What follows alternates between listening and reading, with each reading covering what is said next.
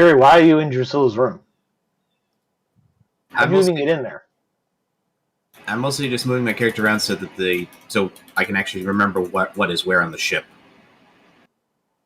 How did you even get in there?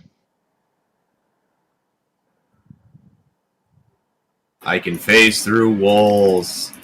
No, for real. How are you doing that? You shouldn't be able to do that. Did I not have that setting set up? I think it's just not set up.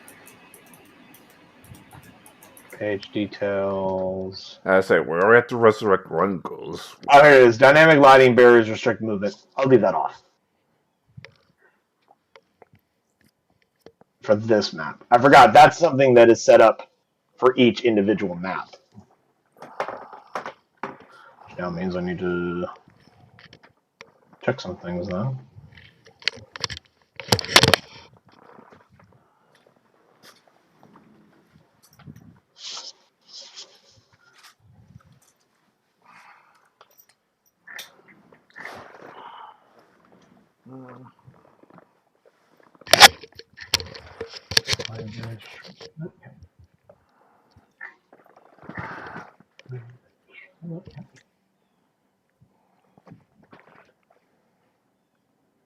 Okay. I must just not have set it up for this particular map, which is fine.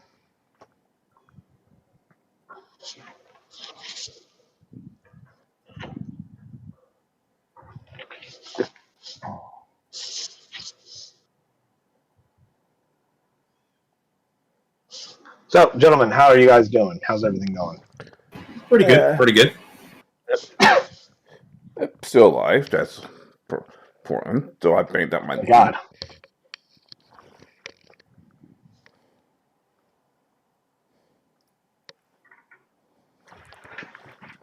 All right.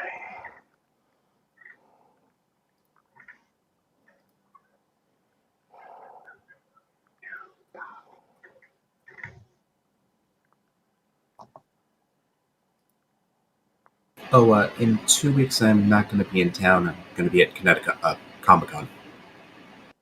Yeah, how what now? In 2 weeks I'm going to be out of state, so I won't make the Sunday session next time. No. How could you, Kiri? It's Comic-Con. How could you? Prepare. Oh boy. What a nerd. You say that like you aren't a nerd as well. That we aren't nerds. It's bad because I'm better.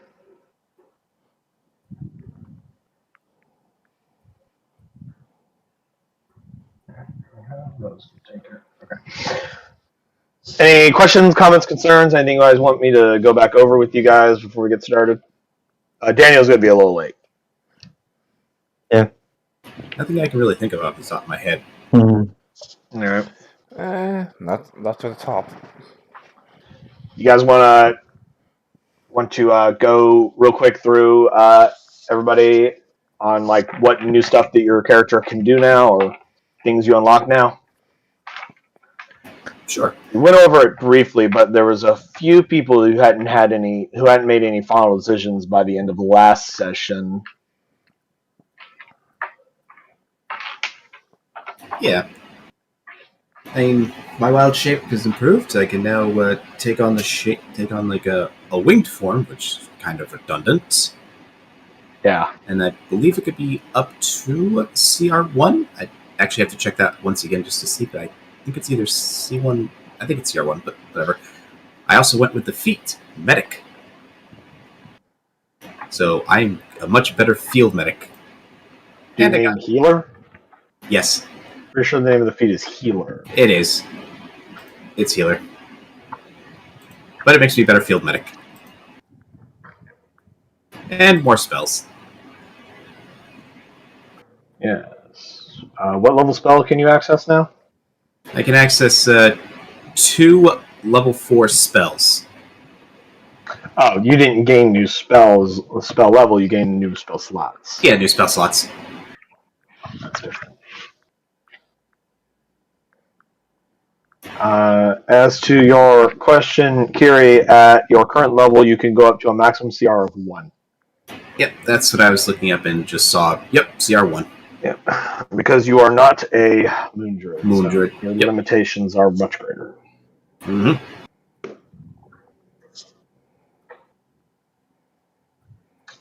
Ty, I don't believe anything majorly changed for your character. I hit harder. That's pretty much. That's all. Yeah, I think you took the ability score, didn't you? Yeah. Improvement. There you are. Yeah, so you have an 18 in strength, and I believe you also rolled up your con to a 14. Yeah.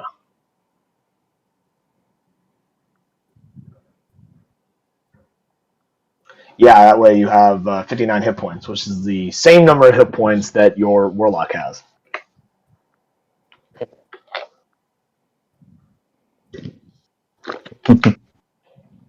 But other than that, I don't think anything else changed for the barbarian at your level.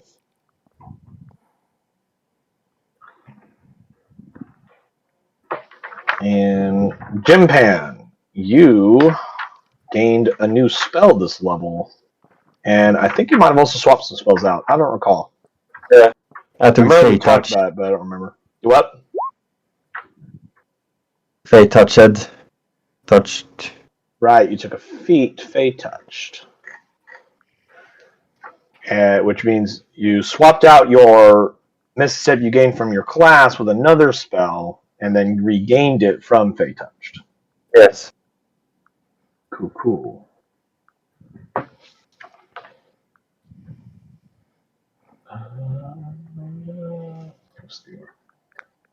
Let's see. What spells do you know now?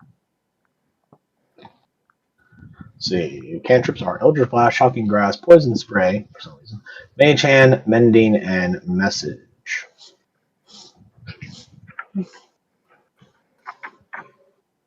Five.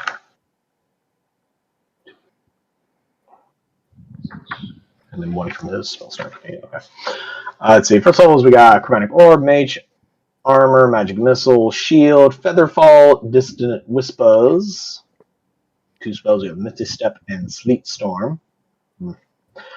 Level 3 we have Fireball and Counter Spell, and level 4 we have Storm Sphere.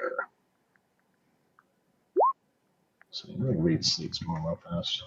It's the one I think it is. Till the spell ends, freezing rain and sleet fall in a 20-foot tall cylinder with a 40-foot radius. That's a huge area.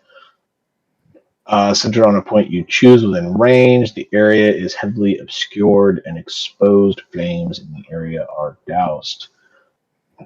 So the ground in the area is covered with slick ice, making it difficult terrain. When a creature enters the spell's area for the first time on a turn or starts a turn there, it must make a dexterity saving throw. On a failed save, it falls prone. If a creature starts its turn in the spell's area, during the spell, a creature must make a successful. Cool. The Sleep Storm's not a bad spell. It's not one of my particular favorites, but I have found that Sleep Storm is more hindrance than help in most situations. Due to it being able to cover such a massive area, it's generally very difficult to not be also caught in it yourself. Yeah. This is a 40-foot radius cylinder. That's 80 feet across in all directions.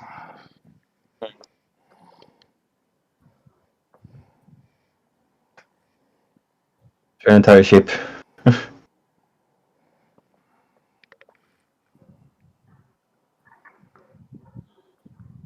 I don't think I even have a template for a 40-foot sphere.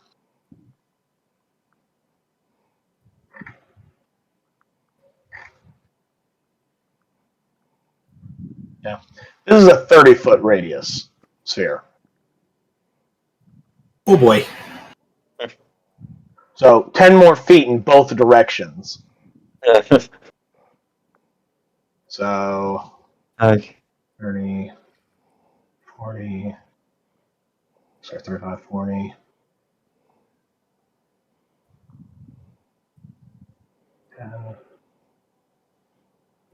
So basically, the entire ship. Yep.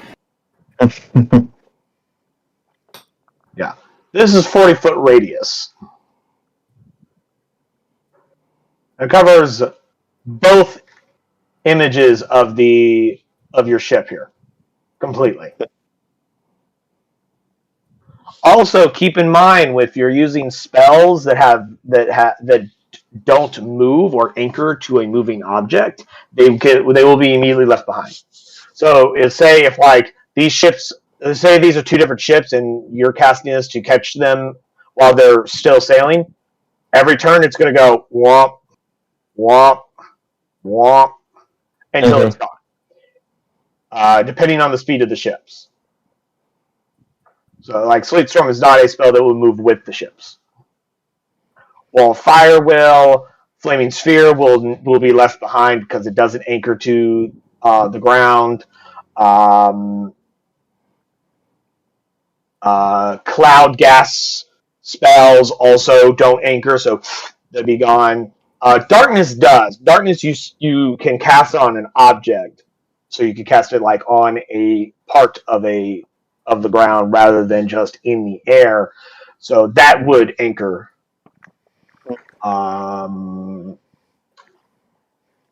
But yeah.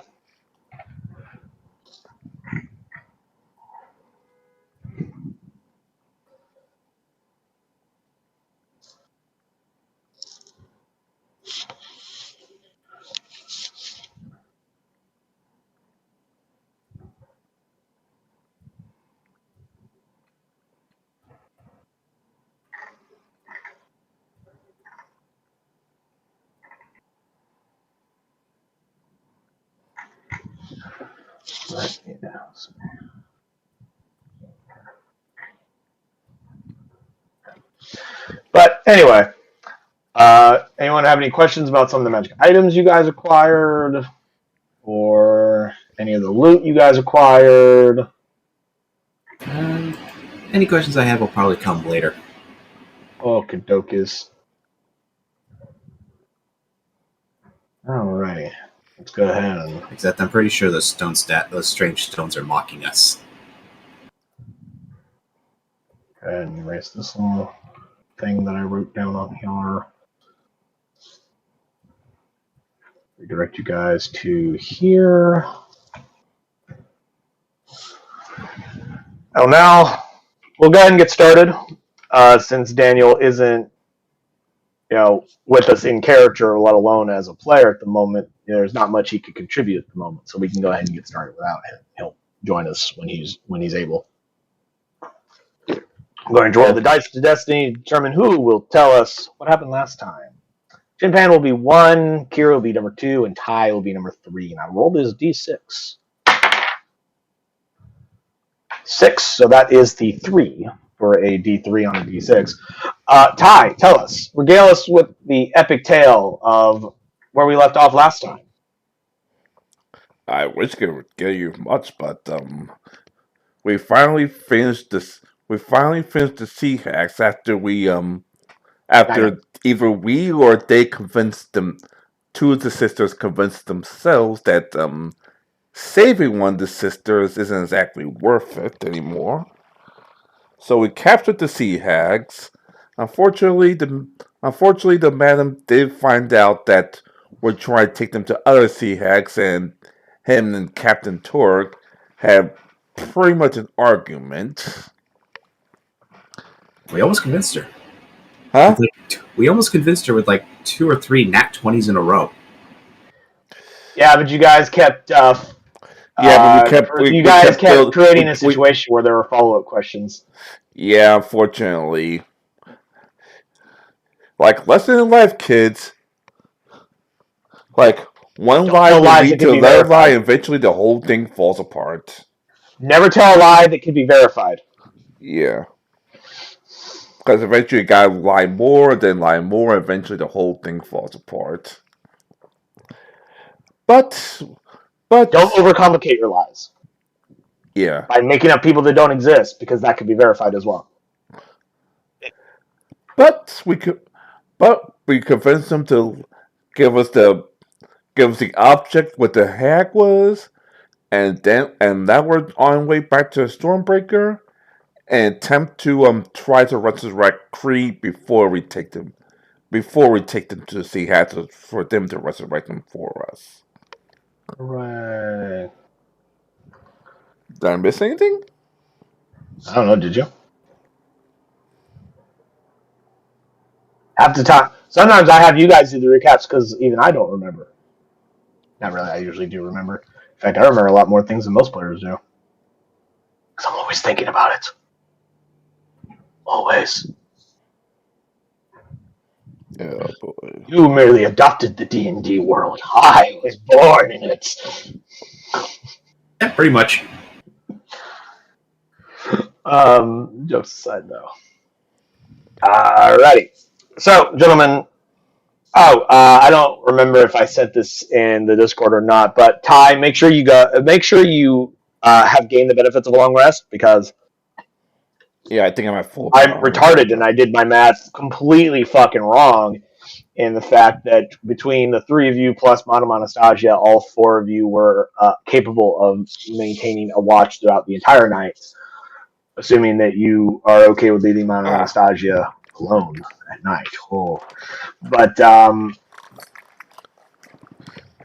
let me fix this right now. And but yeah, you all would have had the opportunity to gain a long rest if you so chose.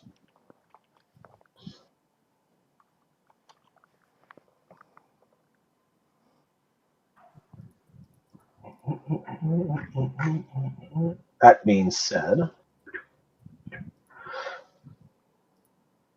you guys go ahead. Let's go ahead and start off with a simple skill challenge. Since you've already gone through the bog, it shouldn't be too difficult for you to go through it again.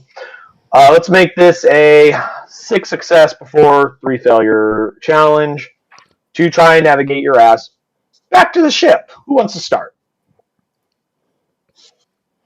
I can. Go for it. Nature to find my way Right. back.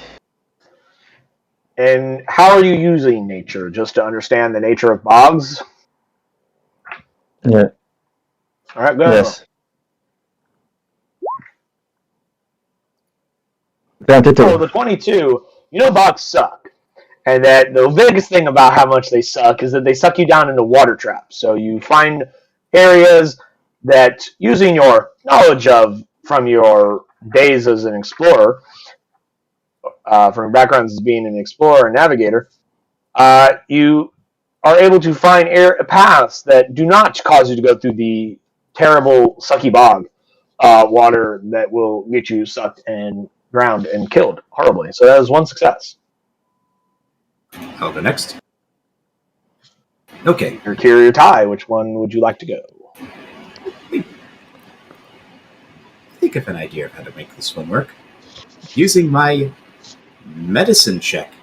Because not only are bogs like suck because they'll suck you down, also there's some creatures there that could be venomous, like snakes and whatnot. So, Okay. with a medicine check, I'm going to try to make sure that. Actually, scratch that. I can't figure out how to use the medicine that way that I thought it was. Yeah, for navigating through a bog, I was waiting for you to eventually get to a spot where I could be like, okay, now how are you going to do that? Yeah, hence I was going, wait, I can't do that. All right. I mean, All right, if you can come up with a way to use it that makes sense to some extent, because it's not just how to navigate through the bog, but it's, the goal is to get from point A to point B through the bog. There are more than one ways to do that helps with you and the entire group as a whole. Okay. Japan's doing it by trying to navigate you guys more safely through it. There are other means that you can go about that doesn't necessarily have to be specific to navigating, as long as you can argue your point to some extent to justify how this helps the group get through the bog easier or safer or alive. Okay. With an investigation check, Okay. as we're being led through the swamp, I'm going to be looking for tracks, specifically areas that seem like they're more heavily trafficked than other areas, and specifically see like if suddenly those areas they just suddenly stop, like the tracks just stop. So it's to potentially avoid. I can also assume that you are probably going to be looking for your own tracks too. Yes, obviously. Now, tracking is normally a survival check than an investigation check. However, I will allow investigation to be used in this instance, but I would like to point out that if your survival is higher, I would recommend using that because you can do the same thing with that. Unfortunately, it's not a skill that I have checked off because the joy of limited skills. So wait, you're proficient in investigation but not survival, Mr. Druid? Yes.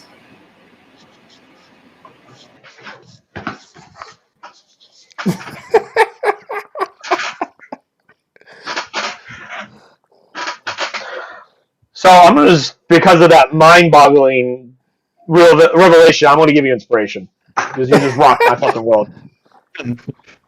Anyway, continue. Okay, so basically looking out for the tracks, making sure that following, like, to see which ones are our tracks, the tracks that kind of led us into here. I'll say that's a success. You have a hard time finding your track specifically, but you do find a lot of other, not necessarily people. This isn't a high traffic area to begin with. It's a bog. Like, who fucking travels to a bog on a regular basis? That's insane. But you do find other creatures that exist in this bog, so you know where, like any Boy Scout will tell you, the animals know the area better than you, and as a druid, you should know that as well. So you know that if they're animal tracks, where they go is generally safe, and to avoid following the monster tracks, because that leads you to more monsters. So that's 2 successes, no failures. Ty, 'tis your turn. I was about to use a survival check to do exactly what to do, but instead I'll use a survival check to call my past as a merchant marine. Merchant marine? You mean a mercenary? Mercenary, thank you. A former mercenary. Corsair? A former mercenary to figure out, like, hey, I remember doing this before. I remember the skills. And if I do this, this, and this, then it might make our lives easier and not get caught into monsters again. Well, you've probably never been through a bog specifically. In your past, you've probably gone through like jungle swamps or marshes that are fairly similar in many of their hazards. So yeah, go ahead and roll. All right, let's see what life says.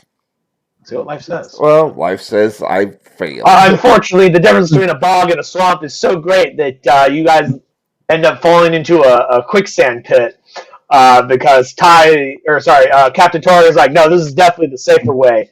But you're having a harder time figuring out the safer paths because you can't find trees, because there are no trees in a bog, because a bog is like a swamp without trees. So he ends up face planting into a quicksand pit, and you guys gotta like fucking take several minutes to get his dumbass out of there. That is 1 failure.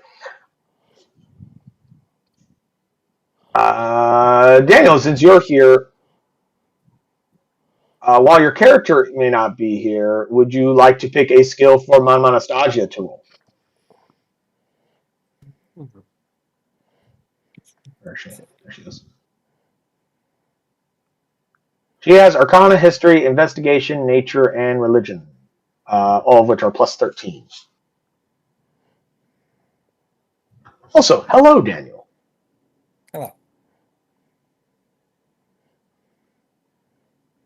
Arcana? Because I don't know what's going on right now. Oh, probably should have given that context. We're trying to get through the bog back to the ship, so we're in a skill challenge, and you just happen to show up just as both Jim Pankiri and Ty went. All I heard was somebody face planted into a bog that's not a swamp. Yeah. He went into some quicksand that was in a bog because bogs are not swamps. But yeah, it's essentially the same skill challenge they did to get to the hag lair. They're just doing it in reverse, and it's slightly easier than it was before. because you guys have already been through here, and there's less monsters technically because some of those monsters were controlled by the hacks. Arcana. I'm not looking for the wisp and other horrible creatures that like to come and play. All right, trying to identify Shambling mounds. magical threats. Yes.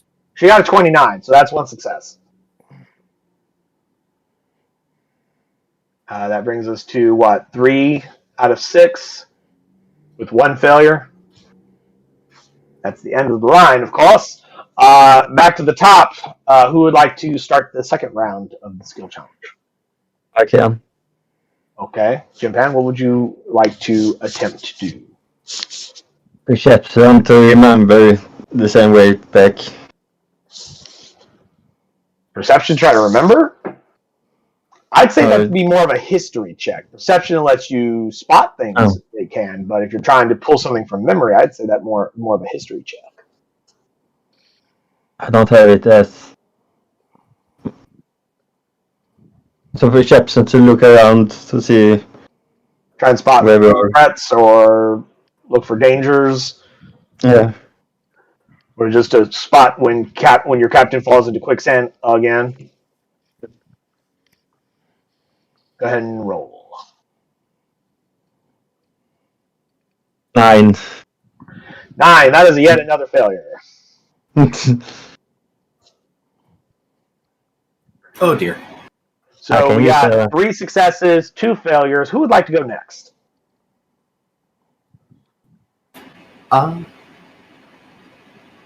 Okay. I have an idea. It's just going to take 2 parts. First, I'm going to give somebody a rope. I'm then going to fly up as 50 feet into the air, which is as far as the rope goes. How much do I at least clear, like, the fog? I imagine I'm clearing the fog from the bog, I'm guessing, correct? I mean, you're asking a lot of questions, but I'm not hearing specifically what skill you're trying to do. All right, what I'm going to do is this. As I fly out of the bog, while still having someone hold onto a rope, I'm going to specifically look for our ship so I can at least get an idea of what will be the best path. So, well, my understanding is, based on what Daniel said the last time we played, that whilst you are in the air, it's actually easier to see through fog, so you wouldn't need the rope tethering you to know where they are. You'd be able to spot them. Okay. If I'm correct on that memory, right, Daniel? Yes, and it is not always true, but it does happen in landing planes at airport. Cool. So, what skill are you attempting to use there, Kiri? I'm going to use perception to look for our ship. I'll say, fuck it, you get advantage on this roll since you're trying to take to the sky. 21. 21. That is another success. We're up to, what, 4? 4 successes. 4 out of 6. 2 failures. Ty, do you want to go, or would you rather Nostalgia go? I'll try to go. Beware the siren call of quicksand. like kicking myself. Is this like quicksand monster that's just falling behind him? Oh boy, kicking myself from last time. This time I'm going to use athletics to make sure that me nor none of the crew, none of my teammates fall in quicksand anymore. Trying to power your way through, and when somebody gets stuck, you just whip them out of the ground. Pretty much, yeah. Yeah, sure. I'll say that could be helpful because it means that they are getting less exhausted because they're not expending energy to escape mud and water traps. Go ahead and roll. Right, cross your fingers. Don't fuck up. Oh no! There's 3 inspirations on the table, gentlemen. Should I use one of them? Well, if you don't, then that's your 3rd failure. And that's the number of failures that we are allowed. Skill challenges fail after 3 failures. So yeah. There's 2 more on the table. Damn it! What is with you in quicksand? My athletics is 7. Well, you got to roll higher than a 2. I know. Okay. 2 tokens left. Do it. There we go. Fantastic. That is a success, gentlemen. After burning 2 inspirations for it, you finally got through with that one. You're up to 5 out of 6 and 2 failures. Now, going back to what Kira was saying earlier about trying to remember where they went, my Masaja is proficient with a plus 13 to history if you'd like her to roll that to do essentially what Kiri was proposing, but picking the wrong skill. Or no, it wasn't Kiri. No, it was Jim Pan that was trying to do that. I remember somebody did that, and I went, that sounds a lot more like a history check than a perception check.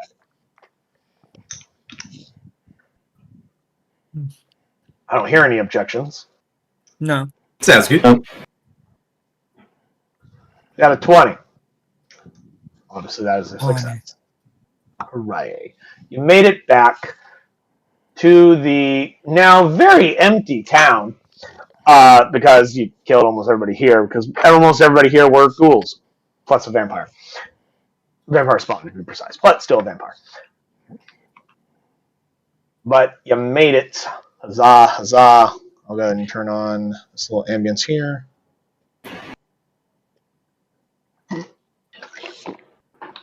Your crew is awaiting upon the docks in full alert mode because you guys left them in hostile territory, so they stayed on the alert whilst you were gone. Let's see. I'll say that took you guys like an hour travel, so it's like 9 in the morning now. But you guys have made it. That was a. Is it just me, or going back through the bog is harder than going through the first time? That's because you're an idiot. Now, don't say I didn't warn you. When the hags inevitably fuck you over, I'm going home, and I'm going to go take a nap. Don't have a good one. Can you do us one last favor? Our med kid is going to try to resurrect the our first colleague mate before we talk to the hags. Is there any spells or things you could give him to help? That's a good question. Let me look.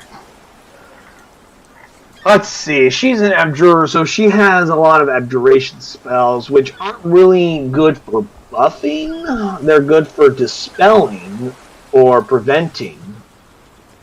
Let's see.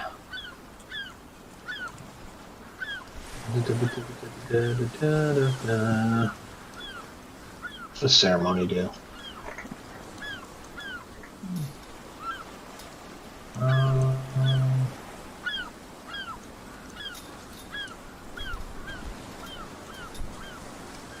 Enough. None of that's going to apply here. Unless you guys plan on having a wedding. I'm pretty sure, unless her and Doctor and the other doctor is going to get married, I'm pretty sure we're not going to get married anytime soon. I think the Arcanist and the captain should get married. As the captain, he does have the legal authority to declare somebody husband or Technically, wife. as a captain, yes, he can marry someone. Or the Arcanist and our field medic can get married. Right? I mean, that's assuming that Arcanist on Thorns and the bird people. I have not made any assumptions on anyone's sexual orientation of their characters. I left that up to you guys. Yeah. And it hasn't come up, so I never asked. Nope. You like chicken legs? No, she doesn't have. There's no abjuration spell that's going to be helpful for you casting that spell. Now, you gentlemen, of course, might have some things that could be helpful and or useful in the regards of doing that. I think I have some spells that can do buffing, but give me a second to check.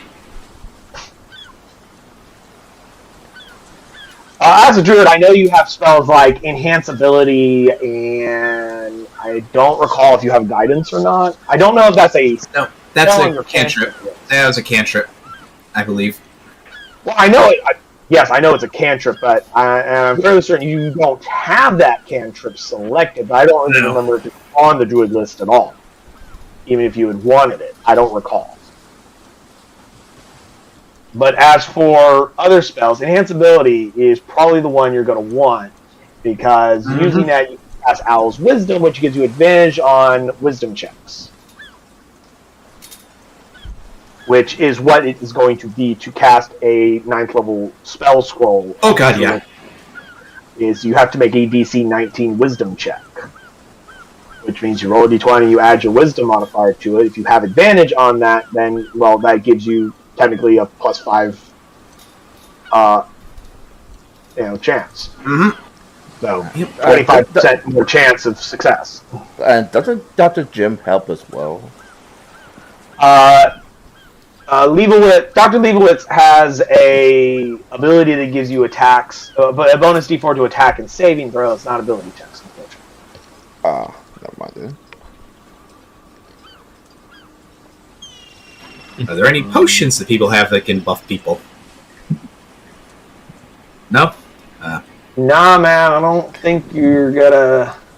I don't think you can really tip it too much in your favor. There's only so much you can do in this regard. I mean, it's not like we can just search one of the random houses and somehow come across a potion of Owl's Wisdom. I very much doubt that. Well, I mean, finding a potion of it isn't going to be any more beneficial than the spell itself. No, they don't stack. You can't stack advantage. Yeah, that's what I realized. That right, they can't do that because of stacking rules. Advantage doesn't stack. You either have it or you don't.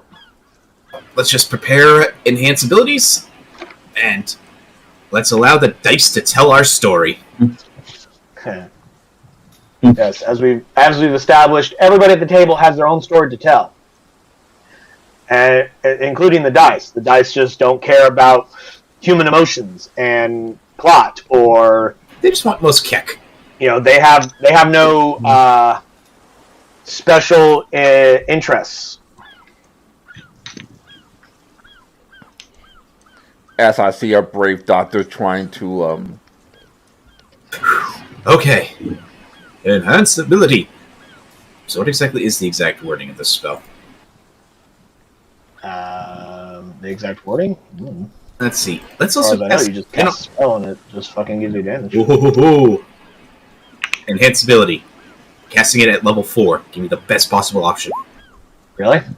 Yes. When you cast a spell, use a slot of 3rd level or higher. You can target one additional creature for each slot level above 2. Why do you need to target more than one? Never mind. I just figured that I saw what level do you want to cast that, and I thought, ooh, does that increase the bonuses for me? Man, it doesn't. Such creature bestow upon it a magical enchantment. Choose one of the following. Target gains effect until it ends. Bear's Endurance, Cat's Grace, Full Strength. Owl's Wisdom, Fox's Cunning, Owl's Wisdom it is. Eagle Splendor. The target has advantage on the checks associated with those particular things. That's all it does. You got fur or a feather from a beast? Technically, I can pluck a feather of myself. Technically not a beast, but I was also just fucking with you. You have a fucking thing for that. Yeah. Yeah, so let's cast Owl's Wisdom on me. Let's see, so... Just exact reading. Let's make sure I'm not making a mistake here. Let's get the exact reading. You gain immense wisdom as the spirits of the owl transcend down upon thee. You see far beyond. Possibility stretching out before you in an endless corridor of chance. Okay. The secrets of the universe unlocked before you as the pyramid of knowledge and the all-seeing eye. Yep, you have 2 chances to roll a 19. Or better. This is also, don't forget, you're also adding your wisdom modifier. Yes. Which for you is a +3. So 2 d20s plus 3 each. Trying to get a 19, which means that one of those dice has to be a minimum 16 or higher. Inspiration? Okay. No. Last one. Damn it. You've tried to cast the scroll, and unfortunately you fumble the spell, not being strong enough to maintain the magic, and Atu Barata. and the scroll dissolves. And So, how many space do we have before? well, you had 3 until Ty used 2 of them. Oh, so 1. Well, you only had 1. Yeah. Okay. Unless you guys can pull something out of your ass to give him just 1 more on his. Say something about your character that somehow blows his mind. Well, actually, it would be 1 more because he already added his wisdom. So technically, he had rolled a 12 plus 3. Could somebody make an offering to Umberly? Like, crew, we survived the bogs. We defeated the hags. Now we're trying to bring our Master Creep back to life without dealing with a new hags. So, crew, give inspiration to your medics, your doctor. Why am I just picturing them like raising their hands above their heads, like as if they're giving their life energy to build a spirit bomb? Give your life energy to the power of Goku. I'll tell you what. Give you guys 1 last chance because I'm gonna throw an inspiration your way because that was funny. Oh, eyes are closed. Big number, last big chance. big number, big number, big number. No whammies, no whammies. Closing my eyes. Stop. 22. Oh, that's right. You have the advantage. Yes. So you stand over the body of Creed, having found a way to bemuse the universe enough to get it to chuckle and throw you 1 last fucking lifeline. As you cast the spell of true resurrection. Watu. Using the power of your owl's wisdom and your foresight into the future of possibilities. The horrible gashed wound inside Kree's body begins to knit closed. And Creed, you are in a void. Pure blackness as far as the eye can see. It reminds you of the dark depths of the ocean that you once saw so many years ago. Or the random times it's been to horror. You think you see gold eyes staring back at you. Not like a slitted pupil like a cat or a round pupil like a person. It's this weird, like, funky, squished horseshoe-looking pupil. Like a squid eye. And you see it for just the briefest of moments.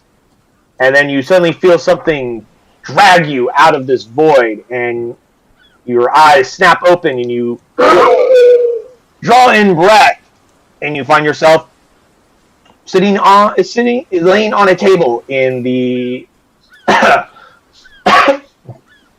medical room of the Stormbreaker.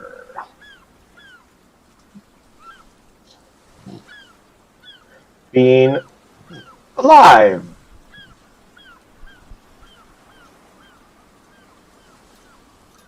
Although I think you technically have 1 hit point, but that's fine. Doesn't matter.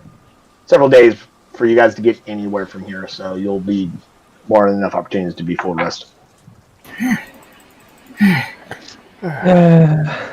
Welcome back to Welcome back. Daniel, just for fun, roll me an intelligence save.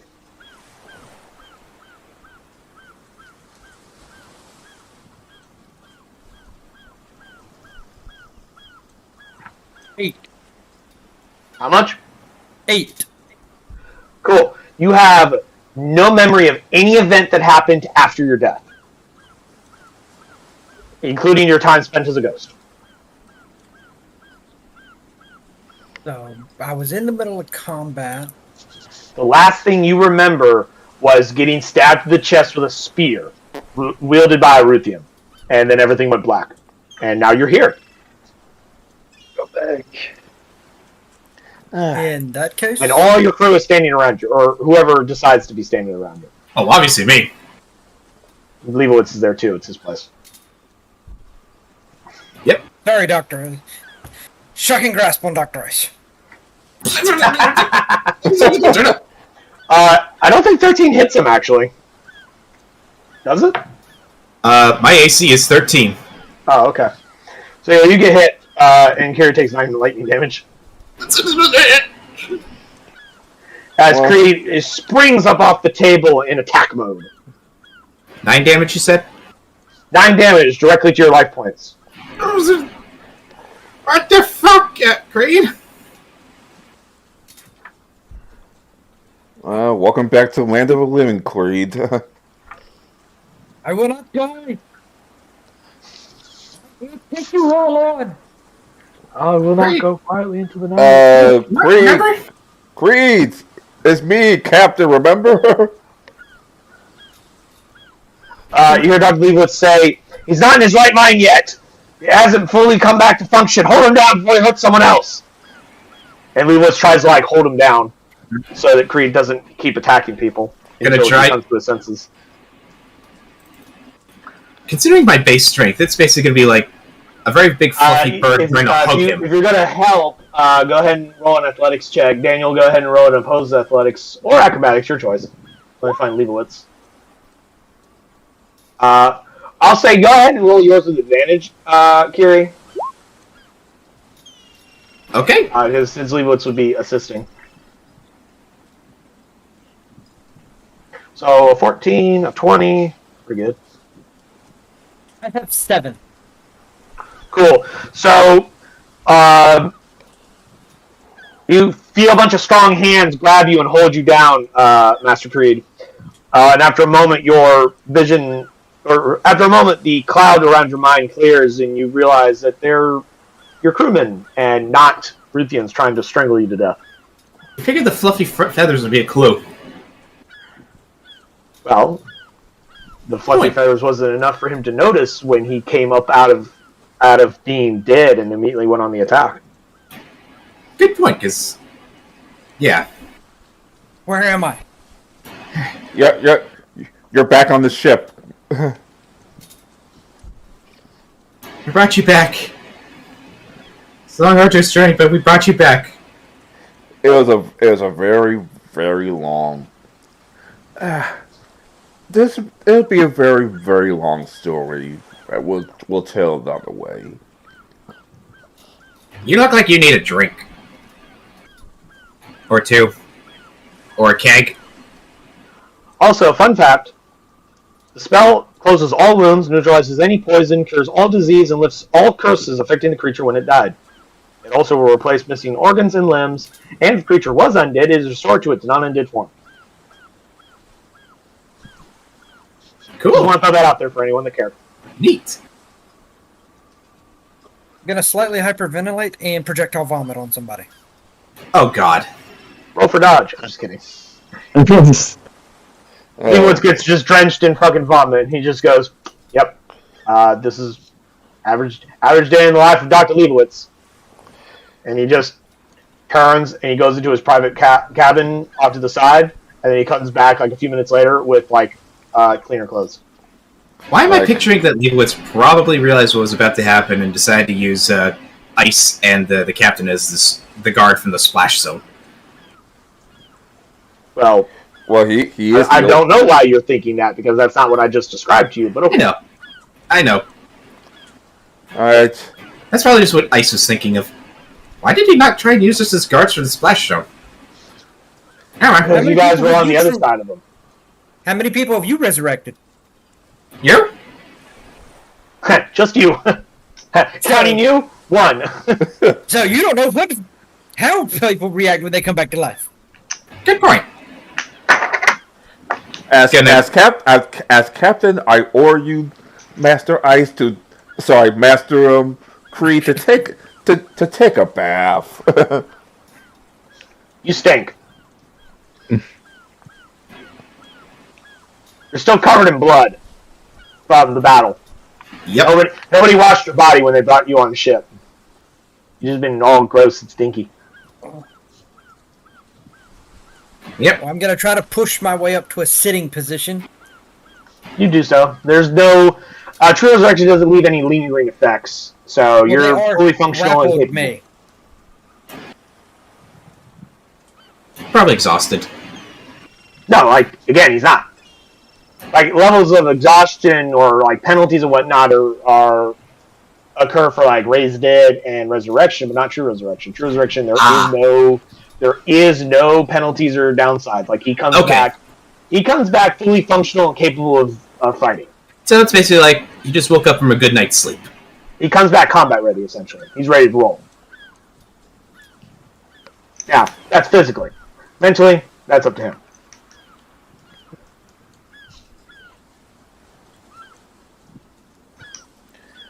I'm going to go up to the main deck. Go to the back of the boat. Ship. And vomit again. Bleh. Are we There's like a sailing right couple now? angry fishes that look up at you and like, and then they swim away. No, not yet. We're about to sail in a couple of Okay. I'm just going to jump into the water and just try and clean myself off.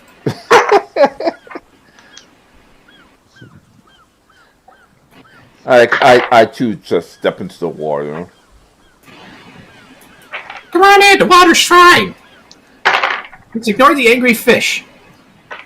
I'll punch angry fish. Here you get grabbed on the ankle by a shark and it just takes off with you in its mouth. Just, ah! I'm just kidding. So you guys are able to clean yourselves off with the salt water, which may or may not be helpful at all. It gets the vomit off. I can find a place where I can get... We'll likely come across Also a river. gets mud and the dirt and other things like that off of you. Yep.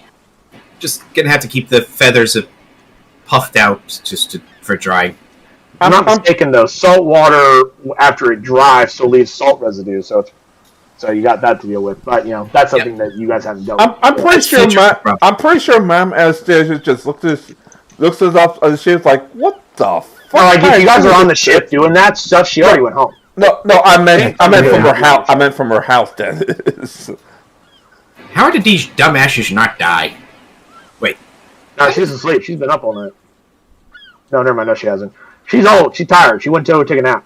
Yep, and she's dreaming of just She's in a strangling protective us. bubble. And she's dreaming of strangling us. And she's dreaming of being left alone, finally. Mm. She's the only one left in this fucking town. Everybody else is dead. Yeah. And says she Fucking doesn't. stone dead. And says she doesn't want to go to a more populated town.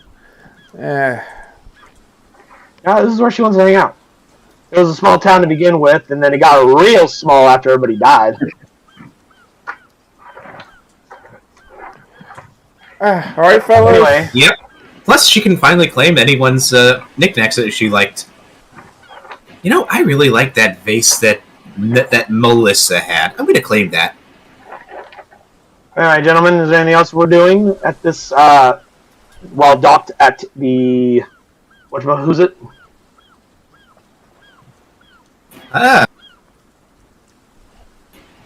Look to the sky and do Druidcraft and get an idea of what the weather's going to be like. Okay. That's just something I'm going to do each day of travel, period. I'm just going to declare that.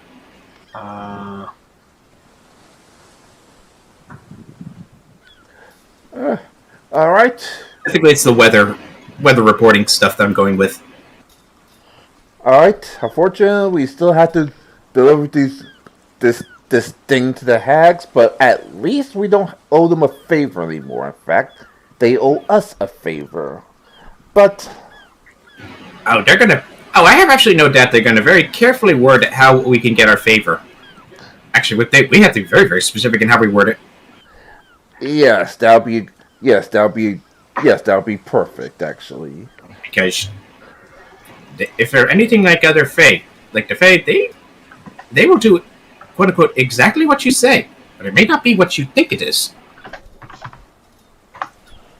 So, if we're going to call a favor on him, at least hold on to it into our back pocket for a bit before we actually call in on that favor. Yeah, of course, we want to save this favor for the final minute. Like, As well as a good idea of how to effectively word it. yeah. Wait, Like- speaking of, there's Yeah, go ahead. just say to be very careful of how you word things, because let's just say I owe a couple debts. So there's a chance if you're talking to me, 33% chance it's me, 33% chance it's a fae, 33% chance 66% chance it's a fae, and 33% chance it's me. So, heads up. Don't worry. I owe a debt. I will figure my damn self. So if I'm not in control of myself when that happens, sorry? Okay, cool. Here we go. Here, roll D100. Uh-oh. You want to check for weather? I fucking Googled random weather charts. Cool. Random roll tables. I'm not Okay. going to pick the weather. I'm going to tell you what it 87. is when you check. 87. 87. There it is. Little than normal with light precipitation and no wind. Which means No more than like normal. Alright, I so was about to say, okay, never mind. I was about to say that means you can't say up, but never mind. What I need to do is I need to find a different chart for like sailing specifically. So I'm guessing that was more like a modern chart. Storm wreck random temperature limit. Storm wreck was the naval book back in the day.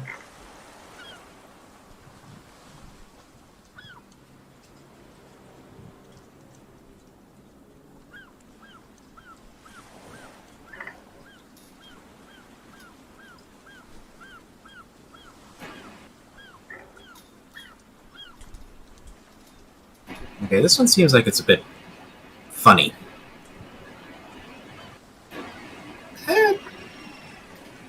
In case you care, I found one, but it definitely seems like it's really taking more of the tongue-in-cheek of D&D. Say So, what? like, I found one from D&D speak. Some of it just seems like I it's don't worry about it. really... It's not like a big deal kind of a thing. It's going to be like it was just like while you guys were chatting, I was just looking it up. But yeah, well, in the absence of like a random table, I'm gonna just say like weather's fine, nothing major. If something changes, I'll let you know. All I know is that Dr. X is What going are to... your orders, Captain? What are we doing? All right, we still have to finish the job. Let's set sail back to the sea hags to deliver the goods. As we come up with something to as we come up with proper word with exact proper wording, so they don't try to screw us. Yeah, because the last thing we want to do is somehow like ask for like a good tip for a good run, and it ends up being something like you guys had to deal with before. Only worse. Exactly. Okay. I suspect what we want is assistance, correct? Like, Well, I'm sorry. Are you guys asking me a question? No, I was asking the captain. Oh, okay. Hence, I was in like in character voice. only at the final seconds. Like, Okay, so at the very least, in the short term, what I could suggest is this: as we offer them there, and we basically indicate that because of this, they owe us a favor. We're simply going to hold on to that favor until we decide it is time for you to pay us back. Wait, no, I could misinterpret that. Damn it! Okay, we will hold on to that favor. Okay, Someday, and that day may never come, I will call upon you to do a service for me. But until then, accept this as a gift. Yeah, that sounds right. There's a little room for misinterpretation in that, I believe. Sound good? It's better than I could come up with. I was going to say, like, the job is done. However, we do not need your services anymore. So you owe us a favor. When would that favor be? I don't know. But one day I will call upon you to. But one day, who knows? Maybe I call upon you. Maybe I don't. Yeah, I kind of think I like my wording a little better. A bit shorter. And more to the point. Less wriggle room. You can also just see what they have to say when you just show up and go, hey, we don't need that favor anymore. Just throwing it out there. Okay, voice in the sky. Wait, did anyone else hear that? Okay, voice of the sky. I agree, voicey me head. I am much better than old Billy. On account of the fact that I'm still alive. Like, I didn't know I'm still cursed. I thought you got rid of the voice. I was playing Borderlands 2 recently. Oh yeah, actually, voicey me head. I should be the one. Actually, quick question. What exactly did we do with that sword? I remember dropping it, because you told me it was You guys cursed. removed the curse on it, so it's just a regular +1 sword. Yes. Okay. So technically, now I have two weapons: my battle axe and my sword. Although your sword is technically still better because it's a +1 sword. Yeah. Speaking of swords, you still have that other sword that hasn't been identified yet. All right. Now that Master Creed's alive, he can. That's right. Now that Daniel's character's alive, he has access to all of his class features again, including the ability to cast the identify spell as a ritual. Assuming you guys gave him back all his stuff and didn't fucking raid his body of his component pouch. I would have told him. Arcane focus.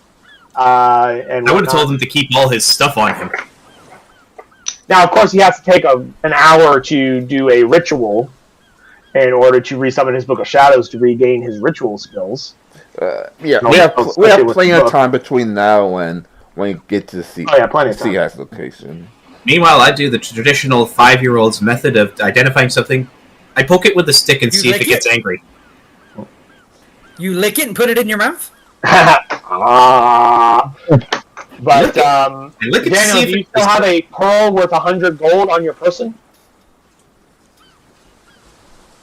See, on me...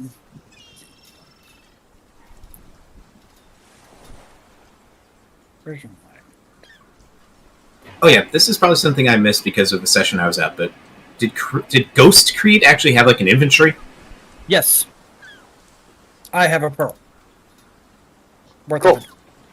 Now, what was that question, Kira? I didn't catch that before Daniel answered. Did Ghost Creed actually have an inventory of items and stuff? No. Okay.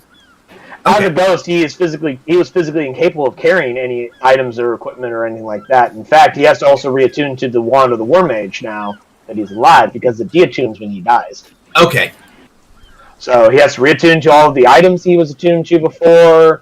He has to resummon his Book of Shadows in order to regain his Pact of the Tome features, which includes access to the various cantrips that he gained from the book, and the ritual casting capabilities he had, including the ritual spells that he got from Book of Ancient Secrets. There's a bunch of stuff that he lost when he died and became a ghost. So technically, pretty much while we're saying he's going to be busy recasting out, attuning back to everything.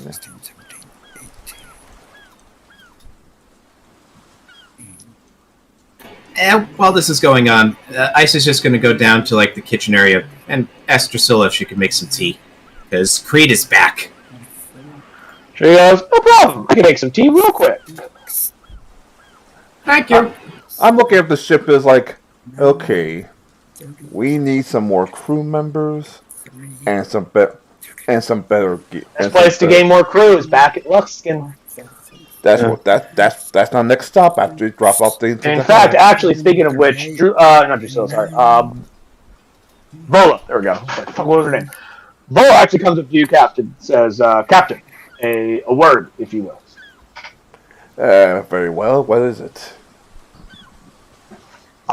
Some of the crew are starting to become sea fatigued, and have been talking amongst themselves, wondering when their next shore leave was going to be. What would you like us to tell them? Don't worry about it. The next short leave, after I drop off my gift to the sea hags, we're going right for shore leave. Trust me. Where will we be having shore leave, sir? Say again? Where is it that we will be docking for shore? I was about to say Luxkin, but I'm pretty sure it's not. What's wrong with Luskin? Oh, never mind. Yeah, what is wrong with Luskin? Sorry. I'm not with you. That's your home port. Why would that be a problem? Yeah, sorry. I, the Dogecaster, are now confused. Probably. But yeah. Of course, Luskin, of course. Yes. Excellent. I shall inform the crew if they should ask. No, I'll step out real quick. I step out and one of my brothers like, as captain, I apologize for keeping you on so long, but be word, we're going to have shore leave very soon. We're going park.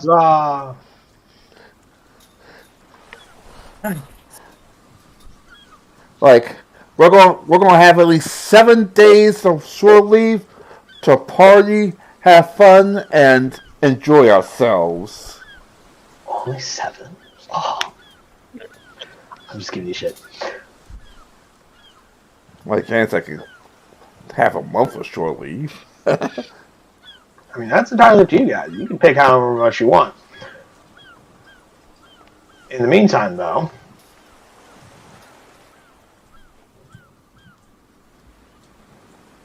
cool. So I got this cool random weather generator that also has like D&D mechanics attached to it. So I'll be using that for random weather in the future. In the meantime, I'm assuming that you're giving the order to set sail. Yep. Cool.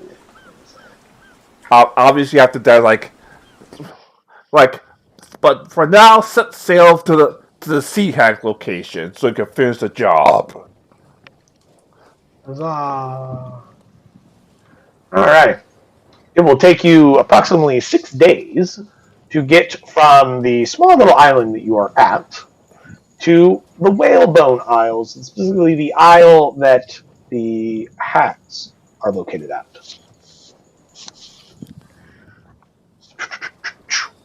What travel speed?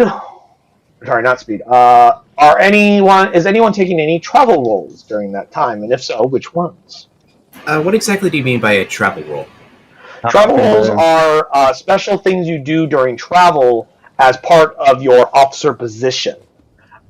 Such as the Arcanist's travel roll is Lookout, which gives you a bonus to initiative if a combat should occur, or a naval combat should occur. The captain's travel role is as a navigator. The quartermaster technically can also be the cook, although we play a little bit more looser with that and the fact that Drusilla handles that. Each travel role has various different responsibilities and whatnot. You can also simply choose to assist somebody with their travel and give them a +1 to their roles associated with said travel roles. Unless, of course, you're the first mate, in which case you can give them, when you assist somebody with their travel role, you give them a +2 because that's his travel role. Okay. So, I'll be working with Dr. Leibowitz to try and make some health potions. Actually, scratch that. Step 1. Do we even have the ingredients for health potions? Do you have ingredients for health potions? Are you familiar with the actual crafting rules? Not at all, unfortunately. Cool. What book are they in? Are they in DMG or in the Pirate's Handbook? I want to say they're in the DMG. I don't remember. But I'll let you go ahead and look those up on your own time, and if you find them, let me know. 'Cause I'm not gonna do what the fuck.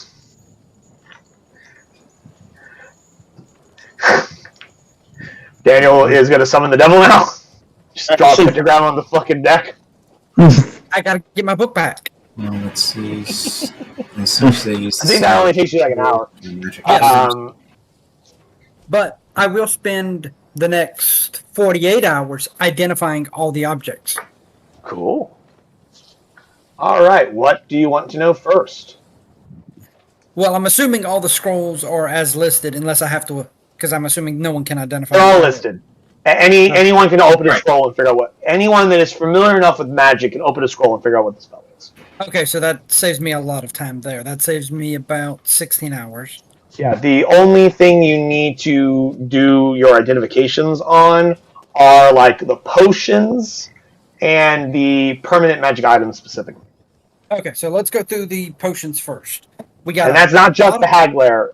The permanent magic items, not all of them are in the Hagler handout, which is this one right here. Some of them are in. Well, actually, all of the permanent magic items that I've given you guys have their own handouts each. Some of which are not identified. Which I do have those specifically marked. Which ones are not identified yet? Because like one of the items that isn't listed in the list of all the loot you got from the Hagler is a sword you got from the vampire as well, which has not been identified yet. Just as a random point of reference. Okay, let me list that into the stuff so I can. Yeah.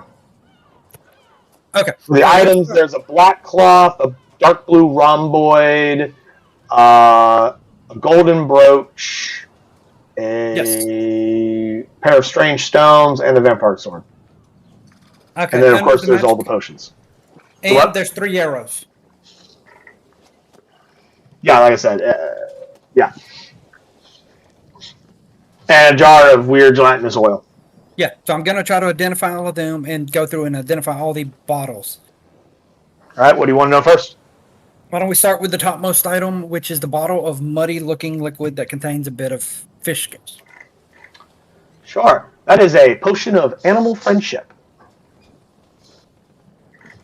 Okay, so let me change this out to...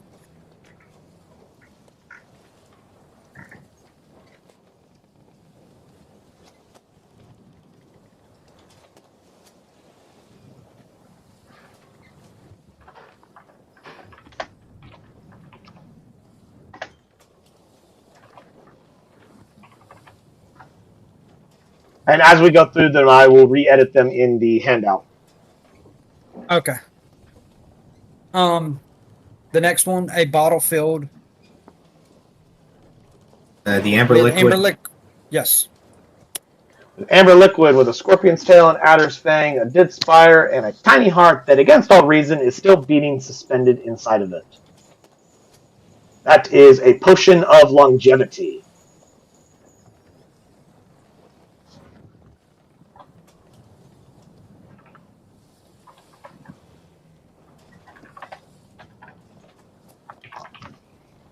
Okay.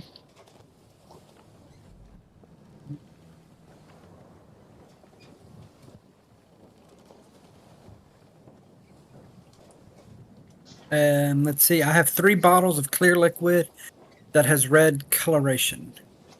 Red coloration in the potion liquid that continually contracts to a tiny bead and then expands to color. Clear liquid around it. Drinking the bottle fails during this process. Those are 3 potions of diminution. In other words, they make you tiny.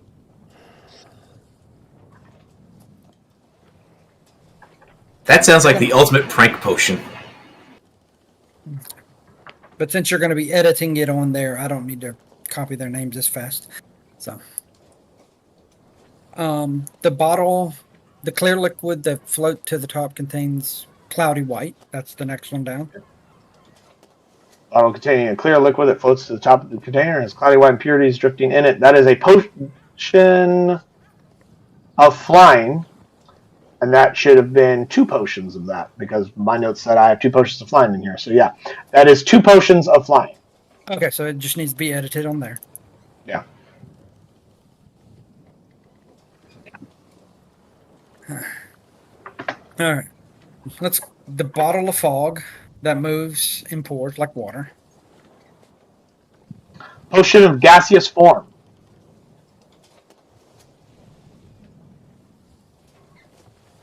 The blue liquid bubbles. One moment. Okay.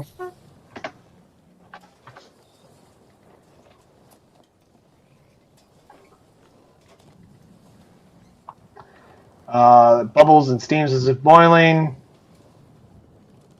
As a potion of heroism.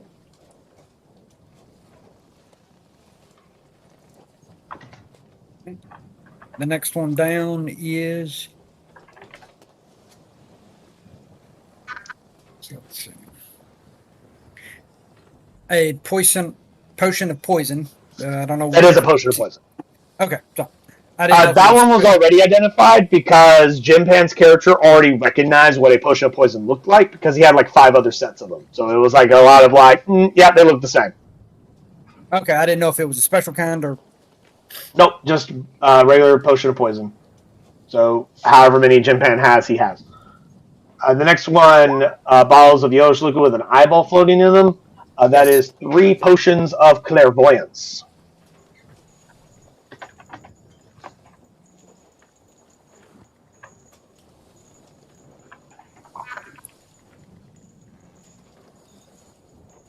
The next one, a bottle of orange liquid that flickers like fire and smoke fills the top of the container. That is a potion of fire breathing. Nice.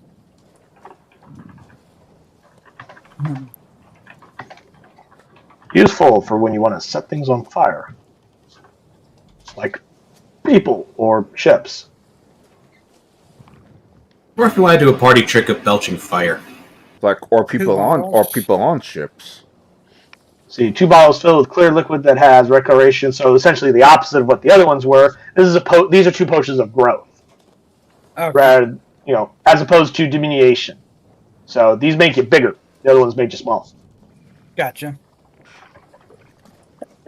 Potion of large and reduced. Got Yeah. But the potions specifically are called diminution and potion of growth. So if you're looking them up in the DMG, gentlemen, that's what they're called. Okay. Next one, a bottle of syrupy liquid that looks like liquefied iron. That is a potion of invulnerability. Nice.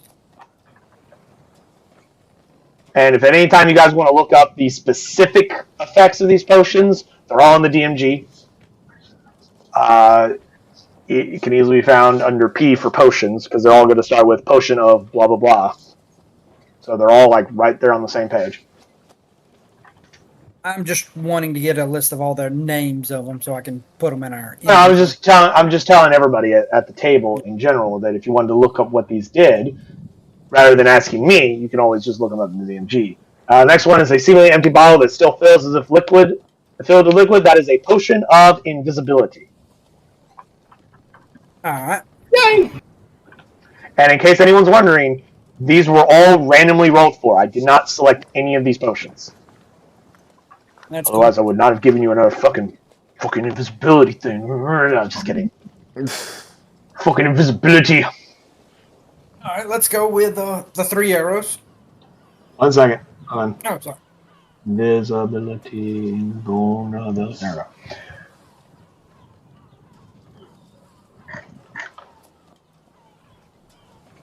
Let's see. The arrows. All right. There are 3 arrows. One of them is a +2 arrow. The other 2 are +1 arrows. So you have 2 +1s and 1 +2. If that's not confusing whatsoever. I understand. All right, just type it into there, and that way when I cut Yeah, I and got it. paste and whatever, or I can organize it easier, if you don't mind, please. Yeah, sure, no problem. 2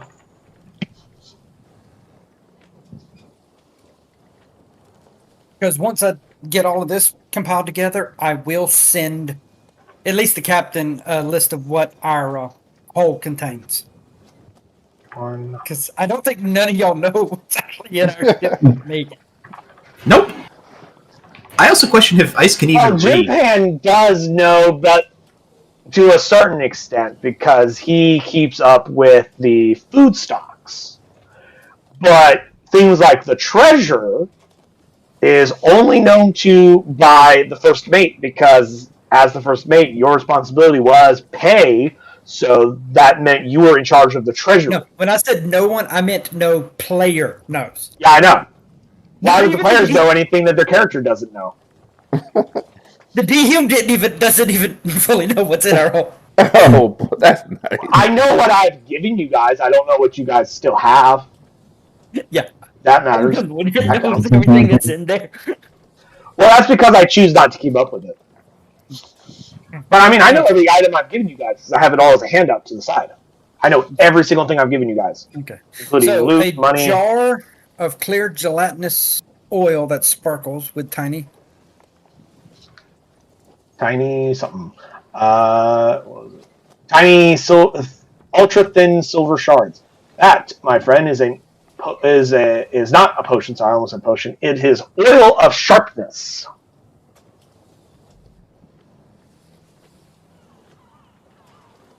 The hell does that do? If I remember correctly, if you smear it on your weapon, it gives it the effects of a +3 magic weapon for a period of time.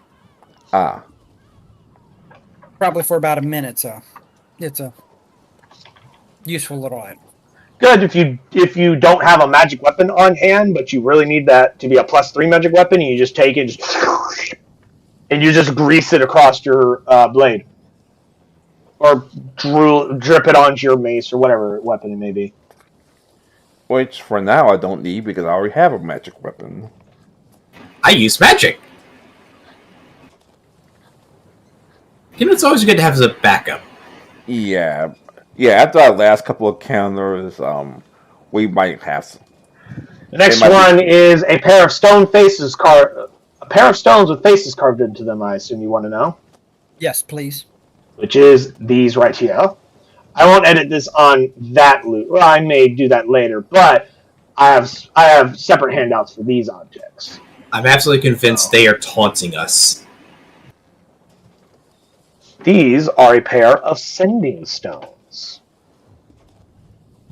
Something that would have been real helpful for you guys once upon a time. Because they essentially allow you to cast the sending spell. So basically, they're walkie-talkies. Yes and no. They're good for like once per day. Sending stones come in pairs, with each smooth stone carved to match the others, so the pairing is easily recognized. While you touch one stone, you can use an action to cast the sending spell from it. The target is the bearer of the other stone. If no creature bears the other stone, you know that fact as soon as you use the stone and don't cast the spell. Once sending is cast through the stones, they can't be used again until the next dawn. If one of the stones in the pair is destroyed, the other one becomes non-magical.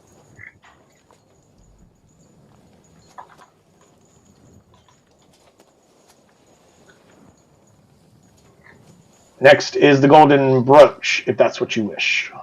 Yes, please.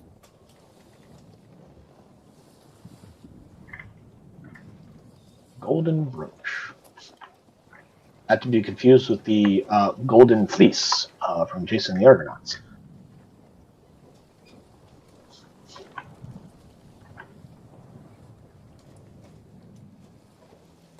Yep.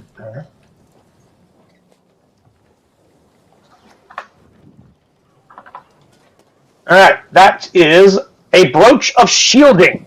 Requires a 2-bit, but while wearing this brooch, you have resistance to force damage and have immunity to damage from the magic missile spell. Would have been really useful in the last fight, huh? Oh yeah. I didn't pick these things to fuck with you guys again, remember. All randomly rolled for it. Like we said, the dice have their own story to tell us. Yeah, the brooch of shielding shows up and you're like, man, I wish I had this before this fight. But now, never again. Never again. Next is a fine black cloth, soft as silk, that is folded up to the dimensions of a handkerchief, and it can be unfolded into a circular sheet that is 6 feet in diameter. I want to save that one to last, so we're going to skip that one for right now. We're going to go to the dark blue rhomboid,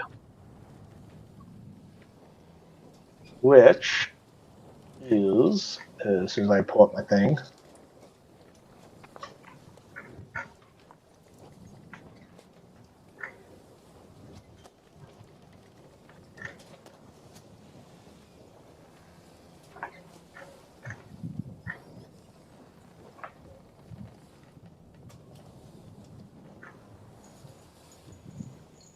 I know the suspense is killing you,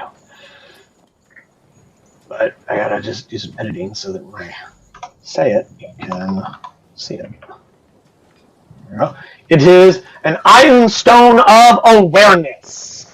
It requires attunement. An Iron Stone is named after Ioun, god of knowledge and prophecy revered on some worlds. Many types of Iron Stones exist, each type a distinct combination of shape and color. And it also has rules for like how if someone's trying to like take it from you and like it orbits around your head and shit like that. But specifically, it also has like other specific information about it, and whatnot when it comes to what's the word I'm looking for? Its stats and whatnot. If somebody were attempting to destroy it, but. The Wen of Awareness specifically is you cannot be surprised while this dark blue rhomboid orbits your head. So while having this, you cannot be surprised. Period. You are immune to the surprise condition. Cool.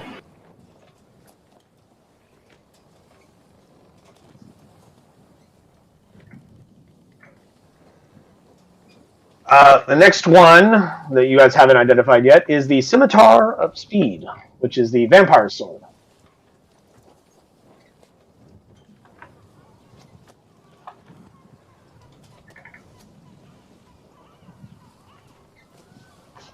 Interesting enough, a scimitar is literally the only sword I can use. Really? Yeah, that's literally the only sword a druid can use. Unfortunately, it would still use either your dex or strength, neither of which is particularly impressive. Yeah. But the Scimitar of Speed also requires attunement, but it's a +2 magic weapon, and you can use a bonus action to make a additional attack once per turn. So essentially, unless you are a martial character, you get at least 2 attacks with this, with your action and bonus action. If you're a character, say like a barbarian, like Ty's character, you could do 2 attacks with your action and then get that bonus action for a 3rd attack if you so chose, which is what the vampire was doing against you guys. That's why that's why she got that 3rd attack. It's because of the sword. Keep in mind, it is a scimitar, which means it's not as impressive as, say, like a battle axe or a long sword in terms of its damage dice, but it is a +2 scimitar versus a non-magical or a +1 sword. So that would be good for you guys to make those determinations on your own. That would be great for a sword and board character. Let's see. What else we have in here? See, that item I haven't given you that item or that one. I guess for the final item, the black cloth item.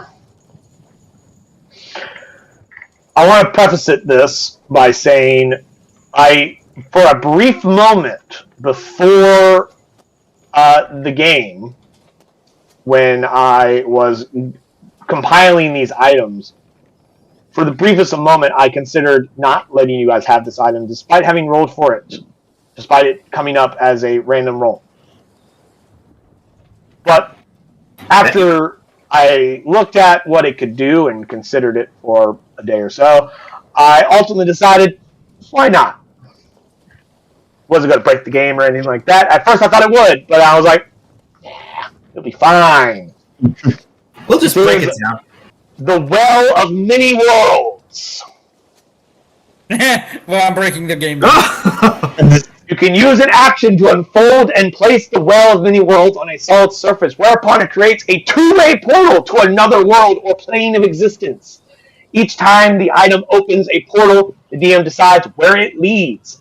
You can use an action to close an open portal by taking hold of the edges of the cloth and folding it up. Once Well of Many Worlds has opened a portal, it can't do so again for 1d8 hours. I sense we'll discover. Yeah, this will be very interesting. Let's go to another dimension. We place it as tablecloth. We then travel the worlds. It's our own Stargate. Keep in mind, though, it's only big enough for you people. You can't take your whole ship. So you can't sail your ship into another world. You can walk into another world. It's also randomly determined what portal where the portal goes. Oh, let's be honest. The very first time we do it, Shendu's going to decide, you guys spawn in New York City. Well, that's not a plane of existence, technically. Or No, what I would do is I'm going to fucking take this fucking DMG, which has a table of various planes in it, because there's a thing in one of the planes, I forgot where, I think it was the astral plane, where every time you come across a portal in the astral plane, because there's like portals in the astral plane that lead you to like other planes of existence, because the astral plane's the world between worlds, it has a random table to determine which plane of existence that portal goes to. So I'm going to just roll on that. And depending upon how spiteful you're feeling, there'd be some nice additional flavor. No, what it would be, here it is. It has, it goes from 1 to 20. 19 and 20 is the material plane, but I was going to swap one of those numbers with the astral plane because it has all of the other planes of existence except for itself, obviously, because you're already in the astral plane. Why would there be a portal in the astral plane to the astral plane?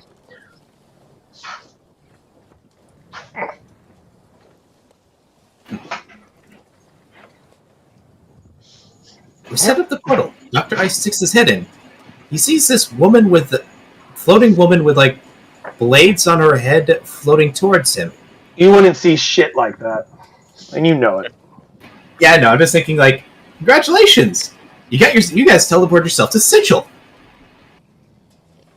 Out of character, be going, oh shit! Like, wait a second. I think we know what Sigil is. We stick our heads like, wait a second. City of Doors? Roll either History or Arcana. I said out of You guys character. want to see if you guys know that. Out of character, we know what Sigil is. I don't know about in character. I thought you were asking in character. I mean, you have to roll. See how well read you guys are. Yeah, what the hell? Let's just get some nat ones out of the way. What did you say? Either History or Arcana, whichever one you want more. Arcana or History. Why not? You don't know. Exactly. None of you, as far as I know, have ever left the Prime Material world, so it's going to be a hard DC. I wouldn't even have the knowledge or context to even consider the idea that there are other planes. Yeah, you've never even been to a library. But yeah, you have the Well of Many Worlds, the Ion Stone of Awareness, Scimitar of Speed, Brooch of Shielding, and a pair of Sending Stones. You guys may disseminate these items amongst yourselves, as well as amongst your crew as you see fit.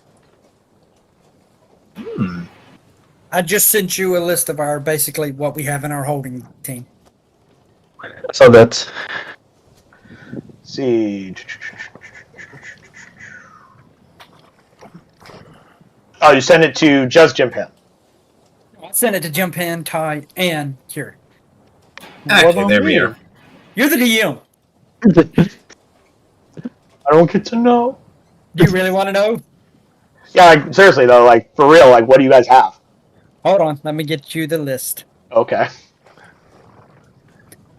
I will warn you that I have to break this up into smaller objects because if I try to just copy and paste it, it's too much text for Discord.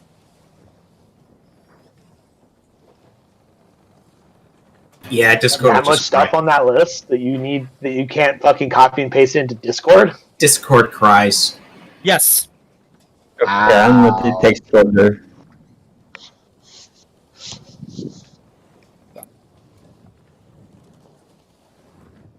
Let's see. Spirit Returning, Medallion Thoughts, Trident, Arrow, blah, blah, blah, blah. Yeah. Coinage. Wow, I've given you guys a lot of coins. And a lot of gems. A lot of art objects.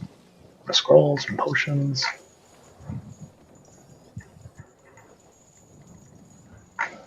Yeah. So, I hope you guys have been taking the time to think about downtime stuff once you finally get to town. Absolutely. In the meantime, though, one of you roll me percentile dice while I pull up my random events table on my phone. 64.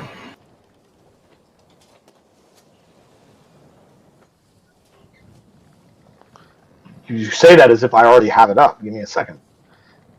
You don't? I said as I pull it up on my phone. I have my phone in my hand right now, and it's loading.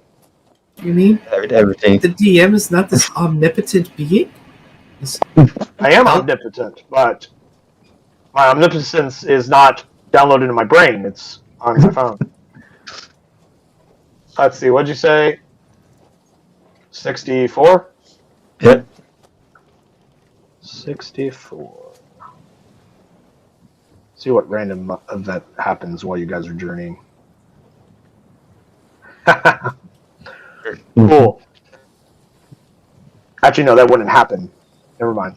I looked down and I read a game of dice ends in two crewmates fighting. As I just immediately remembered, Creed doesn't allow dice games while the ship is out at sea. So roll again, because that wouldn't have happened whatsoever. All right, so I guess my 96 is it now. Oh, you want to go with your 96? All right, let's see what 96 is.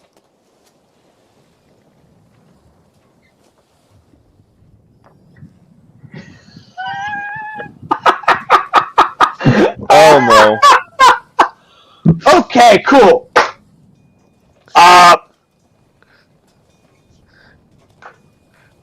Captain Torg, you're in like your cabin, like writing down something or whatever, doing whatever. Dr. Ice, you're below decks, hang out with Dr. Leibowitz. Like writing the journal to be my best-selling author once everything's finished. Japan's up in the crow's nest, most likely. Creed, I'm assuming, is perched somewhere, as he usually does. Creed, you're the first to spot this, but somehow a, quote, giant crab has found its way on board, and the crew are having a hard time wrangling it without getting snapped. You see that there's this giant-ass fucking crab that's made its way onto the deck, and it's and everyone's got like fucking long-ass poles going, what the fuck? How did this thing get on the ship? I don't know! Well, how do we get out? And it just like snaps one of the like broom handles in half, and there's like, fuck! And there's people trying to throw nets on it, and it's just flinging people around. This is what you see. And the rest of you all hear this commotion as this giant crab has decided to take offense to the fact that you are attempting to wrangle it. Your crew is attempting to wrangle it. There's a giant enemy crab on the ship. Not really an enemy. It's like minor issues at sea kind of a thing, where it's like, one time there was a bird, today it's a giant ass crab that has found its way onto the ship, and the crew are trying to wrangle it, and it's being uncooperative. First one to kills it gets the prime cut of the meats. As I hunt down for giant crab stats. I'm pretty sure there is a giant crab stat. Octopus, giant goat, giant crab. Yep. Like cool. Yeah, 8 creature. So what do you guys do? You just let the crew try to handle it, or do you? I'll get in. I'll join in. I attack it. Get it from the rear. We have to flip it. If we flip it, it cannot do. Exactly. It's a crab, not a turtle. You know how hard it is for a crab to reflip itself back over? No, you don't. Oh, I've never flipped with crabs before. Oh, I've flipped a number. I've flipped a number of crabs in the past. It takes them a while to get back up. I'll tell you what. If one of you dumb motherfuckers decides to try and flip this fucking crab, roll me an athletics check. Captain, you're calling. I've got this. Flapping up from his perch to land next to this big-ass crab. I'm going to slide underneath it on one side, more to one side than the other. Gust the wind straight up to flip it over. Okay. First, I would like a acrobatics check to try and slide up underneath the crab. Because, crabs have a lot of legs to try and dodge past.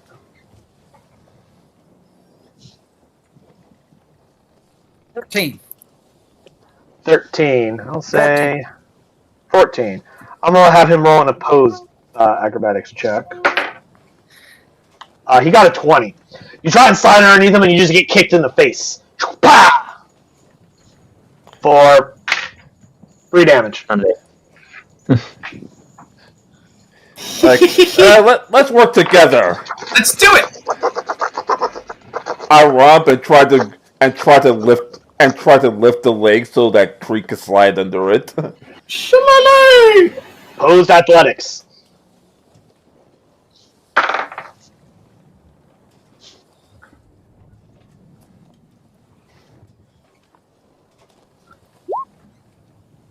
That is a 12, good sir. He got a 17. You try and wrestle the crab, and he just says, fuck you, and just, throws you off of it.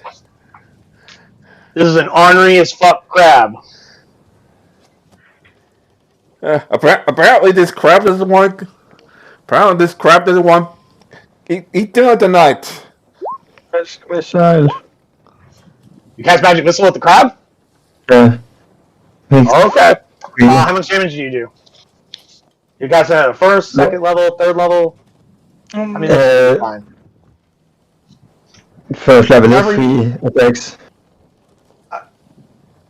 Yeah, when you cast it as a first level, you get 3 darts, and for every level above first, it adds an extra dart. 5, 6, 7, 8, 9, 10. 11. 11 damage? Cool, so you fire these 3 darts, and they blow hard into the crab. You said 11 damage? That almost kills it. I want to take a 11, chance. yes, 11.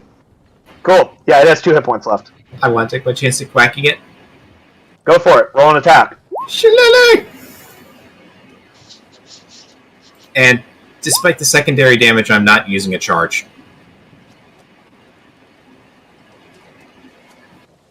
Oh, yeah. I thought I removed that and made it as a separate macro. So, yeah, 11 bludgeoning is you... As these magic missiles just pound into this thing, you come up behind it and just cold clock it to unconsciousness and cause some bit of brain damage. Those of you who know more about crab than I do can say whether or not the crab meat is still edible after blasting it with a bunch of force damage and bludgeoning damage. Up to you, but the crab is fucking dead. Nothing. Just like, No necrotic damage was used, so that's not an issue. Well, crew, apparently we've got dinner tonight. Woo. I claimed the leg. I point to a leg. Breaking out one of my weapons. A 20 nature. We're going to help carve this thing up for dinner. Crew, we got ourselves an amazing feast. Take heart. It was all thanks to you. This was possible.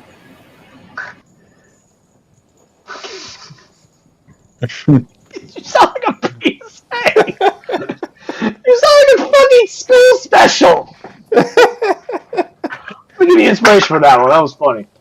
It entertained me. Yes, we got an inspiration point. Yes. There we go. There.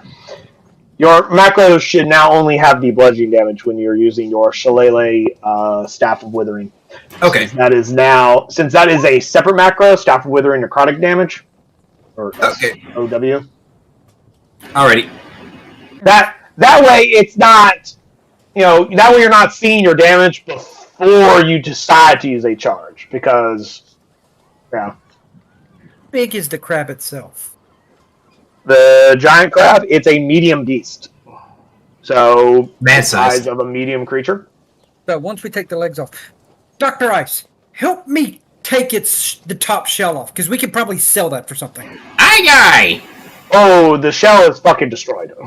Okay, then never mind. Between the fucking magic missile and the bludgeoning from the staff, the shell is fully cracked and destroyed. Okay, that meat is no good, but the legs we can cook and eat. No, the meat underneath the shell is fine. fine. It was only bludgeoning and Just force damage. Yeah. Yeah, it's just a shell. The outer shell that you destroyed to harm it, though, because it was force and bludgeoning damage, is definitely destroyed. Meat's fine. Shell gone. Okay. The brains and the Otherwise, eyes. you just cracked the shell open before you cooked it. Brains and eyes we're going to send down to Dr. Ice, and Oh, yes. it's that way he can make potions out of it. Absolutely. There's bound to be something I could do with this stuff. If you want to start making potions, I'll start collecting you random shit again. I mean, potions are not made from just random shit. Your mileage may vary. You have to actually go out and acquire ingredients. Which... I imagine Dr. Leibowitz has like a tome of like a potions handbook. Maybe. I'm gonna roll this percentile dice, so we'll determine whether or not you have any ingredients to begin crafting, and then I'll roll for how much.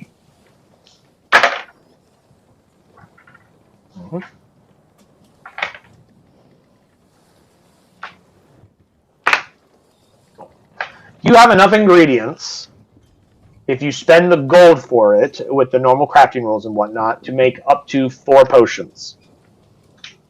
Of common variety, because I believe that's the one that's 50 gold. Yeah. So you essentially have 200 gold worth of ingredients to make potions.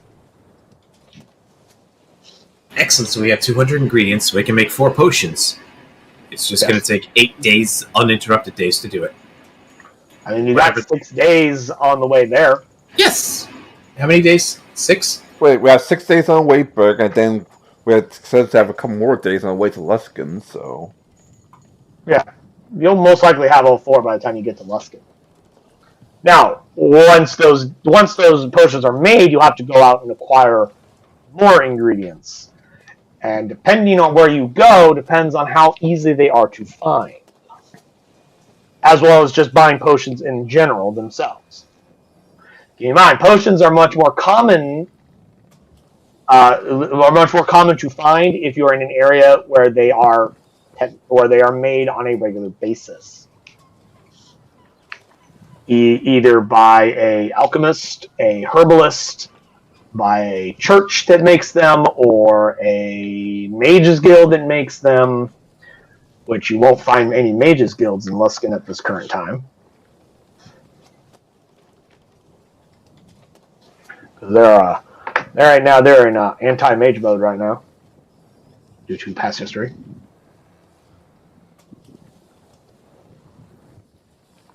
Okay.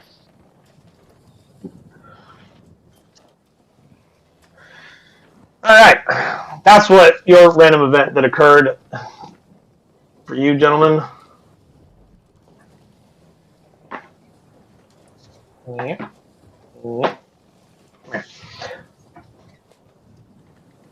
Unless there's anything special you guys want to do during your brief amount of downtime. Now, keep in mind, if you're doing any downtime stuff, you're not doing a travel roll. I'm doing stuff in my downtime. You what? I will not be. I'm doing stuff in my travel time. I'm going to look through those scrolls and see which ones I can put into my book, and those that I can, I will put in my book. Yeah. It will take me time, and I'll do that between sessions and let you know how much time that takes. Because that's just going to take as well as the money it costs as well. Don't forget that part. Yes. Describing spells takes. I don't remember which ones immediately off the top of my head, but I do recall some of them were ritual spells. Like I think water breathing was one of the spells, and that's a ritual spell. not beneficial to you, but water breathing can be cast on multiple targets. Yes, but I will eventually look through and find them all and let you know. Yep. So that's what you're doing. Jake said he's doing a travel roll. Ties or any downtime stuff you're doing during those 6 days of travel. Probably just do the travel rolls as well. Cool. So you're helping your helmsman with navigation to make sure you guys stay on track. Yeah. And Kiri, you're doing downtime stuff by making potions with like Yes. Technically, which is fine because your travel rolls aren't applicable at the moment because there's nothing that needs to be done with that. Nobody's especially injured or anything.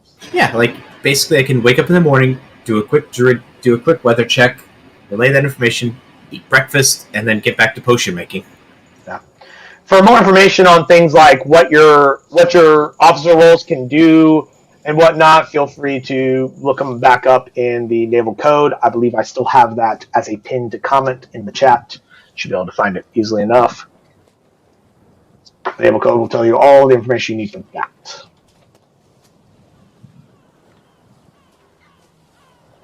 That was your minor issue at sea. Now, see how unlucky you are for other events to occur. Okay.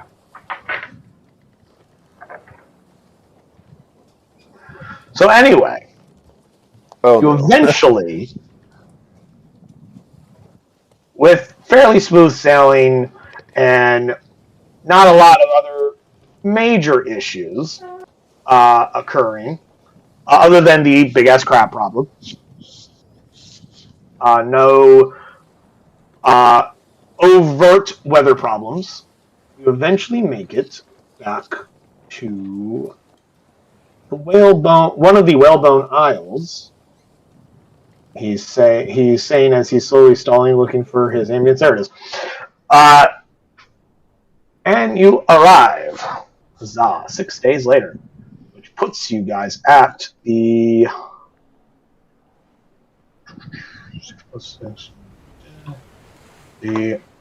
22nd day of Keithorn. I'll say you arrive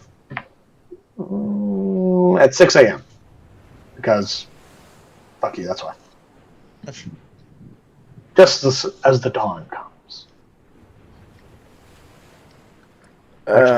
Morning, peoples. Say 7. But never mind. It's 7 o'clock now. The sun quickly jumps slightly in the sky. Whoop, whoop. Your companion or your retainers awaken to do their various duties. Drusilla makes breakfast as she always does. Witz does his thing. Who's in that room for some reason?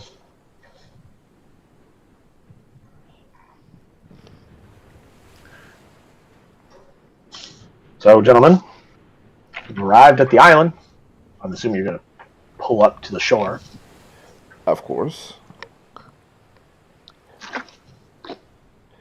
You do. All right. Guess I'll get this over with since it requires my blood to say again? You need anyone else around you, Captain? Can anyone else even come with him? I'm like, Remember their layers underwater. I would say this, but I'm the only one that can breathe underwater. No, you're not. Not anymore. I can cast magic to breathe underwater. That is true. I stay at Out of curiosity, Kiri, since you're the only one who has to prepare his spells in advance, what spells do you have prepared right now? Let's see. On this lovely morning.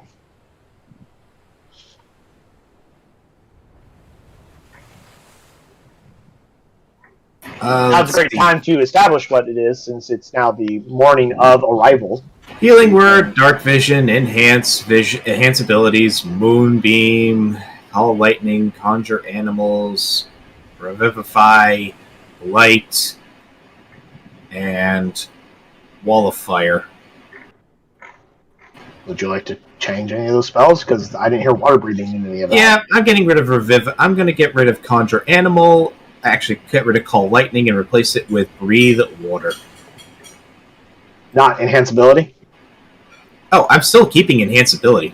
Okay, I was just wondering. No need to get offended. Yeah, I've played enough Quake. Casting lightning underwater is a terrible idea. It is true.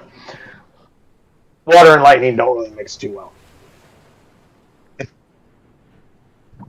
Here does fire either, but you know. Yeah, I guess fire is not good underwater. It doesn't really work. Well, if you breathe underwater under me, So, who's going? I'm staying I'm at the ship. going. So, Captain Porg said he's going. And theoretically, I wouldn't even need, I could just do a wild shape into a shark or something, but okay. Good. Yeah, but you still need to talk if you want to. He doesn't need to, but if he wants to, being a shark was less conducive for that matter. But so far, I've only heard the captain. I haven't heard any confirmation of anyone else. I'll join him.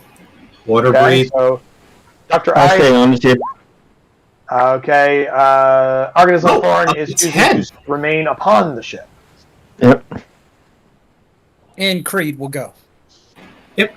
So, Master Creed, Captain Torrig, and Dr. Ice are choosing to go. And everyone else wants to go because they can do up to 10 people. Staying on the ship. Nah, we're good. I think we're good for now. Argus Thorn has decided that at we don't least wanna one look like senior officer should remain on the ship while it is here. Yeah, we Yeah. don't want to look like an invading army. Just What about one of the deckhands? Let them get a little bit of field experience. And who are you going to let ride you? Let's have Bob. Bob. Why? Okay, I really got to stress this some more, apparently, because it hasn't clicked with you guys. The deckhands are just there to do random tasks for the ship. They're not meant to be used out in the field. They have no stats. They are basic commoners. Yeah. If you want to take a crewman, that is what your retainers are for. Okay. They actually Yeah. have stats. They are designed to be utilized. That being said, do you feel the need to take a bunch of people with you, or do you want to Nah. go as a small group? Just as a small group. And Okay, then. specifically, yeah.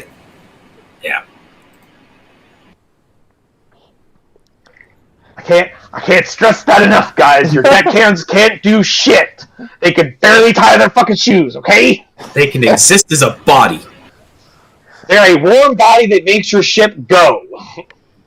All the random tasks that you fuckers want to do, like pulling lines and tying ropes and swabbing the deck, that's what they fucking do. That's what Yeah. they're for.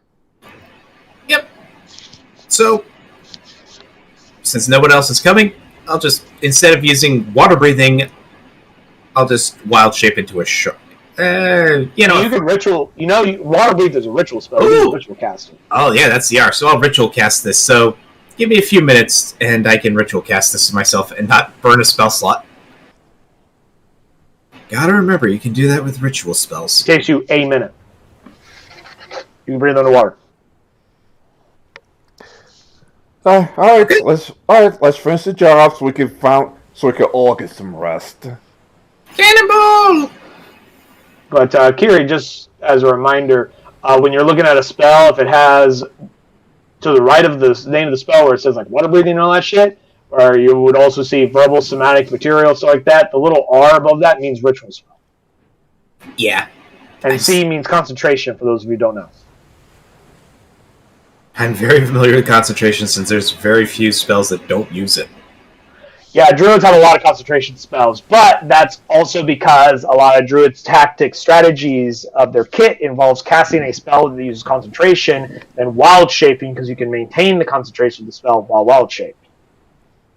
So you would cast things like Bark Skin or Moonbeam or Call Lightning and then turn into a bear or something.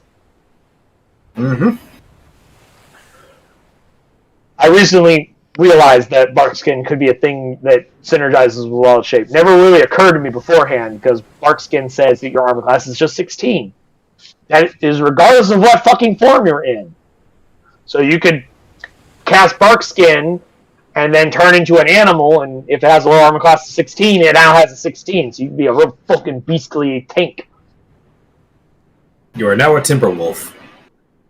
With 16 armor class, yes. Just fun fact.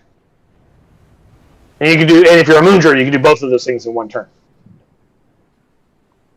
But regardless, though, you guys plunge into the water and begin swimming towards the general direction that you believe the Hag's Lair is. As you get closer, you start to notice Marrow that come out to greet you, at first huskily, and then they realize who you are, and then they stand down, and when you ask for directions, they fucking direct you to the fucking cave, because you guys can't find shit down here. And eventually you find yourselves down in the underwater cave. I did not post the map, so I'm not going to fucking pull it up. Because I don't need the combat map. But you eventually find yourselves into the underwater grotto, and you climb up out of the water, up onto the rocky outcropping, or you can choose to stay in the water if you're, a shark for whatever reason. No, you cast water breathing, never mind. Yeah. And eventually, Auntie Saltwater, what were their names? It was Peggy Pigtooth, Auntie Saltwater, I can't remember the third one. Something Mudwallow.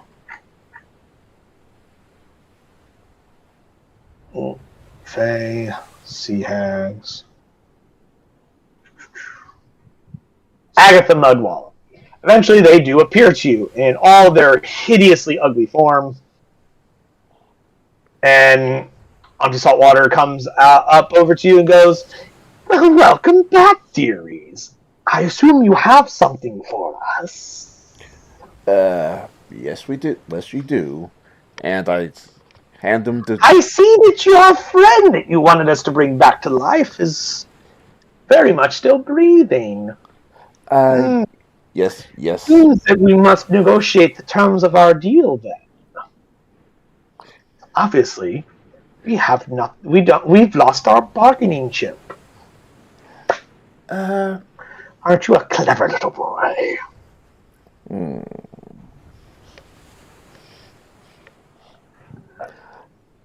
one of the sisters comes over to him and just starts whispering in her ear, and they whisper back and forth for a moment, and they go,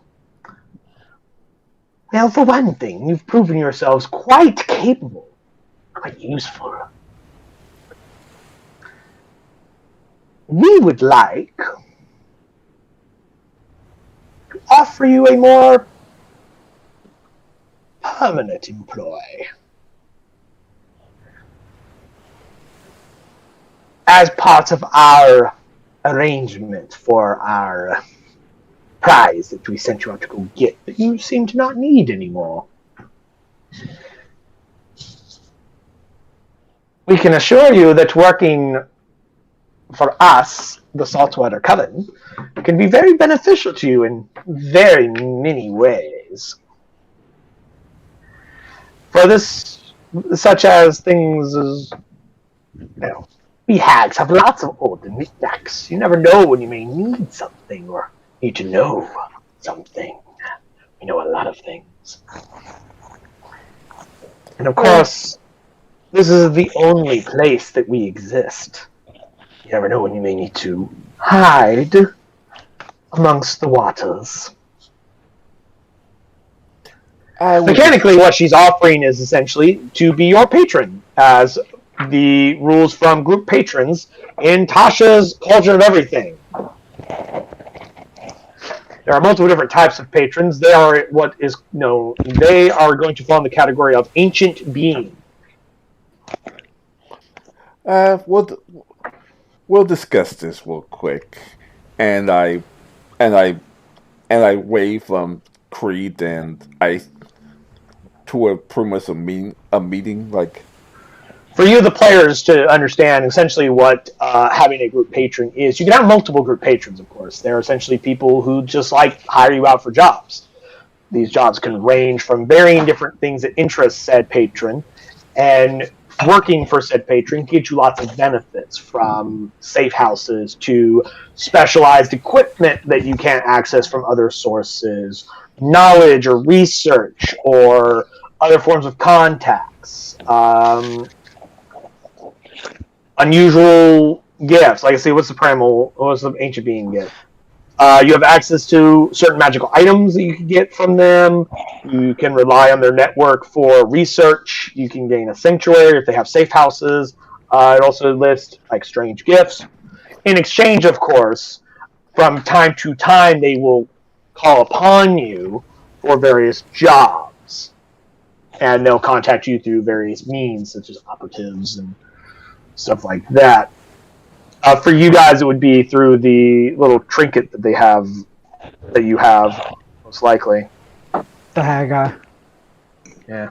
Actually, no. They would probably need the Haggai back because they can only have one of those out at a time. But they may give you some other form of object.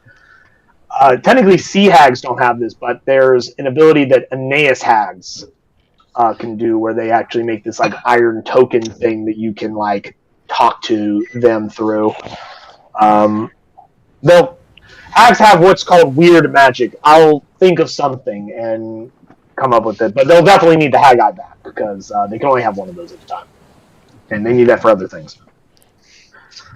But yeah, they can do various jobs and quests and whatnot. We already have safe harbor at this island from them. At this island, you think this is their only lair? They're hags. Oh, they have a lot of layers. I'm This just saying. is the one you met them at. Yeah, Remember, so we I don't was need, saying remember. Say again? I was saying remember, we do have the safe harbor here because of the book. Yeah, so we don't really need that. So we don't really need safe harbor. Not But at if we can this expand specific it, island, no. But again, this but is if we not can the expand it only to lair. safe waters around, that's actually worth it. Yeah, Or if they should have a safe house somewhere else, say on a different island or in a coast. Because here's one of the benefits I'll read to you for ancient being perks. Sanctuary. Your patrons, agents have safe houses or other secure gatherings spread across a wide region. Your group knows how to locate these friendly enclaves and can maintain a modest lifestyle in one for no cost. In return, you must defend the sanctuary or protect the secret of its existence. That's just one of several perks that this specific patron gives you. As you guys move through the game, I've been waiting for a great moment to drop one of these on you guys. But like there's other types of patrons, such as aristocrats, criminal organizations, military organizations, random nobles, merchant guilds. Each one has differing perks that you can acquire from them. Yeah.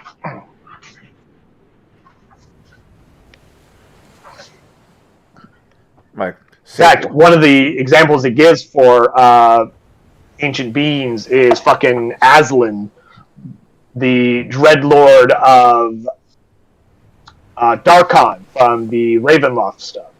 He's a lich. So, like Wow, Aslan from the Lion, the Witch, and the Wardrobe fell hard. Aslan, oh boy. Anyway, safe not Aslan. Aslan. Anyway, safe waters does sound interesting. Yeah, not exactly a fan of having a patron as a freaking sea hag, but this would be my Yeah, first Sea Hag as a one. patron. Yeah, I mean, you guys have technically already done 2 jobs for them, and they're essentially offering you more jobs for additional rewards. And I do feel that there is something more to be had there. I feel a slight connection coming back here. What you mean?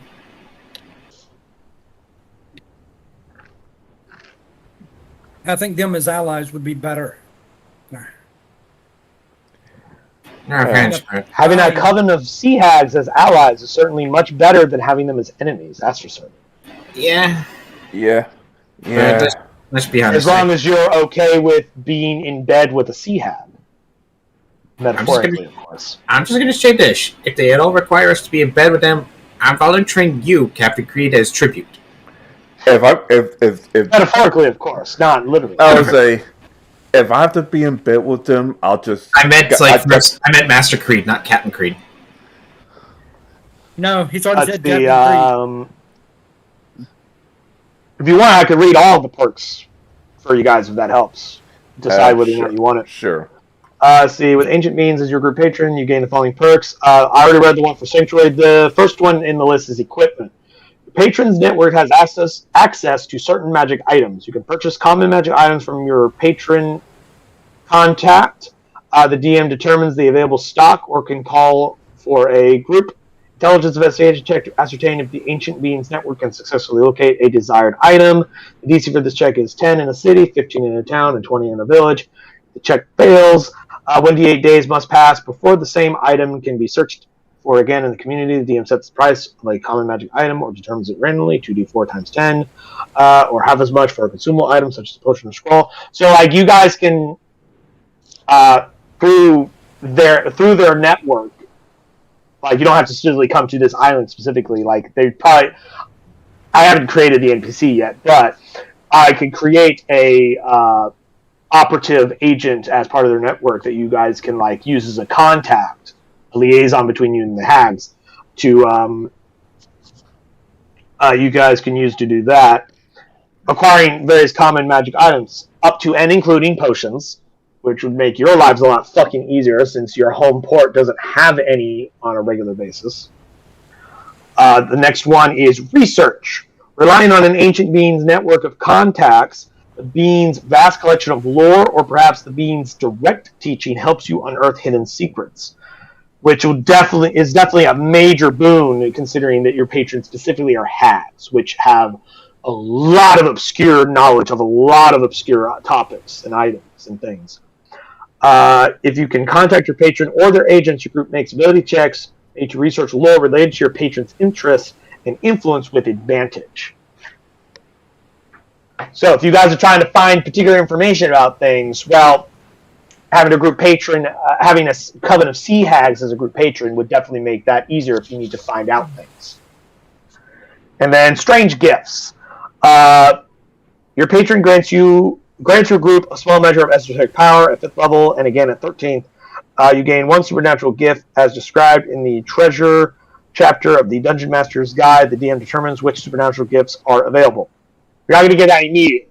I'll determine that later. But I'll determine when you get it, if at all, and what it is. But yeah, you can get, like, random weird gifts. Because essentially, it's less them being your boss and them more being an investor. That's what a patron is. They're investing some of their resources in you in exchange for, from time to time, periodically, when they contact you for assistance in a matter, such as acquiring something, dealing with a problem, removing a rival, you will be less inclined to not do those jobs. Because, of course, if you say no too many times, then funding cuts off. Think about famous ones from a movie, the Jurassic Park series. Hammond was a patron. He supplied them with money for years with very little interference except for calling to talk to him every once in a while to check on him. Then he comes and goes, hey, come to my park. Well, we can't. Well, I'm going to fund you more if you do. Okay, let's go. Exactly. That's essentially what a patron is. Well, he was, I believe, investor, but investor is a more modern day understanding of a patron. They fund you money or resources or whatnot to make your business or research or whatever it is that you're doing easier, but they do come with some strings attached periodically, because obviously if there's not some kind of equivalent exchange, then why are they investing in you, kind of a thing. Exactly. Yeah, I think you're right, Creed. It's better to have a sea hag as at least on friendly terms. It's not an enemy. Exactly. I don't think we can truly count them as an ally, but as long as you're not an enemy. Like that, exactly. And something says to trust them. No offense, but I kind of trust him as far as I could throw them. Which isn't very far. You see my noodle arms. Do you trust me? Noodle bird arms. I trust you, Captain. I trust you, for Master Creed. It looks like there's a mutiny. I'm the new captain now. Damn it! I mean, as a first mate, you're only one step below captain, so like, Yes. there's just you and the hags down here. If you guys fucking take Ty out, who's to say who's the captain? Nobody knows what happened. Just saying. Just I'm not trying to incite a mutiny. I'm just for some reason. I thought Jim Pan was the only person who tried to do mutiny. apparently, Ty, everyone wants your blood.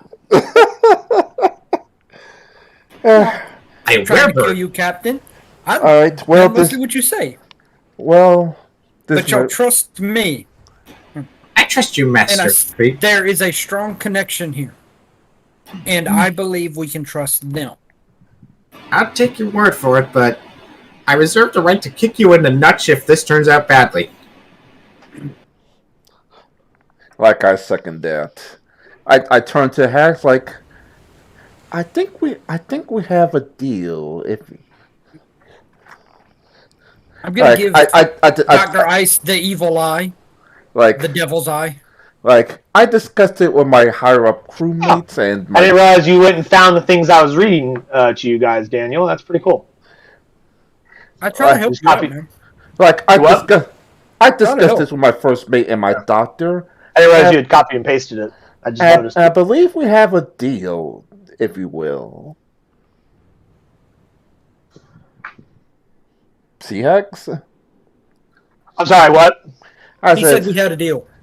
yeah, like I go, excellent. So, where's grandmother Mortine? all right. Anyone You got want to a have a small? deal, sweetie? Anyone got a small knife? Yes, I have a talon. I can cut things. Cut my finger. It's I called a mean, knife. my assumption is that you have a fucking knife on you. Nope, we can't use a knife. It won't hurt him. We got to use his magic sword. I'm human. I'm human. I can kick up normal. Wait, Mechanically, normally his damage resistance or immunity doesn't kick in until he transforms. However, Daniel does bring up an interesting point. You would need a silvered sword to cut through your flesh, or a magical weapon. Well, But fortunately, jokes aside, like there's more than one way to get blood out of a man. I mean, technically, he can fucking rip his hand open with his own tusk, because it's him. Much like the Nemean lion, that hide could not be penetrated through spear or sword or arrow.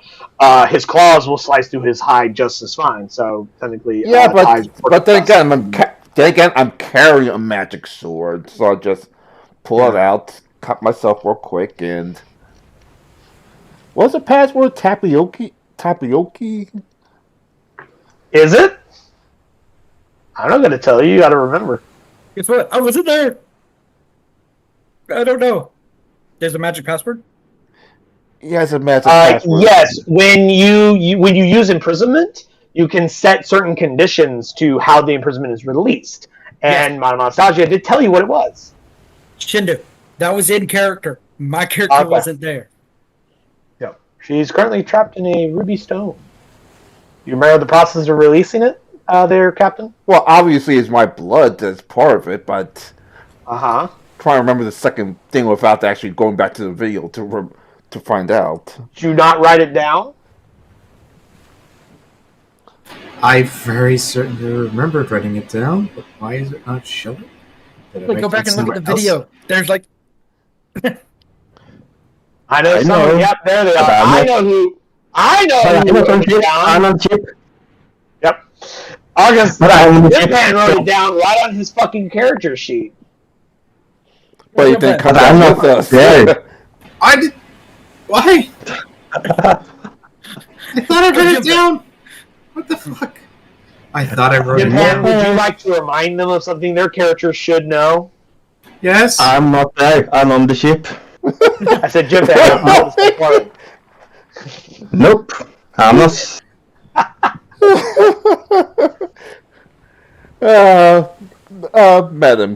Madam, can you swim up for a minute so we could, so we could, Do you know if I know? I know I wrote it down, but why is it not there? I can tell you know about it's it right here. tapioca. You kept saying tapioca. Tapioca. I didn't Alright, write it so down because I cut myself with a magic weren't there. sword and say tapioca. Let this be a strong lesson to everybody. Take fucking notes on important things. And do not Especially if rely. it's something your fucking character should know. And Kiri. do not rely on Google Drive because apparently it will not remember stuff. You can edit different sections of your fucking character sheet. Jim Hand literally had it on the front page of his character sheet. I just literally copied and pasted what it said there. Oh, I've opened up Windows Notepad, and that's where all my notes and stuff are. Yeah, and I have physical notepad that I write my notes on. Plus, I also have a really good memory. So, this will be a lesson. Next time we're going to let you fucking squirm some more. We're not going to tell you.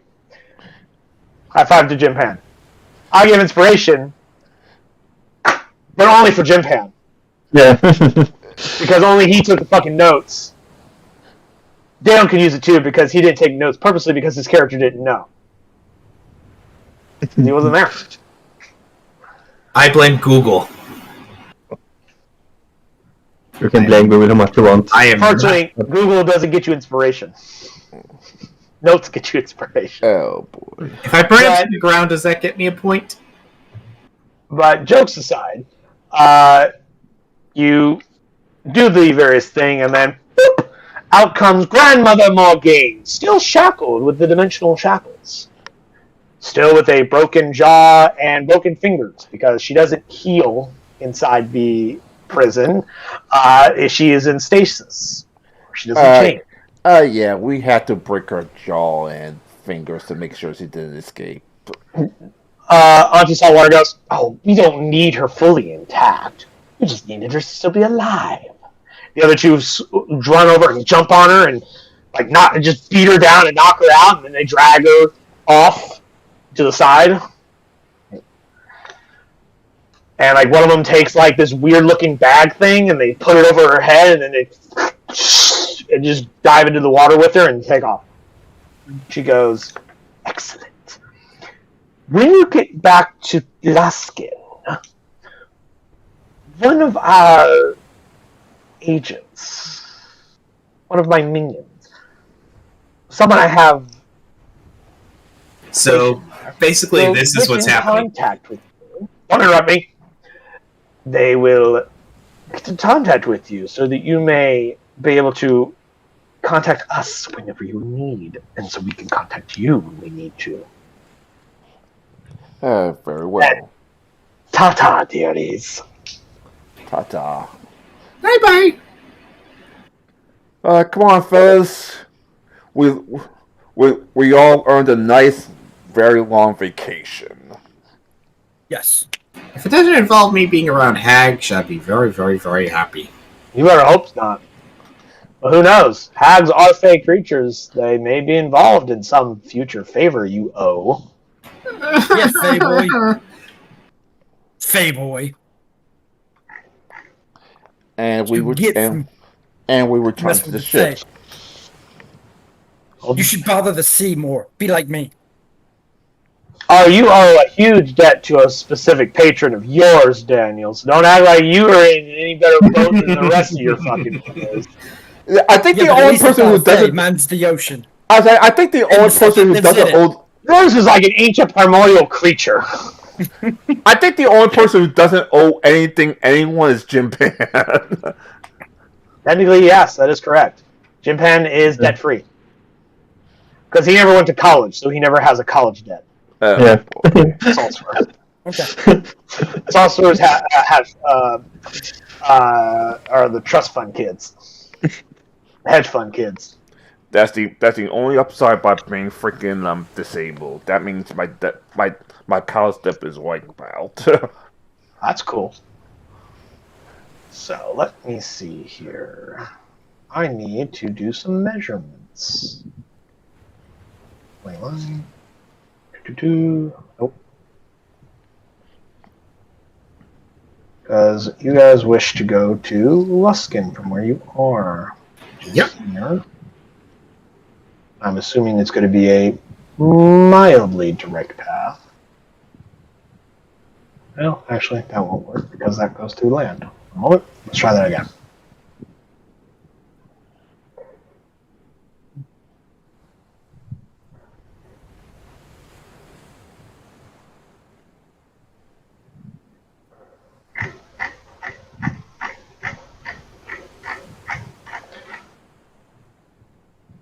Feel free to roleplay and talk amongst yourselves whilst I am getting directional stuff for you. Okay. Alright. Well, obviously, now that all that's settled, one of the first things we have to do is upgrade the ship. Have some cannons. Return to the ship. And of course, You guys haven't gotten to dock yet. no, I meant we're discussing on the way back to the ship. But when you got, I'll say you guys can just get to the ship so that everybody can be involved in the conversation. Well, Yes. get to the ship and then we'll discuss it. Alright, so back in the ship, everyone's in the cabin. Everyone's in captain's quarters. Like, So you guys are going to go to the senior officer mess? yeah. Mm-hmm. Got one moment. I actually have some ambience for being inside the ship interior. Skadoosh. Boom.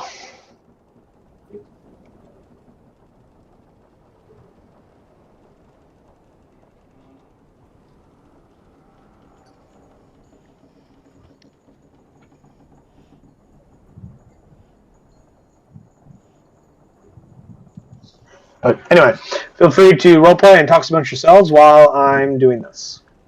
Okay. Not exactly a fan of having patrons as sea hags, but we're still technically a new crew, and I put it in quotes. So have You keep saying it backwards. Having patrons as sea hags instead of sea hags as patrons. Oh, I'm sorry. It's like, why do you keep saying it backwards? I do not know. But anyway, we do need to upgrade the ship and get some more crew aboard, if you will.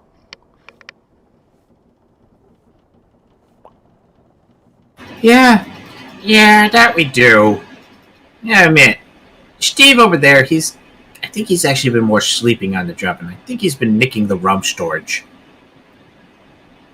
All right. Well, based on what I calculate as I set down my abacus of stuff. What? I gotta be a calculator over here. There's a few things I think are recommended that we should probably look into getting. Those are? First of all, I think we should upgrade our crow's nest. Because while Dr. Ice is nice up there, not everyone is like me and him and can fly. There are rumors Does that you mean Arcanus? Because Dr. Ice doesn't live in the fucking crow's nest. Well, Dr. Ice and I are the only ones that can fly, and the Arcanist exists up there. Yes, he can cast, but there are also things about most ships, and as we get out there, we probably should look into that can magically help it where he won't fall overboard if he comes out of the crow's nest. Basically, upgrade the crow's nest. Featherfall. With Featherfall and... Give me a second, because I've got the page here, and I've been going through this stuff. Jim Man, didn't you just recently learn the Featherfall spell Yes, for I that have exact Featherfall. purpose and reason? I have Featherfall. Yeah. Now Daniel is correct. There is a crow's nest upgrade that does once per day cast Featherfall if you fall out of it. Also, If you guys can swing that cost. we can. Oh, Also, necessary. it increases his will increase his visibility and is able to see by about 50 or so % further. Which upgrade is that one? That's under Crow's Nest. Oh, well, I mean, it doesn't. That increases his range. So yeah, like that's already a factor from the Crow's Nest. I thought you were reading Crow's Nest upgrades. Yeah, that is under the upgrades. That's ship enhancement. No, I mean like that's what a standard Crow's Nest does. Okay. There are upgrades in addition to that. Well, the 50% increase of range for his attacks, that just comes with the standard Crow's Nest. Okay, so, but it would make it to where he wouldn't hurt himself if he tripped out of it because he fell asleep up there, or we are in rough seas, or we are attacked. He gets punched by an air elemental. So, I do believe we should look into that one. You guys get attacked by a giant shark. The next is the ship's helm. Sergei always said that if you can't control the ship well, the ship is useless. It is nothing more than a leaf on the sea, just floating and bobbing. So I think we need to upgrade that. And out of character, there are 3 upgrades that I think are worth touching. And they are improved mechanic, one-handed wheel, and weighted. And let me pull that section up on what each of those do. Where was that? Because I was sitting in that page. I know I'm playing all over this. But okay, the improved one would give we could get it up to a +2 to pilot checks for anyone who's at the helm, because it's more balanced or easier to work with. The second one is one-handed, which would allow pilot checks to be done one-handed, to where if you are a spellcaster or anyone who does anything one-handed, then they can pilot and do it without any penalty.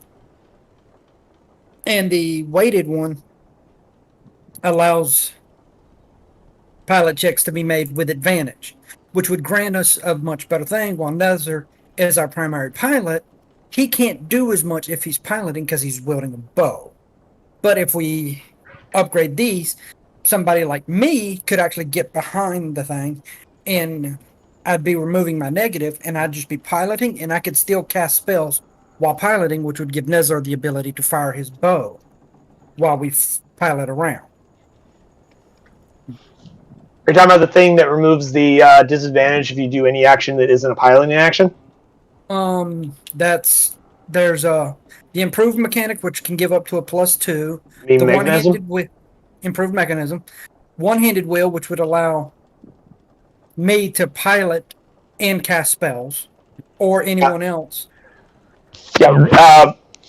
Read that upgrade to me one more time. I don't have that one in front of me at the moment. Which one? The one-handed? The last one you said, not improved mechanism. The other one. Okay, one-handed wheel. Pilot checks are no longer made a disadvantage if performing an action at the same time. Okay, yeah. So that just means that like Nezor, while piloting, can choose to also fire his bow without incurring any penalty. Yeah, because normally the way it works is if the pilot does any non-pilot action, their next pilot check to maintain the ship is at disadvantage, because just operating the ship, they do a bonus action pilot check every round. If they use their action for anything that's non-pilot related, like ramming or coming about or whatever other piloting ability that he utilizes, that bonus action pilot check is made with disadvantage. So if he decides to cast a spell or fire his bow. The last one is called weighted mechanisms. This allows pilot checks Overwatch are made at advantage.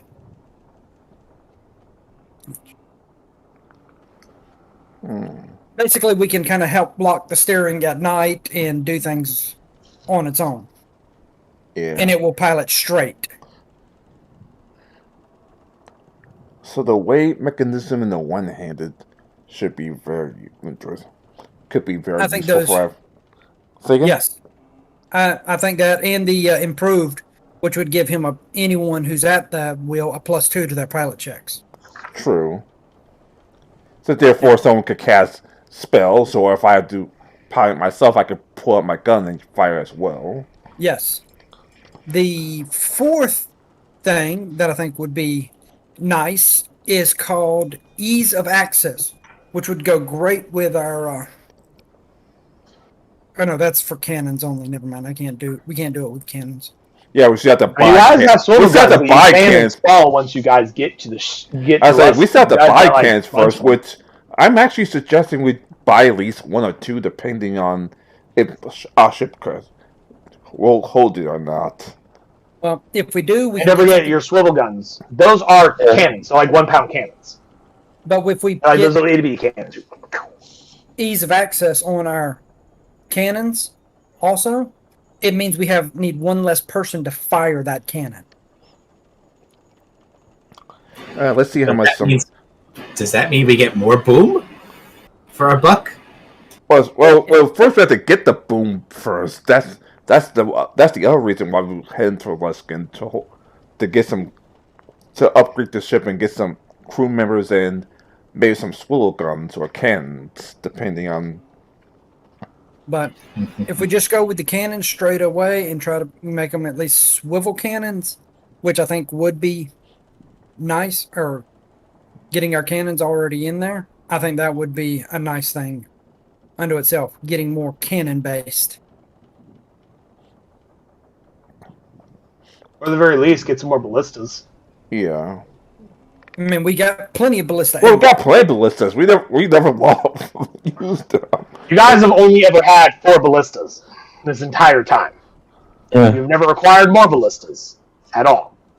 The only thing More you've acquired from other ships have been the swivel guns, of which I believe you've acquired, I want to say 4. 4 sounds about right. Let me check. Let's see. Give me a second. There's nothing wrong with more DACA. Well, okay, they don't fire fast enough for DACA, so more boom, boom.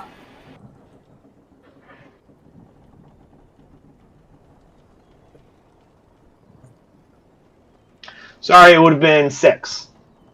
Because when I acquired the revised, updated version of the Naval Code, it changed the cutter, which is what the Seawolf was, from only having a maximum of 2 guns per side to a maximum of 3 guns per side.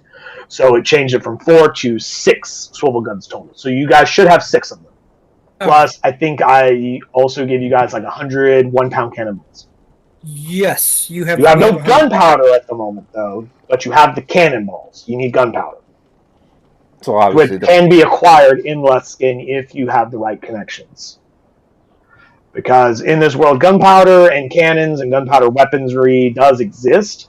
It's not rare, but it's not super common either. It's not restricted, it's not illegal to acquire it. It's just controlled in certain parts of the world. Okay. So, like, I mean, in like places like Luskin, nobody gives a shit if you have fucking flintlock pistols or cannons or whatever like that.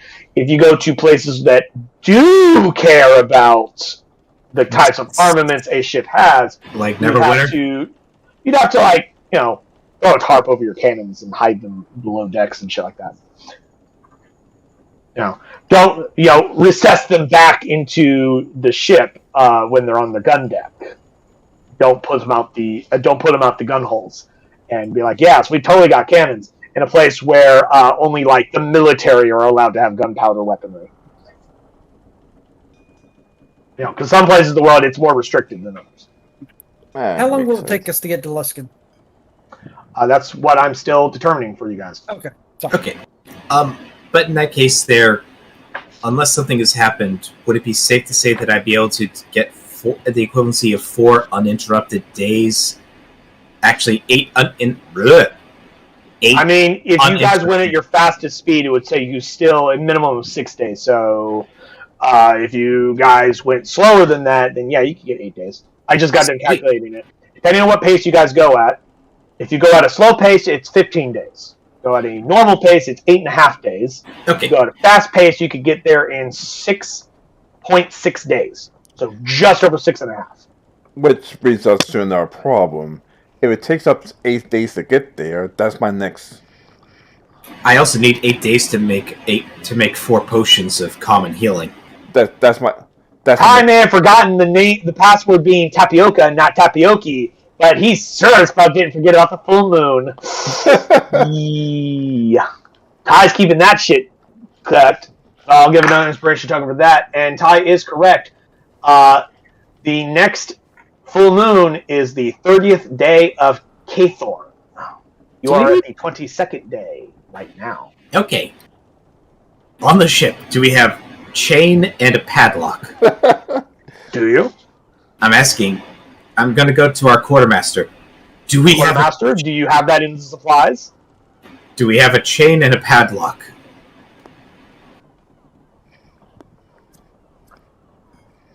Nope. Okay. Would you like to call your bosun in? Yes, Since please. he keeps a running inventory at all times. I'm gonna go to Ryota. Do you call him into the meeting, or do you go out to get him? I go out to get him. Cool. Roll investigation check, see if you can find him. He's a fucking ninja, and he's always doing shit. Sometimes unseen. For flavor-wise, I'm standing there. Investigation. 23. Cool. You find him in one of the various storage areas, and he's doing inventory, as he does every couple days or so, to keep an eye on supply. That way, if certain supplies goes missing when they shouldn't, he'll know about it within 2 or 3 days after it goes missing. Where it's like, hey, we've only used X amount of this, but we're missing like double that. Someone's been getting into the supplies. And then, he finds out and, does as standard protocol for stuff like that. But he nods at you because he doesn't talk. And he looks to you, waiting for what you want. Do we happen to have, like, a length of chain and, like, a padlock? He takes his clipboard and he looks down at it and he goes, reaches into a box and he hands you a set of chain. Because as the bosun, Ryota is required as part of his job responsibilities to get basic ship supplies, one of which is things like lumber, rope, sailcloth, and chains. Because that's for maintaining the ship. In other words, that's a bit of supply that you guys don't have to keep track of down to the very grain of fucking flour you have on the ship. That's something that your bosun takes care of. And then he reports that information to the quartermaster as necessary. Okay, good. Part 1. A lock. And you also ask for a padlock? Yes. He looks down at the thing, and he drags a chest out that has a big padlock on it. He takes out a key from a set of janitor keys. He's got 80 of the fucking things, and he's like,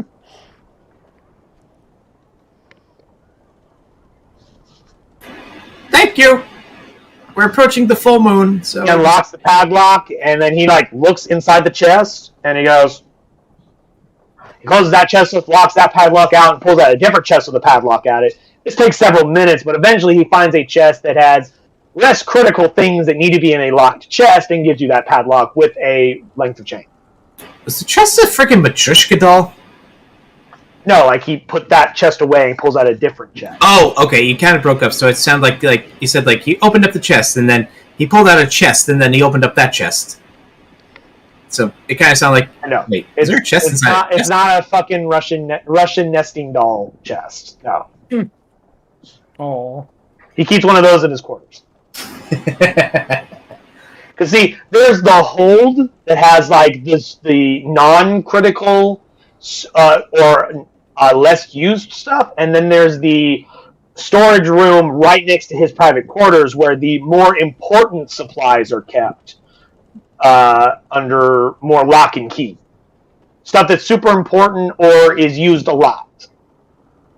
That way, no one can get into that storage room without him being aware of it because it's right next to his cabin. So, he would hear you coming in there if you went in there. Hence why that's his cabin. Okay, so chain and padlock. Okay. Thank you, Buster. I get out that. He goes, does a quick, small salute, and then he gets back to work. Have a good one. And He just raised back at you. Would you like some tea? He thinks about it, and he goes,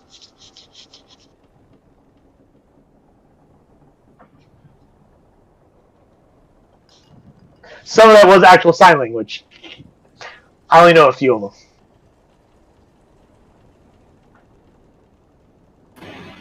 Simply because Cookie Clicker decides it has some sounds in the background. There was this chime sound going on as Ryota would have answered. So I'm gonna guess probably a no. Well, what exactly was the sign language that Ryota used? I signed it at my camera. That's why I have this damn thing. Were you not watching? Give me a second. Alright, I'm back. Here we go. Would you like me to redo it? Yes, please. He goes,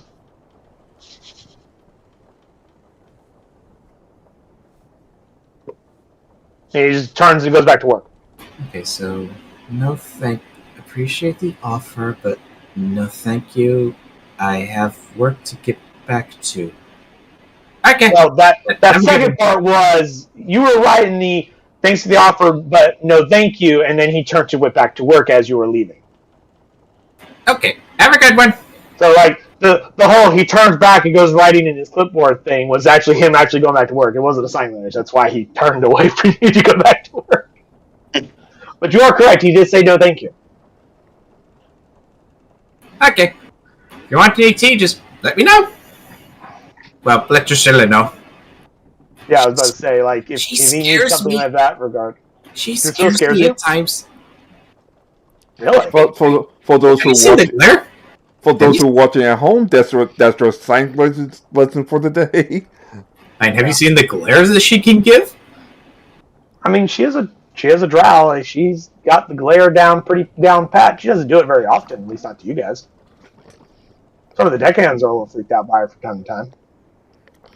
But most of them are from Luskin, so a lot of them are already used to living with drow, since the second highest species of humanoids in Luskin is, first, number one being human, and then followed very closely by drow. They take up a good chunk of the population. Since the free flowing of trade between Luskin and most of Underdark cities, such as, including but not limited to Mesobaranzan, a drow city known as the City of Spiders. I can't help but imagine what the major export of that would be. There's a lot of things on the surface that you can't find in the Underdark that the drow are interested in. The drow trade a lot of things that are found in the Underdark but are not found on the surface. Like spider silk. Spider silk clothing is incredibly rare on the surface, that's for certain. Yep. But there's also various types of minerals and resources, drow weapon craft, weapons and armor that you can't find anywhere else, mushrooms of varying kinds. That's what comes from the Underdark, what goes to the Underdark. I don't know immediately off the top of my head specific examples, but I know there are a lot of things that Luskin can provide in terms of trade resources that you cannot get in the Underdark. Which is why a particular drow mercenary band created a situation where they could have free-flowing trade between the two entities. And they do the transport between those two groups, so they make quite a profit. Since they establish the trade network and are the ones who transport the goods. Yay! But that's enough about Luskin history and setting history. I do have the information that you gentlemen wanted. Now, depending on what pace you're going at, you have either 15 days in a slow pace, 8.5 days for normal pace, or 6.6 days, so just over 6.5 days if you're going at a fast pace. And of course, there are various rules associated with your paces, and which ones you go at depends on whether or not you can do downtime, use travel rolls, or not, things of that nature. I just realized something I should have asked Ryota. We can retro that back in. What would you want them? Do we have a shovel? Do we have a shovel? It's not a typical thing on a ship, so I'm gonna roll. I'm gonna say 50-50. He like looks at you, and he looks down at his clipboard, and he flips through some pages, and he goes,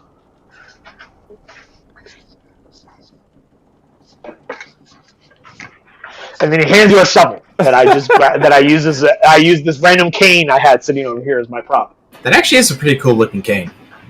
Yeah. It's got this cool like dragon head on it, but what's really cool about it is sword cane. It's a cane, sir. Nice. It's not a super well made one. It's really a cheap. It's kind of a cheap prop one. thing. It's a prop thing. Yeah, that dagger can still stab you, but it's not like super well made and designed in the fact of like it's more of a showpiece kind of a thing. It's cheap. If I actually tried to use it, it would most likely the hilt area would probably break or something. All right, let's get back to the game. Yep. So I got myself a shovel, chain, Yes. and a padlock. Not sure what you need a shovel for, but I'm curious to find out. Me too. since I assume it's a Somebody wolf. can become a shovel, basically. They have many forms of digging. Alright, so okay, so no matter what, I'm going to transform the next full moon. Don't worry, Captain. We'll find a nice island where you can safely transform, and just like before, I'll be there to keep you company. And That worked out so well last time. That's because they didn't have me. to be fair, the rock was an unanticipated element. The rock's also dead. but I'm pretty sure we can't exactly go through Rock Island again. So I guess I'll stick. Why not? Actually, why not? Why can't we go there? If you killed the rock, then maybe that rock won't be there for a while. Or new ones won't appear. Plus, that is where you left the sea wolf. You might want to drag that into Luskin. Yes, so we it could can use that. rise. Yeah. If nothing else, we can sell it for scavenge. Or you could sell it as the whole. I do actually yes. have some notes I made a long time ago in anticipation of you selling it to determine its exact value of price. Captain, we gotta go back to Rock Island. We have the she-wolf there. Alright. We could then send a couple of our crewmen onto that ship, and they could follow us to Lushkin. And then we could shell the ship. Did your character suddenly develop a list? I'm trying to imagine how a beak sound would sell with certain letters. I mean, you do you, bro. But like, it just your list got like really bad at the end there. Alright, back to Rock Island we go. Oh.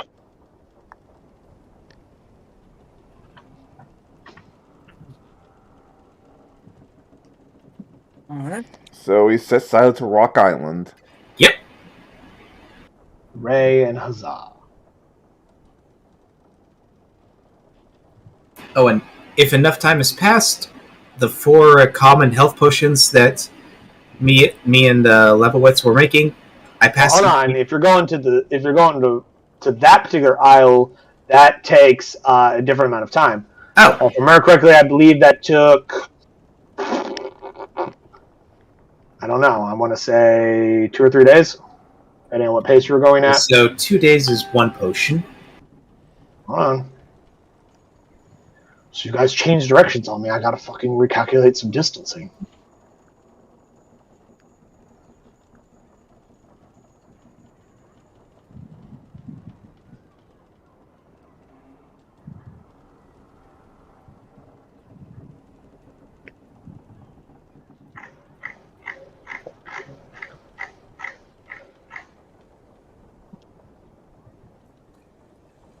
Okay.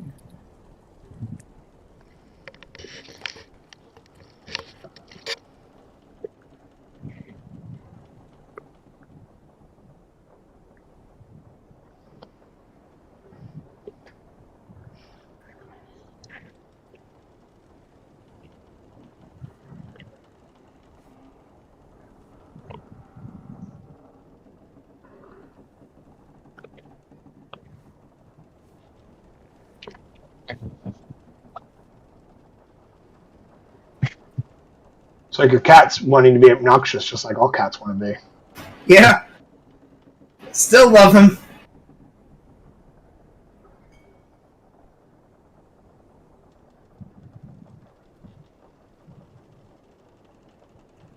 Still love him.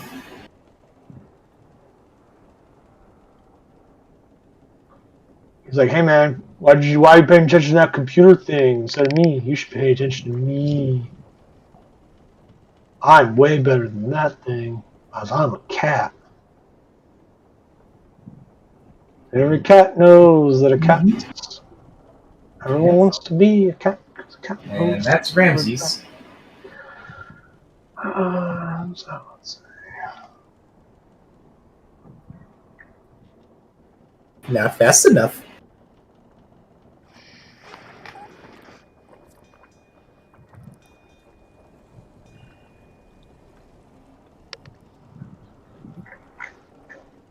Okay, cool.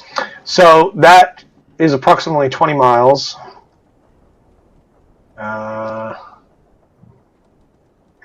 Your travel speeds. What speed do you want to travel to Rock Island at? Slow, fast, or normal? What would normal get us at? Since you travel 7, just under 3 days. Normal's fine. 2.8. Will it beat the full moon? Well, Yeah, is the it's full good. moon in just under 3 days? Normal pace gets you 2.8, 2.8.5. You could round that up to like 2.9. So you'd be getting there approximately around 3 days or so. So it's the 25th. 5 days before the full moon, which is on the 30th. Okay. 5 days before the full moon. Okay. Whoa, he has an image of himself. Do what? I've never seen Kiri. Oh, yeah, you just now noticed that he turned his camera on? Yeah. I'm trying to keep track of how many days so I know how much to pay the crew.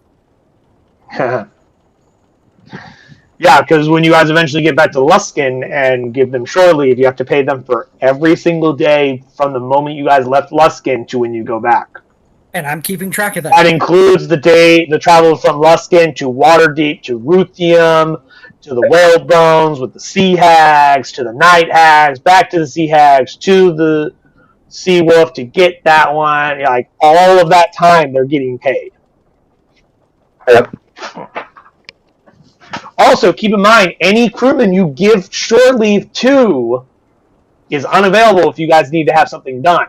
So, like, when you give someone shore leave, they leave. They go get shore leave. They go on vacation. Deuces. Yeah. You may be able to find them staying on the ship because they choose to, not sleep on shore. But if you pull them off of shore leave, that can affect, to like do something that can affect morale, as well as you have to pay them anytime you're giving them a job if it's cutting into their shore leave. So keep that in mind for the future in case it matters. But yeah, I'll say you guys could get there at the barring various other factors. You could probably get there in about 3 days, which is enough for you to make one potion, I believe, because it takes you 2 days per potion. 2 days. Yep, 2 days per potion, unless you're willing to do some sort of DM fiat. Nope. Crafting rules are the crafting rules. Okay. And I leave it up to you guys to learn them, understand them, and then when I ask, to answer the questions that I ask about the crafting rules. Because I have enough fucking homework to do during games, I don't have time to fucking study the crafting rules all the time. So if you guys want to make something, you're responsible for learning how the crafting system works.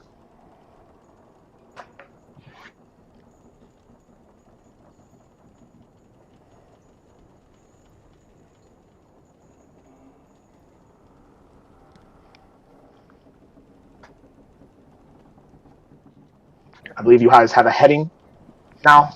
Let's do it. Going Rock. to Rock Island. Put you right here. Puts you a lot closer to Ruthium. So let's see if anything happens. Mhm. Okay. Let's see. I'll say you guys arrive at 5 a.m.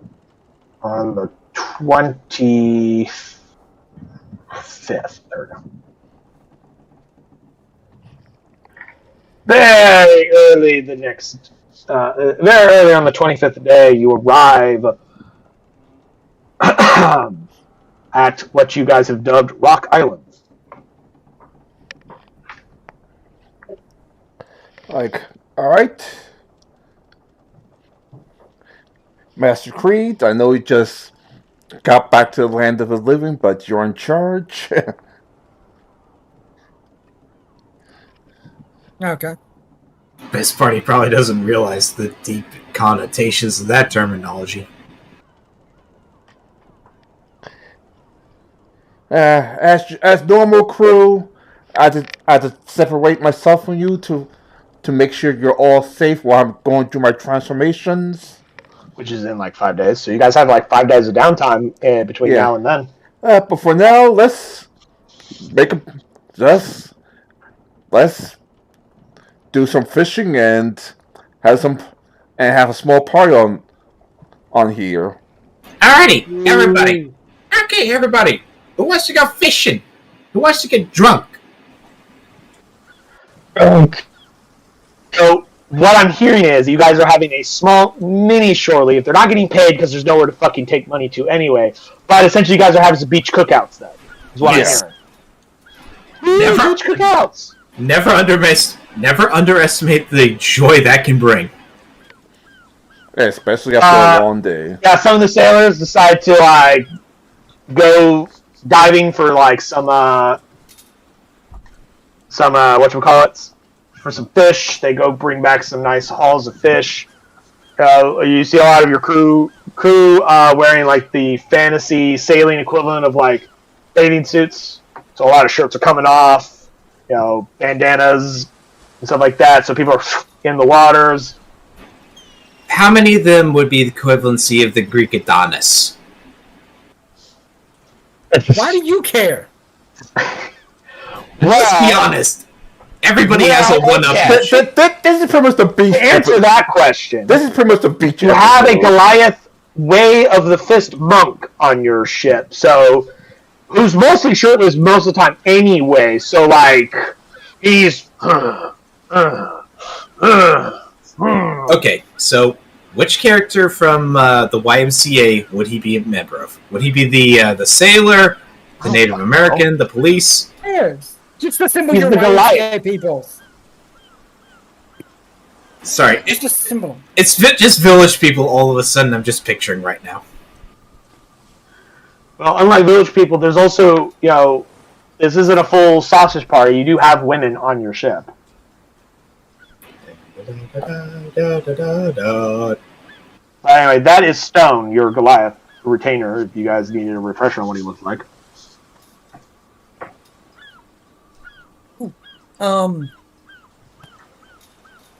Ryota. He turns to you. I think.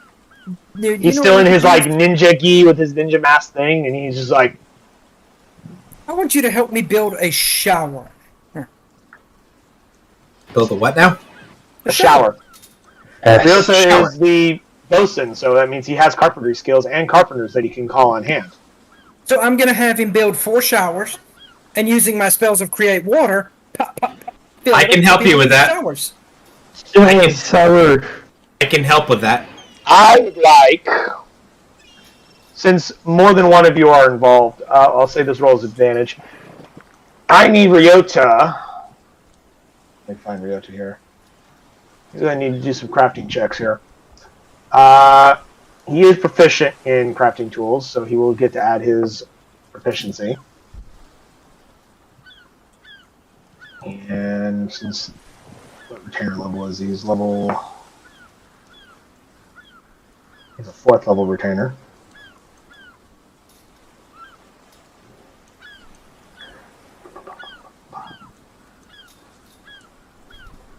Yeah, this is an ability check, so we'll say it's minimum 3. Da-da-ba-ba.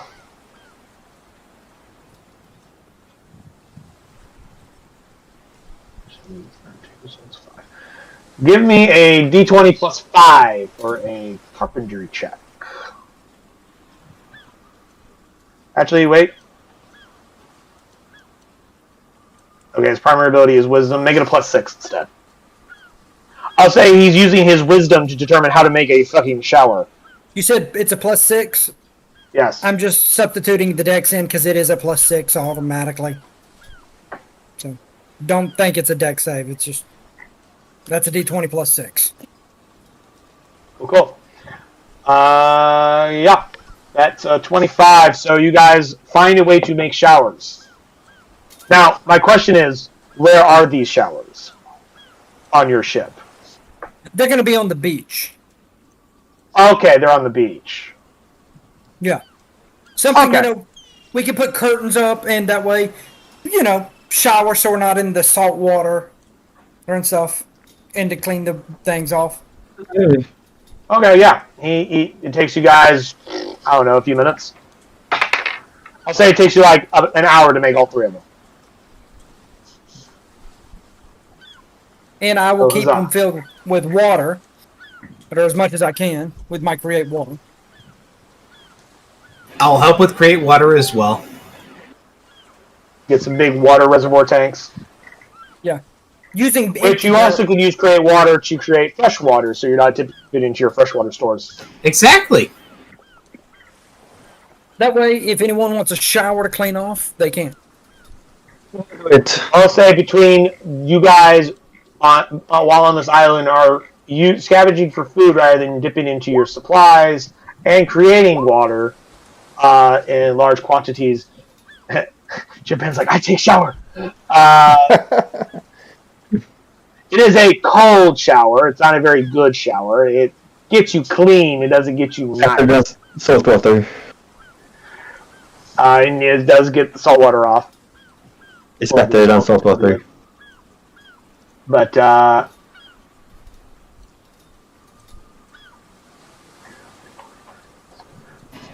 Granted, if it means anything, but yeah. So, but like I was saying, I will say you guys are not eating any of your food and water supplies. During I would say no. trip. We're fishing. We're cracking open crab. As I said, you're not utilizing it because you're going out of your way to create lots of fresh water, and you're scavenging for food that's available on the land. Yeah. I'll say be the best. It'd probably be fucking Nezor. Have Nezor roll me a survival check to see how much food he and his various hunter-gatherer people that he takes out into the across the island to bring back various foods, from meats to coconuts to fish and random boar that's on the island, or whatever other fucking weird animals are here. Cool, good enough. So yeah, I'll say during these 5 days, you are not eating any of your food and water supplies on the ship, so you don't have to tick those off. But only during those 5 days while you're on the island.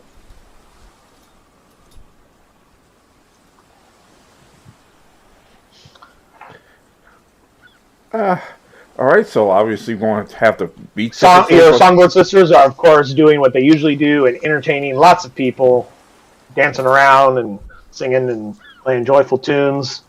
Like Drake. They are in slightly skimpier clothing than normal for the fun and entertainment of a beach party. Hell yeah! If you're into tabaxi, of course. If you find tabaxi attractive. All right, Booby. just to be safe. As a Boobies reminder, are tabaxi boobies. are cat people. I'm gonna say, hey, boobies are boobies. I'm gonna get a few deckhands. We're gonna go on to the. I just had the other ship's name in my head. Seawolf?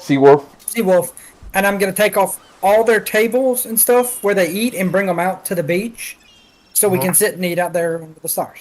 This is like a Viking longship, so they didn't have a lot of tables. They had benches and stuff. Yeah, I mean, you guys can find benches, and Ryota and his carpenters can create temporary structures for that stuff, kind of stuff. Because anyone who's done anything with carpentry and stuff like that, nails are considered temporary, where screws are permanent. So he can like nail some like various spare wood together, and then they can pry the nails out later and put the wood back as necessary. That way we have tables and stuff out there. Yep. I like beach parties. We're perfectly equipped to prepare for with just magic. Like magic and booze and food and sexy women. What more can you need? Most of the drow, they don't hang out on the beach proper very much. They either stay mostly on the ship or find shadier parts on the beach because the sunlight is blinding to them and makes it very uncomfortable. We'll try and find an umbrella. They manage on their own just fine, but it's more of the it's usually the humans that are having fun in the sun. The drow are doing that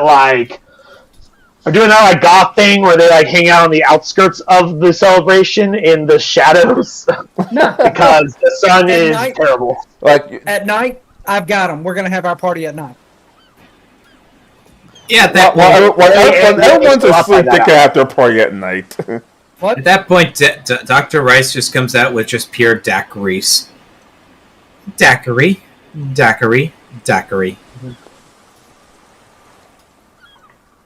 That would be impressive, considering I don't believe Dr. Ice knows where the alcohol storages are, because drinking whilst on the ship is a big no-no for the first mate. He knows where the medical alcohol is. There's only 3 people on this entire ship that know. 4 people on this entire ship. I know. No, there's 4 people on this entire ship that know where the alcohol is. The captain, the first mate, Drusilla, and Dr. Leibowitz, because they both have their own alcohol supplies for both cooking and medicine. I imagine Dr. Ice knows where the medical alcohol is. And if you drink that, Dr. Leibowitz will fucking kill you because he uses that for medicine. Because that's dwarven fire brandy, and that's fucking expensive. Yeah, obviously the captain's going to bring out some of the... Now, the rum storage, on the other hand, the captain and first mate can easily acquire because they have it hidden. And the first mate also knows where the secret rum storage that the crew has access to is hidden somewhere on the ship, and then pretends not to know where it is so he can keep track of it. Because we all know there's a secret stash of rum on this fucking ship that the crew dips into from time to time. Oh, absolutely. To make sure the crew doesn't go riot. Well, it's one of those things where it's like better the devil you know. I'd rather let them have the secret storage of the rum that they hide in like their cabins or whatever that I know about, rather than have one that I don't know about.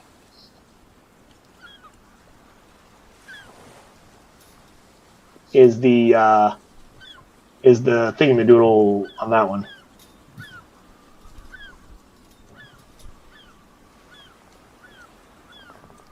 Oh boy!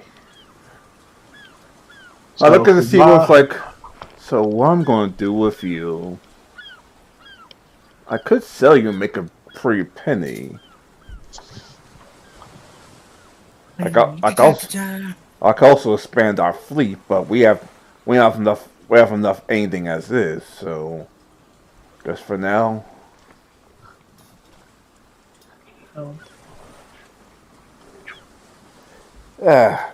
Guess for now we'll see how much we could get for you and whether it's worth it or not. Well, at first.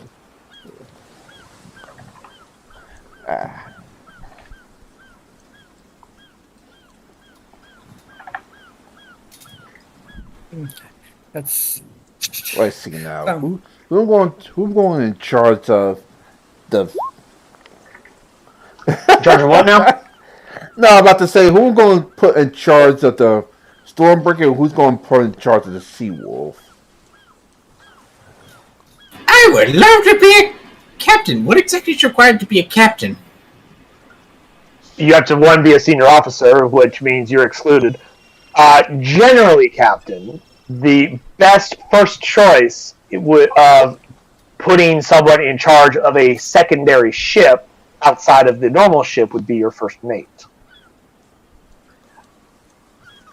Unless you feel that someone else should be taking it instead of him.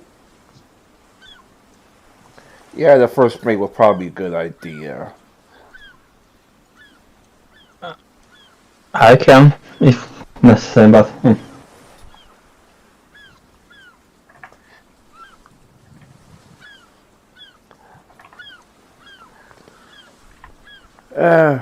We'll discuss this. We'll discuss this the day before the time's up. Well, now let's party with beer and booze. With beer, booze, and women, and men for obvious. Men, women, whatever. Mojitos! Mojitos! Mojitos!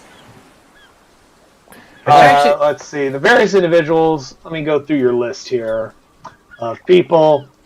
Leibowitz is generally jolly and subdued, as he usually is. He's not like the party hard guy, but he certainly is enjoying himself and relaxing, which is something you don't see him do very often. Usually he's a very busybody kind of person in his old age.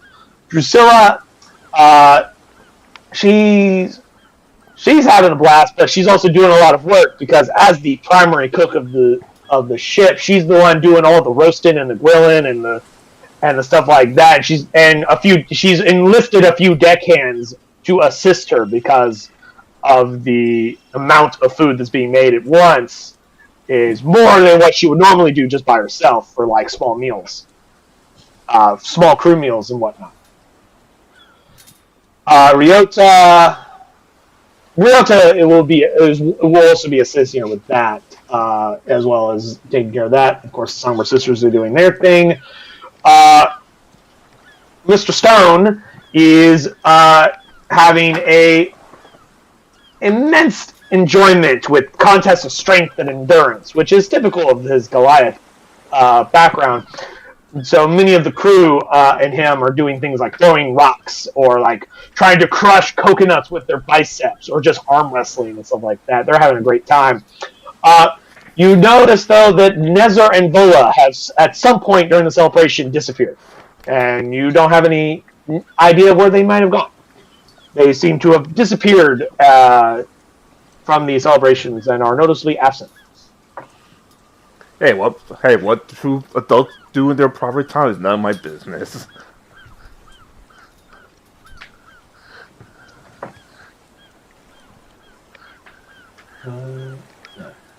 Pay no attention to the token I am making to the side. It has nothing to do with you. Will not murder you whatsoever, of course.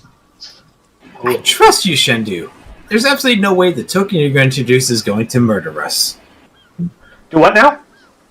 Oh, the token you're going to introduce us, it's not going to murder us. Yeah, I totally won't fucking drop this thing like right onto you guys. It's just like, ah!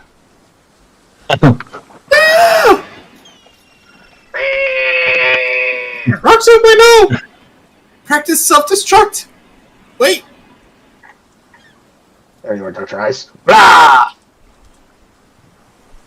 Someone got into the cabin! Ah! Move around, keeps smacking it with the staff of withering. Baba Booey, Baba Booey. Baba Booey, how does Swords beat us, Baba Booey? But anyway, jokes aside now.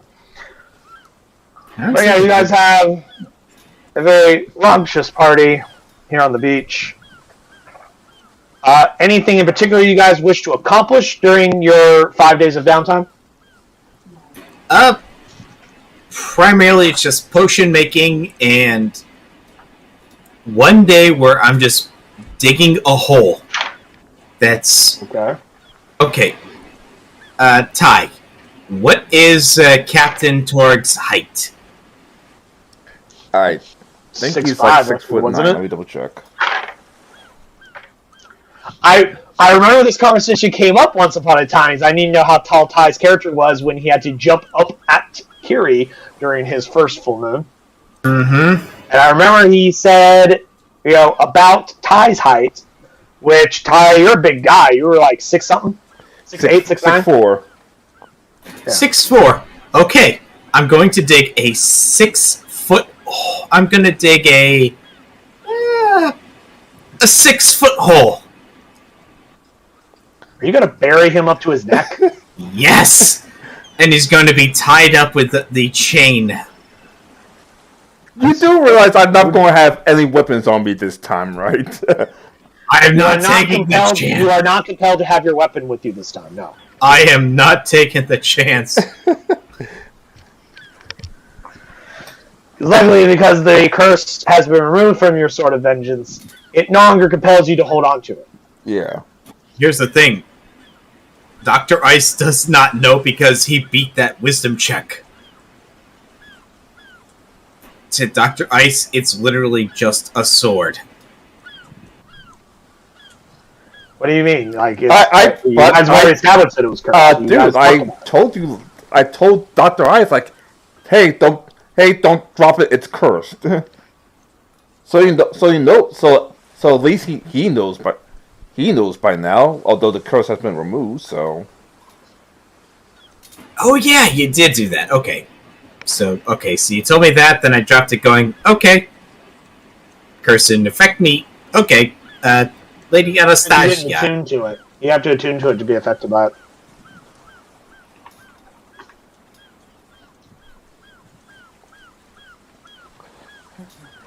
Yep. Alright, so obviously, unless anyone else wants to do something, I guess the night before the final day. I'm preparing the... Okay. Considering all the time I've spent in the Don't Escape games, I'm going to be doing this. So, on record, this will be what I'm doing. Okay. I'm going to first dig a foxhole that is 6 foot deep. I'm going to ask Captain Turg to voluntarily allow me to tie him up in the chains and padlock. Alright, as soon as I surrender all my weapons to Drusilla volunteers to help you because, as a drow, she knows a lot about tying people up. I'm basically also going to ask him to strip naked because... Well, obviously I'm going to have my underwear, my clothes on, but the rest of my weapons are going to surrender to everyone else. We can't be certain you don't have something in the skivvies. Yes, it's You're treating him like a prisoner and not a volunteer person. And I'm objecting to that. You Huh? will leave the captain some dignity. Yeah, I'm interested in that too. But Drusilla's into BDSM, so she's like, I know how to tie him up where he won't be getting out of that. Like, She pulls out some extra rope that she Like- has in a pocket. here's some And pulls out more rope that she just also happened to have. And pulls out another core of rope. She's got a lot of rope. Okay. Okay. I surrender all my weapons, including my sword, to Creed. And place him. Then at that Put point, his stuff in, lock it in his room, yes. where In his private quarters, yes. Then at that point, I will become the TSA agent who physically frisks him to make sure there's nothing hidden. Somehow. Again, you're acting as if he's attempting to hide something.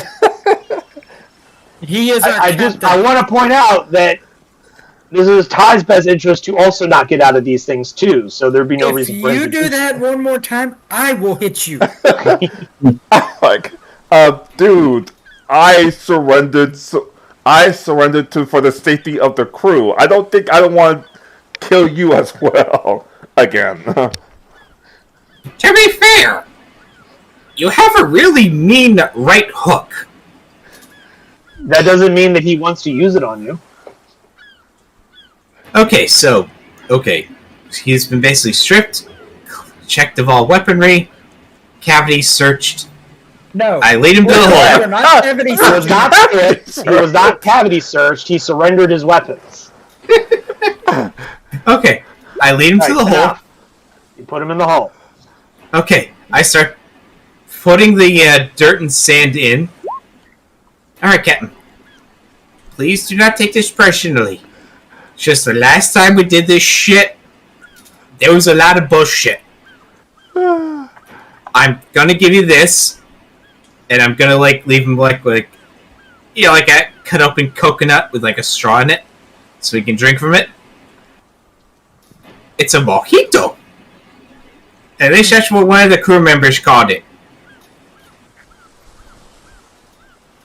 Alright. Okay, you're basically tied up. The chains are set. The ropes are set. He's buried. He's in the hole that's up to his neck.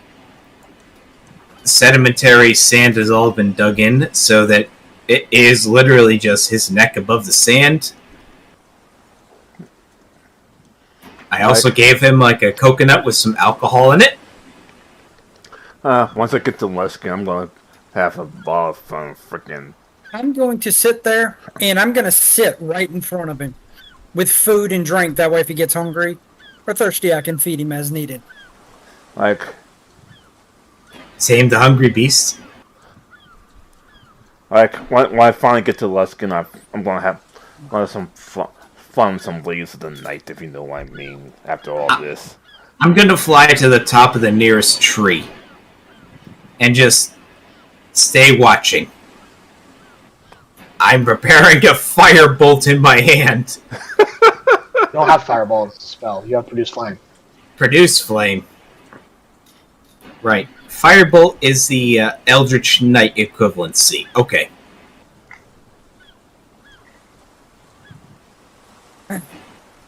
I'm preparing a produce firebolt in my hand.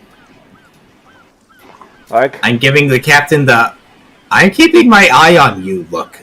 The sign language. Boy. I nod to Tree I think your crew's earned a rest in town. Take the ship and head to Luskin. We'll catch up in the Sea Wolf. Captain, you're my captain. I will follow you for as far as I can. But at the same time... unless you are giving a direct order to do so, no crew is leaving with either ship until after the full moon.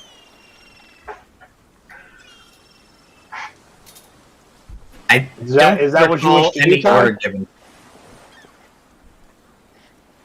I don't recall any order given. I'm asking Ty. No, that's the order. I'm placing Creed in charge to take some of the crew members on the Stormbreaker to Luskin. It doesn't sound like a direct order to take the Stormbreaker. That says that you are giving him the decision to make that choice. Oh, okay. So now my question goes to Master Creed. Are you giving said order? Miss Limfarin, Stormbreaker, take it out to sea, park it offshore, and wait for us. Dr. Ice, you and Bosun Ryota take a few men and take the other one and park beside them. And y'all will wait out there till morning. And come back and retrieve us when I signal you. Aye, aye. And I will...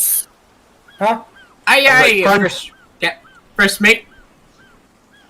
Fun fact, Bosun Ryota actually outranks Dr. Ice because he is the bosun and Kiri is not a senior officer. I don't, but that's not technically even a junior officer. Well, I said Ryota and him. I know. I was just pointing it out as the bosun in terms of sailing rank structures. The bosun is the highest ranking junior officer because he goes directly underneath the quartermaster. Now, that being said, I will wait here with you, Captain. And I'm sitting right in front of him. Cool. And just because, mage armor. That being said, while Ryota is the bosun due to his lack of communication skills that he has by not being able to talk, or as far as you know, he just chooses not to talk. You don't know if he has the ability to talk or not. You never heard him talk. Usually in crisis scenarios, the crew will tend to look to Vola. Vola being a natural leader based on her backgrounds. So usually the two of them swap back and forth with the actual running of the ship when you guys are absent. They both have like a dual system that they figured out themselves, and you guys have never countermanded that system that they have because they only employ it when you're not around. And every hour, I will recast mage armor every once in a while just to make sure it stays up all night. I know it lasts 8 hours. But it lasted for 8 hours. Oh, boy. I guess freaking I told you horror stories the first time I broke out. I don't think they give you a chance.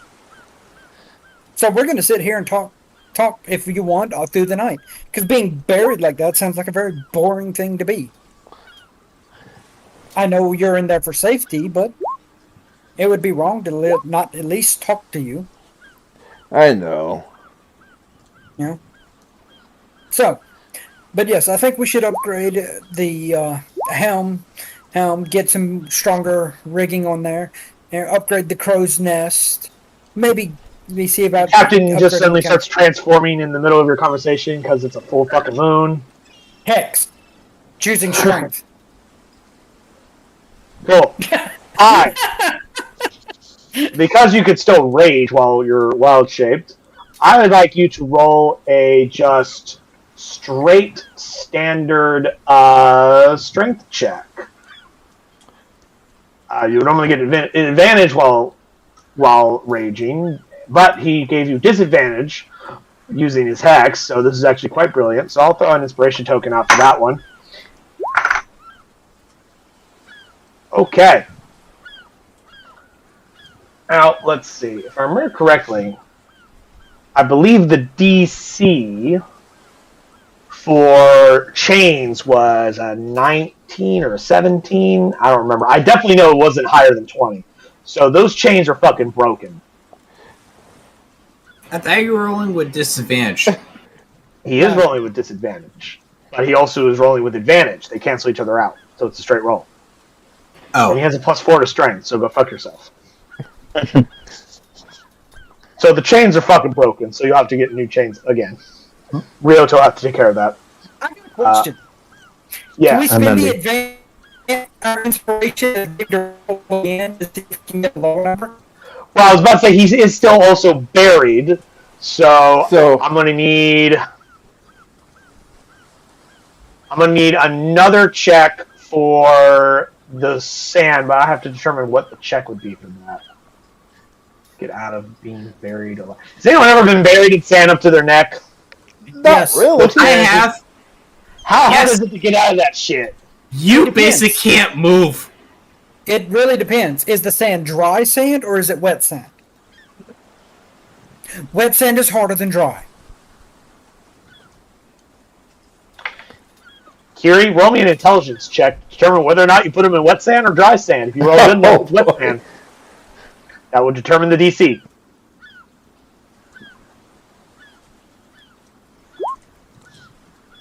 Cool. It's dry sand. So I'm going to say DC 25. It would have been a DC 30 if it was wet sand. So DC 25. No, wait. That would be impossible to make. So sorry, I'll say DC 20. I would say 3625 is impossible, so. Technically, yes, that would be impossible. Let's make it at least possible. So we'll say DC 20. Ty, roll me another strength check. Really? He fucking comes busted out of the fucking thing in full hybrid form. Dana, I need you to roll. I need you to roll. Initiative, please. Ty, I'll be taking control of your character now. Oh, boy. I was re-editing some of your macros. I see. Mostly just the names of them, because you aren't using any sort of vengeance anymore. You're just using a +1 magic longsword. So I was renaming your macros from Sword of Vengeance to Longsword, but the numbers are still there. Let me get your token. Where are you? There you are. Pull you over here. Pull Master Creed over here. This Creed should be much higher hit point total than 1. Yeah, that's because it was from other things.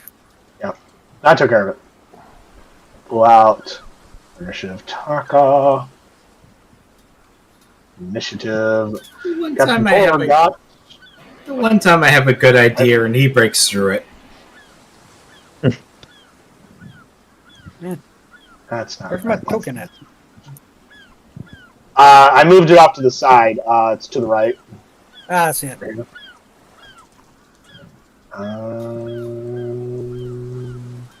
There it is. Should be 1.13. Good. I got this. And your initiative is wrong as well. I'll have to What? go in. Because it's not coming up as the way it should be. So I think when you guys were editing your sheets, when you were leveling up, it fucked it up. Because Ty was adding a 2 for his initiative tracker when it should have been adding a 1. So his initiative is actually 16.13. And mine's an even 16-0. Yeah. What are you going for? Get out of here. Nobody invited you to this party. And you said yours is a +0? Daniel? Yeah. No, mine's 16.11. 0.11? Yeah. Yep, there we go. Let me pull up your sheet so I can edit that onto the thing for later. I said it. 0.11 is your initiative bonus, since you don't add anything from your intelligence. Yeah. Okay. Yeah, and I got to take Hellish Rebuke off my... Or not, yeah. Did I take... Was it Hellish Rebuke that I dropped? Or did I keep that? I recall you saying you were dropping it. Yeah, I dropped that, so I got to take that and off.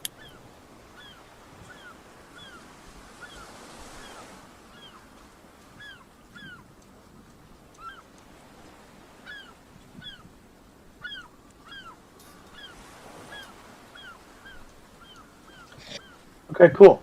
So he doesn't have any weapons, but he still has his tusks, and he can still punch you. So first, I'm gonna have him. Let's see. Is he busted out? Well, that's actually his. That was. Yeah, and then initiative. Okay. So I'm gonna say he's got to burn a second rage with his bonus action because he went essentially 2 rounds without attacking or taking damage, so he has to burn a second rage. Ty, remind me, you have 4 rages a day? Yeah. Cool. So this will be his second one, and he's going to use his Tusk Rage attack. So bam. Let's see, 19 hit because while he's flailing about, he's all his attacks are going to be reckless. So 12 slashing damage to you, because I'm pretty sure 19 hits you. Yes. Cool. And then he's going to start punching you. I don't have a macro for unarmed strike, but he essentially gets +6. Yeah, +6 to attack, and he'll do 5 damage per hit. So I'm just going to roll strength checks and add 2 to each of these. First punch, second punch. So 14 and 14. I'm a 15 AC. So he slashes you with the tusk, but as he tries to like fucking haymaker roundhouse you, you are able to step away from his wild fisting that he's coming at you with. And it's your turn now, good sir. Thank you. You need some more appropriate music for this. Treacherous Waters. Next, we'll start off with the bonus action and throw the tentacle out there. All right. And get it going onto him. So he was already hexed, so let me go ahead and make sure I mark that. Exact positioning won't matter, because, I mean, you're either going to be within range of people or not. Yeah, 25 will hit for 11 cold. He is not resistant to cold, I don't think. Are you resistant to cold? I don't think I am, no. Okay. Cool. So that's 11 damage from that.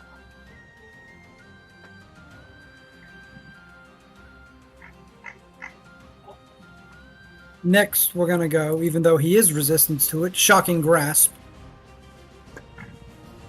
All right. 15 to hit him. While he is transformed, he has a 16 armor class. I haven't made that change yet, but when he,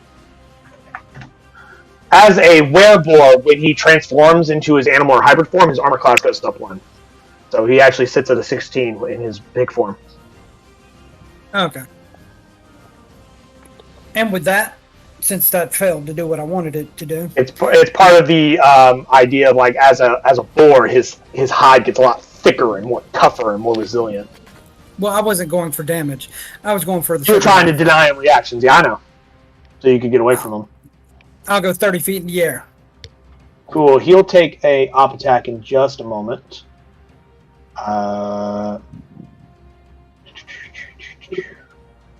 Pikachu, I am the walrus. Slice with his tusks. That is a 22 to hit. That will hit. Right, wait, no, actually. Does reckless attack only apply to all his attacks on a turn or all of the attacks for the round? I think it actually only applies when you are attacking on your turn. So we'll say it's a 16 instead, which I think still hits you anyway. Yeah. Okay. Cool. That's another 13 slashing damage. Also, I need you to make me 2 con saves, by the way. For Okay. both times he's hit you with his tusk. I forgot, yeah. Because you're not undead. That means you can actually transform into a werebore if... He can contract the disease. Of course. He can also just, like, fucking get cured of it. It's not that difficult. He himself can just remove it if he chooses. 16 and 17 for the concentration to maintain the spell. Alright.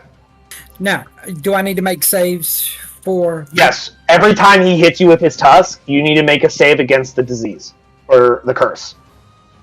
Another 16 Okay. and a 14. You're good. Because it's a DC 13 to contract the werebore strand of lycanthropy when a werebore hits you. At least it is for him. It actually may have gone up since then. I don't know. We'll say it's 13 for right now because I don't feel like looking it up. Well, I if think- it's a 14, I still pass it. Yeah. I think it might have gone up because I believe it is based off his constitution to some extent, but I'll look it up later. Well, if I get it off of 14, then I'll find out later. Yeah. I mean, obviously, if the DC is 14, then you made the save. If it's 15, I fail, but that'll be a later thing, and I won't know until later. Yeah, if the DC is 14, then a 13 will be a failure. If it's not, then a 13 will be a success. So we'll worry about it later. If you ever roll a 13 at any point in the future, then we'll make sure to divide the hairs on that one. In the meantime, though, you said you went 30 feet up in the air? Yes. And is that your turn? Yes. Cool.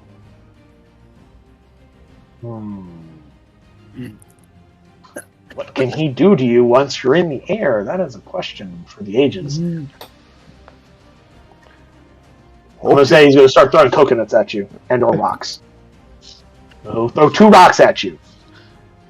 He is not proficient in rock throwing. 1d20 plus 4.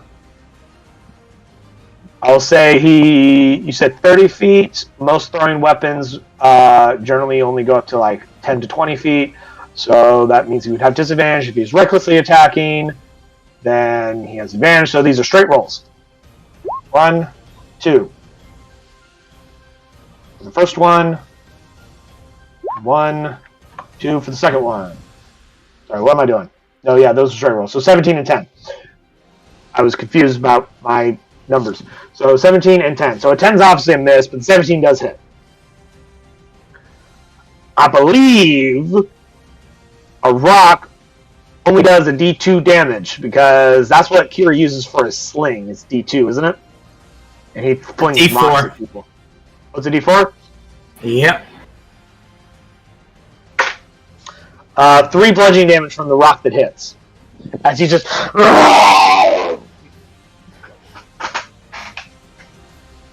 All right. I'm assuming then it's my go. Yeah, there's not much he can do. Ty, when he is not in control of his mental faculties and does not have any weapons, can't do much against a bastard that can fly and shoot spells at him from a distance. I like to imagine they gave If he was able to think coherently, then he could come up with some plan or strategy, because Captain Torg is not an idiot. Obviously, he knows how to deal with a flying enemy. But right now, he is just a wild beast man. All right. Let's start with the tentacle again. All right. Splish splash, or taking a bath in your blood. Alrighty. So, 12 damage. Yep. Tentacle hits Now- like a fucking beast. Jesus Christ. It only rolls for D8 plus I know, 5. but that's like the second time you've done a crap ton of damage. Next, I'm changing out my hex, so he will have the advantage on, or he'll have the stuff for strength skills again, or saves. And I'm It changing doesn't it over affect saves, it affects ability checks. ability check. Next, I will cast the spell Sleet Storm centered on him. If he starts his turn or moves, he must make a dex save or fall prone. Cool. You're only 30 feet above him, right? And it's a 20-foot high, 40-foot area wide. So I'm 10 foot above him. Okie dokies. Where is that? Yeah, what kind of check is it? It's a DC 16 dex save. DC 16 dex save. Okay, so he succeeds. Because as a barbarian, he has advantage on dex saves, fun fact. And I will give when you he starts his turn, that's what it will be. I assume Yes. your turn isn't over yet. Actually, no, it would be over, wouldn't it? Because that was your action and bonus action. And move action, I will fly in a slight circle around the. I'll start circling him. Yeah. Cool. So that's a save to not fall prone, and he'll throw ice chunks at you now that look like rocks. I don't know, man. That's a what's it plus 4? That's a 15 and a 10. Just to let you know, the area is heavily obscured. Okay, but he's still recklessly attacking, so disadvantage, advantage. So these are all straight rolls. Okay. So I believe a 15 hits you, right? 15 does hit me. Take another 2 bludgeoning damage as a chunk of ice rock hits you. Alright. And that's just what the spell does right there. You could have just And it lasts- linked it straight off your sheet, you know? If you had the spell in your thing. Don't you? Yeah. Let's see. There it is. I may have it on there, but it was just easier for me to do it that way. So we'll once You again haven't added it yet. we'll start with the tentacle. It's attack, which is a miss. Yep. And Creed now will start working on his Eldritch Blast. Pew pew! Blast the fuck out of it. 20 hits. He's not resistant to force damage unless I'm mistaken. And 23 will also hit for another 7. So you're just trying to blast his ass into submission. And staying on the perimeter of the ice thing, so if he stays in there, he might fall prone more often. Yeah, he is not coherent enough to think I should get out of this. So he's just going to follow you in your little circle inside the thing. Great Storm is becoming something fun and useful for me. I mean, that's only if you have an enemy that doesn't understand, hey, this thing sucks. I should get the fuck out of here. Dex save, please. Alright. That is a 12. Fail. He is falling prone. Cool. He takes half his move to stand back up. So it's still annoying for him. Mild annoyance, I guess. And he'll throw 2 rocks at you again. One is 18, the other one is higher than that. So Okay. both hit. 4 and 3, so 7 total. Bludgeoning as he just...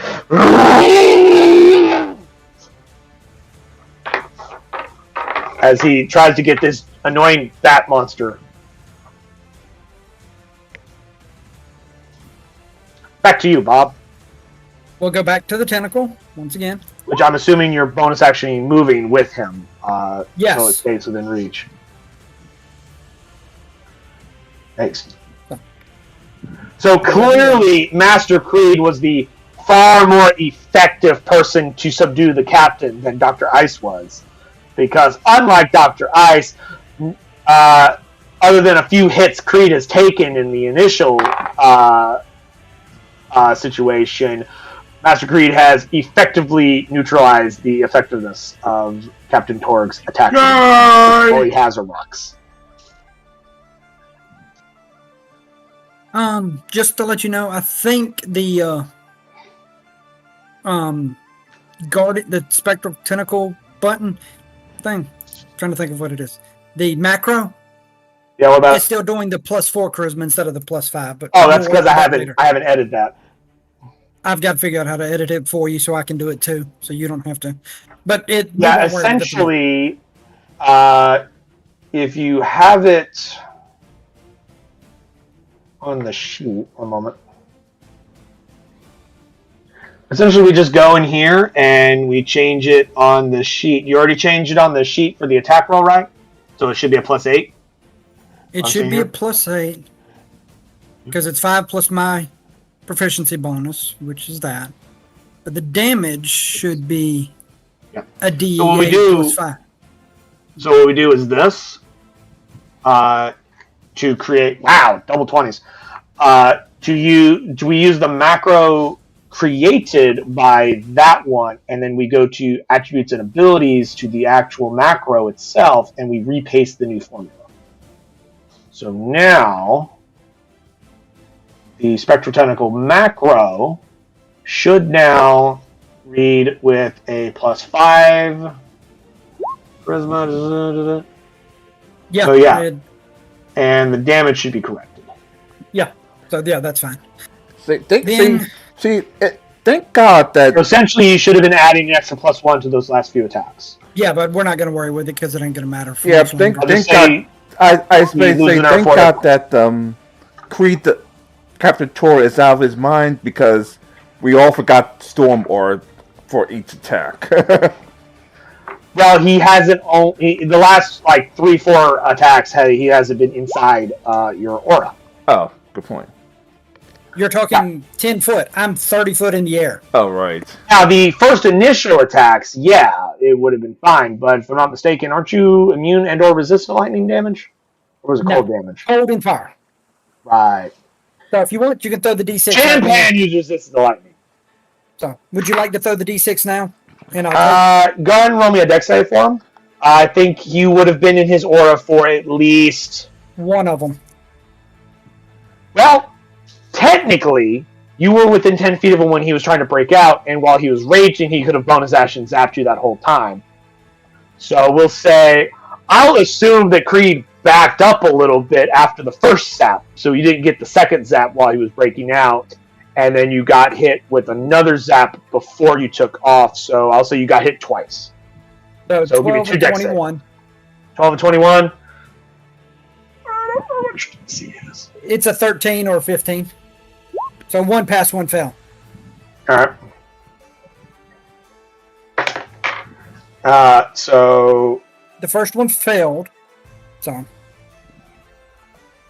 yeah, sorry. So you would have taken 2 more lightning damage because the first one failed. So you took 3 lightning damage from that one. The second one passed. Took half a damage, which is rounded down to 0, I guess. So You took 3 lightning damage. Yes. So go ahead and factor that in. And you were doing some Eldritch Blast a minute ago, right? Yeah. The 11 misses, the 17 hits, and that does finish off Captain Tor because he only had like 4 hit points left. So you. I will break concentration on the sleet storm to have it fade away. You can fly down and like administer him so he's not Yes. dying. Correct. Cool. You come down, he's playing possum when he attacks you. I'm just kidding. No, he's unconscious. Actually, no. Like, he I doesn't. gotcha. Actually, no. He still has the ability. His 2 abilities. Yeah. He's a half orc. Yeah, 1 HP. Yeah, I'm still up. He's still up. Oh, yeah, that is I true. would know that. So, yeah, no, we're continuing this thing. He's still got 1 HP. Yeah, I actually did forget. Thank you for reminding me of that, gentleman. Fuck it, I'll throw 2 more rocks at you, I guess. But remember, I could bring up. I could bring up 15 for 2 times. 15 and the other one was well below 15. Your armor class is 15, so only one of those hits. For another 1 bludgeoning damage. Your turn, my friend. Right. So, the tentacle again. For 10 damage to knock. Which takes him down, and then he gets back up because he has both relentless and relentless endurance. And Eldritch Blast. And those take him down. So now he's finally down. So you took an extra 1 or 2 bludgeoning damage, but he's finally down now. Huzzah. And then I will go down there and treat him and rebury his ass in the sand.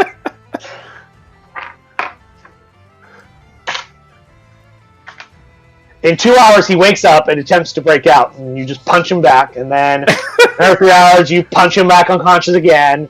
And then another 3 hours, you punch him out again. And that's how you proceed. Let's keep coming back. Yeah, because it's every 1d4 hours, so you always have a minimum of 1 hour for a short rest. And then every time he comes to, you just knock his ass out back again. And one of those spells will have create water over his hole. To make it wet sand and make it harder. Exactly.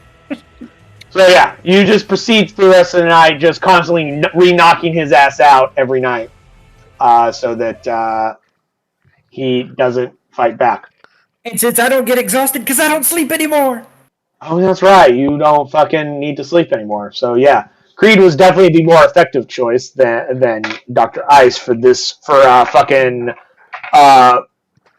Werebore watch. What exactly is the reason why sleep does not affect you?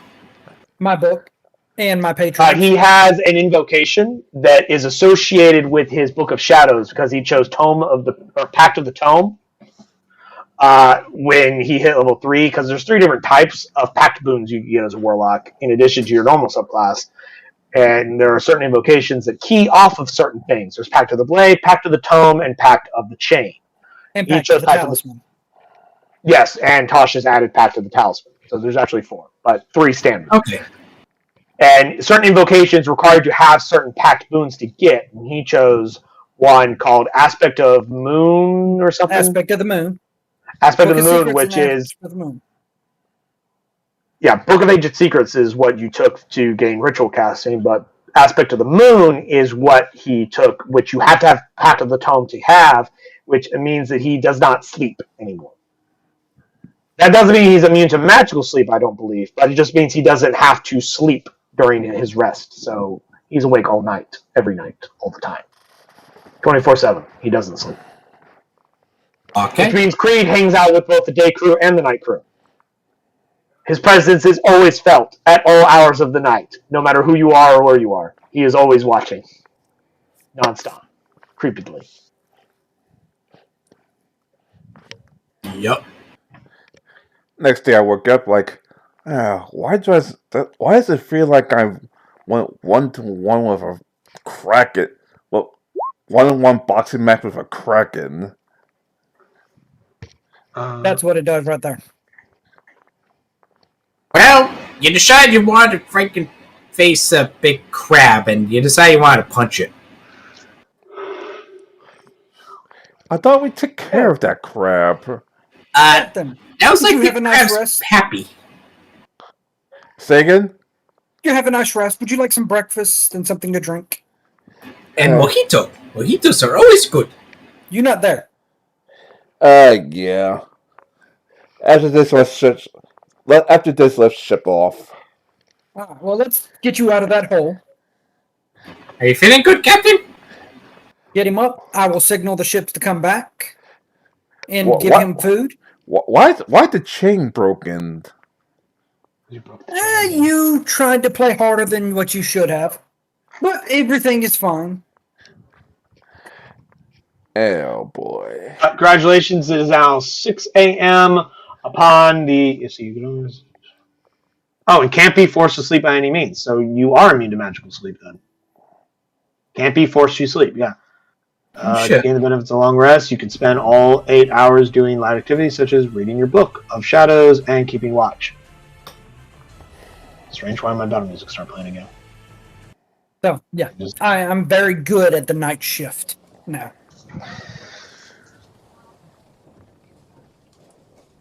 Granted, though, unless Master Creed dictates otherwise, the watch commander is still Drusilla. She's still in charge of the night watch. You're just up at that hour because you don't sleep.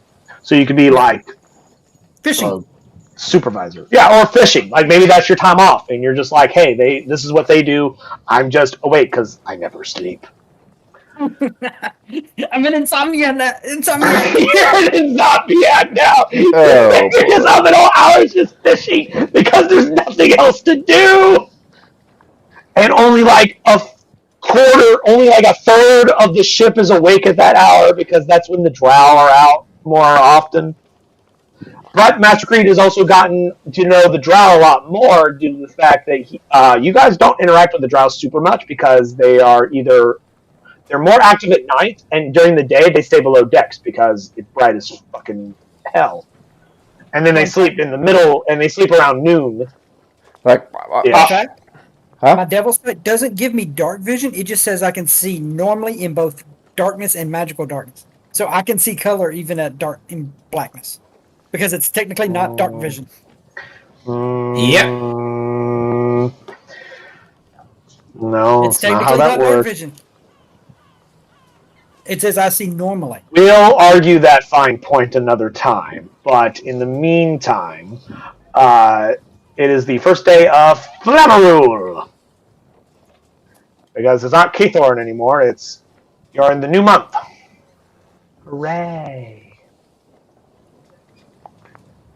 and the first thing I'm going to do when I get out the hole is take the shower while they're still on the beach. Fun fact, the next full moon is midsummer, which is one of the various holidays that happens between various months.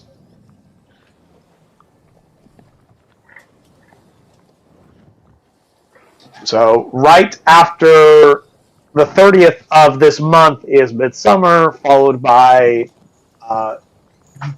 Elias, which is the 8th month. Now that we've done this, Ryota, let's tear down camp.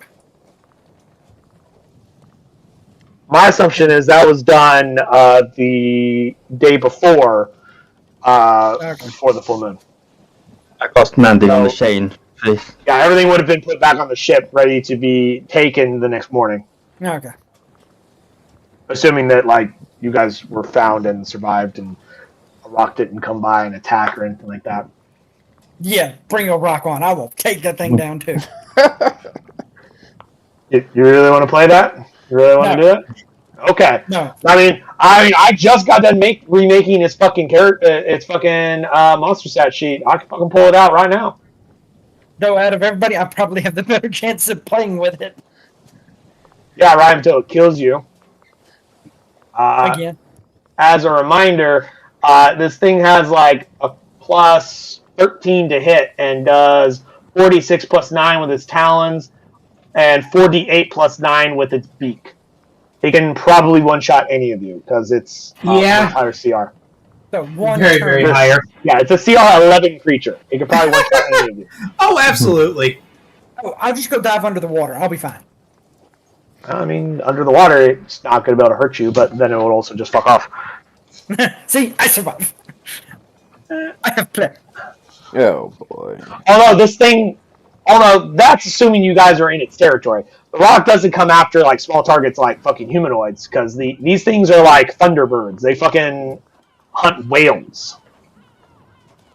As a reminder, the first time you saw one, it snatched a whale out of the water and flew away with it to go eat. That it did. So like it likes big, slow-moving targets, not tiny, fast-moving targets. So the only time it attacks you guys is when you're fucking around near its nest and making a lot of damn noise that annoyed it.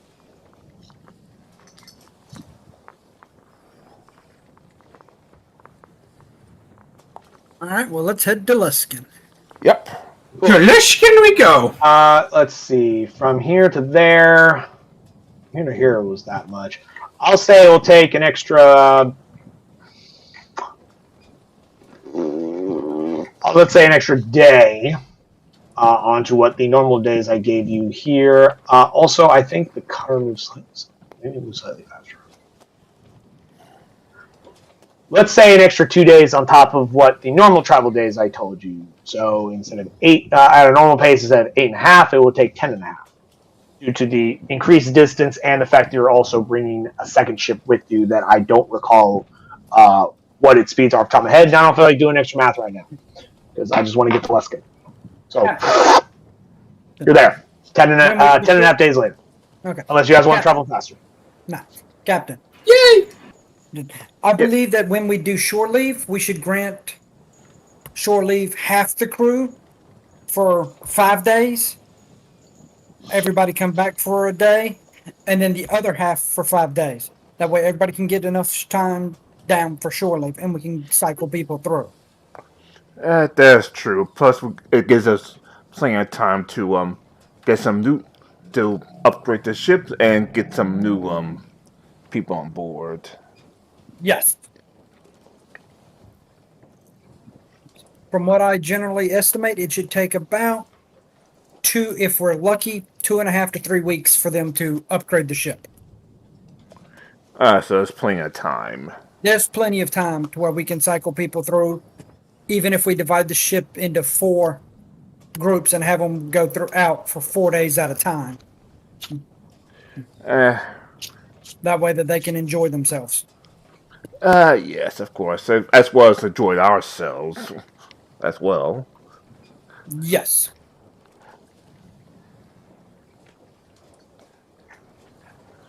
Out of curiosity, I'm trying to remember. Has Ice ever actually been to Luskin? Yes. All of you have been to Luskin because that was the first city you guys went to as part of the initial prologue. Because they picked you up on the way there after their very botched heist. Oh, right. That's where Ty got the lycanthropy. Yes, that is where you guys picked a fight with a small smuggling organization that also turned out to be a guild of were-rats, who had a few were-boars on retainer as enforcers. Okay. It was and you killed a bunch of guys, chopped the dude's head off, turned to a shrunken head, set their building on fire, and then fucked off. And yes, we still have that shrunken head, because we know that's going to be a key puzzle part in the future of the adventure. One day it will come in handy. You never know. It can happen at any moment. Oh, boy. Exactly. Okay. I'm willing to let you have this +7 sword, this +7 longsword, but I need a head in exchange. There you go. The head of a dead were-rat. But anyway, here's a map of Luskin for those of you who need a refresher on the layout of your home city. Right. Questions about where you might be able to find specific things, places, or people, let me know. Right. Memory serves, roughly here is the Shrine of Umberly. Okay. There is definitely a shrine to Umberly in Luskin. I think it was somewhere between like the Captain's Court and the ruins of Ulusk. It was somewhere around that area, like. something like that. I would have to pull up like wikis to get more precise, but I definitely know there is one in there. I also know there's a temple to Auril, the Frost Maiden in Luskan, due to its nearness to the northern area. I don't know every single fucking deity that may or may not have a temple or shrine in here, but if you're looking for a specific temple or shrine to a specific deity, let me know, and I'll just pull up my butt whether or not they're in here, and then we'll look it up later and worry about it another time. I have absolutely unless you guys are looking for something specific or want to specifically avoid a particular type of temple, that's up to you. Let me know. Okay. I just know there will have to be nothing to. 1, 2, 3, 4, 5. There will be nothing for Queen Mab, but considering how. Because Queen Mabe, also known as the Queen of Air and Darkness, leader of the Unseelie Fae of the Winter Court, is not a goddess. She is a Fae queen. She's an archfey. So, of course, there's no temples or shrines dedicated to her. She's not a god. Only gods get temples and shrines. Yep. Or those worshipped as gods, like Asmodeus, who's technically not a god either, but that doesn't stop him from having cults. But as far as I know, there are no archfey cults or worshippers of an archfey, as far as I know. Let me change our ambience. There we go. More. So, gentlemen, you arrive here in the beautiful city of Luskan, City of Sails. One of the most dangerous cities on the Sword Coast. It is noon on the 11th day of Flamrule. Alright. Since it was 10.5 days, you arrive at noon. Alright, obviously let's restock, let's get some gunpowder, and let's start to upgrade our ship. Crew. Now, I won't make you guys split hairs about your deckhands of which ones are at which, but what groups do your retainers fall in for purposes of your shore leave rules? Because I believe Daniel was saying things like half getting so many days, the other half getting X number of days. We are going to rotate through, because we should be here long enough. We're going to divide it into 4 groups. Each group will get 3 days of shore leave. Leave each. That means our retainers will take 3 days, 2 at a time. Each. Well, I was asking, like, in what groupings? Obviously, the Songbird sisters will be together. Okay. They tend to hang out together. That is what they do. Next up, we are going to put Dr. Leibowitz and Drusilla together. They tend to hang out in more of that kind of... Do they? Well, they tend to be in the ship more often than outside the ship. Yeah, but they don't have a lot of interaction with each other. But, that's up to you. I was just pointing out that they don't normally hang out with each other. In fact, Bosun, Ryota, and Drusilla actually spend more time with one another due to the fact that as the cook, she has to constantly know what supplies are on the ship or have people go get supplies for her. So she's usually interacting with Ryota. Ryota also interacts a lot with Dr. Leibowitz because he also needs like various medicine supplies and whatnot. Really, yes. Ryota hangs out with everybody, actually. Almost everybody. He doesn't hang out with Stone, for example, but Stone's not hey, I need like blank supply constantly. So Ryota doesn't interact with Stone that often. He's more of Dr. like... Leibowitz and Drusilla will be a grouping. We're going to put Ryota and... when you announce like who's in what group, Vol actually pull you to the side later on and actually request that her and Nezzer have the same shore leave time. Okay.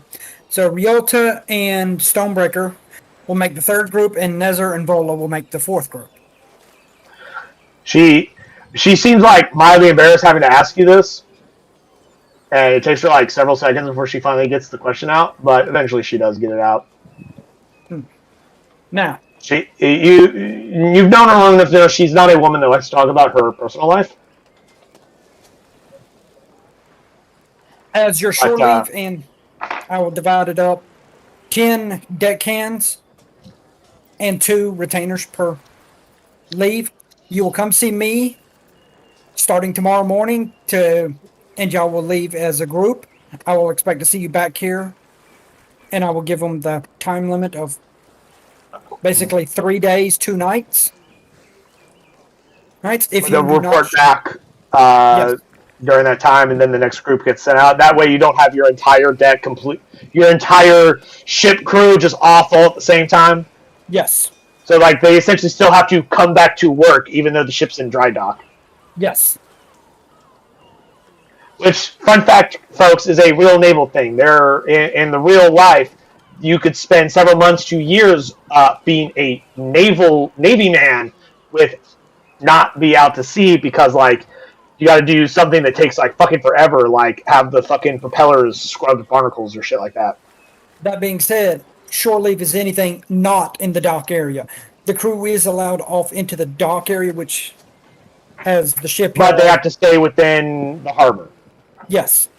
That way they are not all having to be directly on the boat. There are like inns and bars there. So everybody can get paid and either do their day. Now, in Daniel, town. Yes. I'm real curious about this one. How many days of pay do you owe your crew? 56. 56 days. Now, for your retainers, what does that total come out to? All right. As I pull out crew pay. Let's see. Skilled crew, which are your retainers, get 5 gold each per day. You have 8 retainers. Actually, they get more because we pay well. You've increased their pay? Huh? You've increased their pay? Their pay is higher because this is a pirate and we do better. Oh, I wasn't aware. That was what have you increased their pay to? the pays is the captain will make 30 gold per day. This does not include ship upgrades and anything else or supplies. So that's just for him. Hold on, slow down. Let me go ahead and.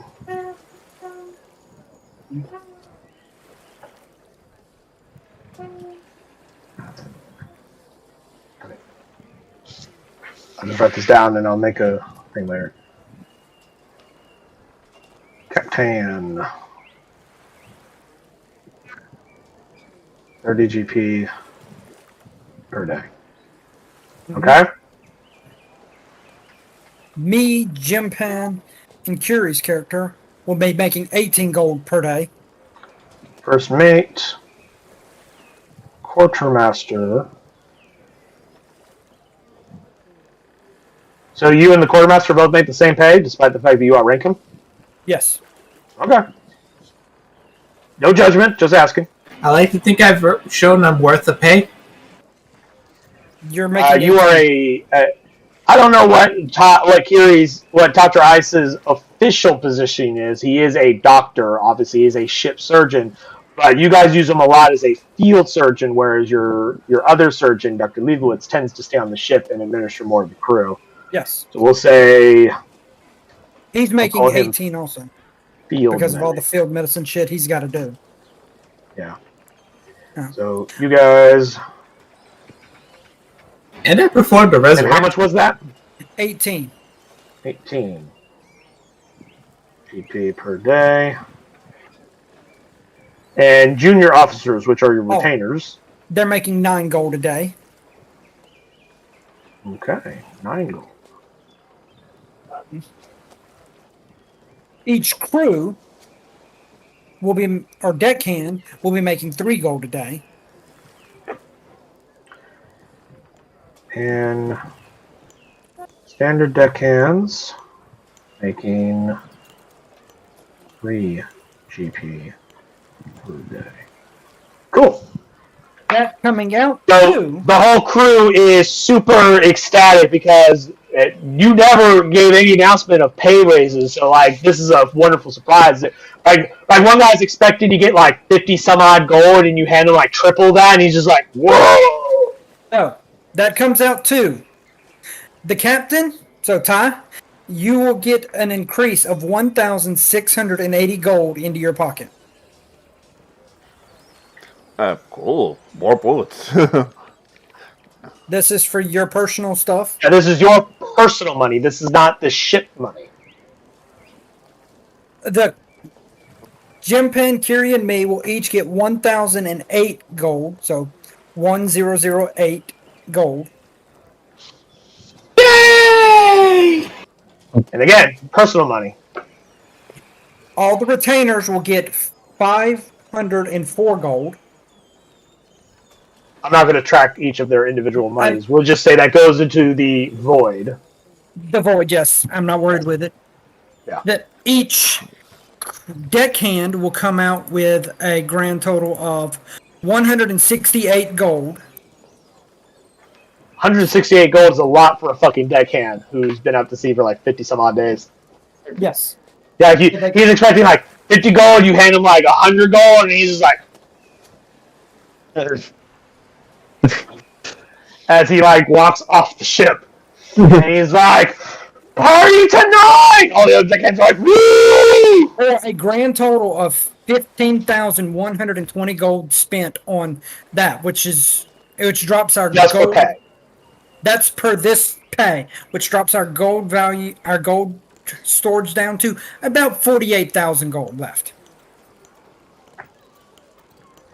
That's just the coins, if I'm not mistaken. You haven't sold any of the art objects or gems yet either. Yes, and that does not count silver coins, copper coins, or platinum. Which you haven't had any bank convert yet. Correct.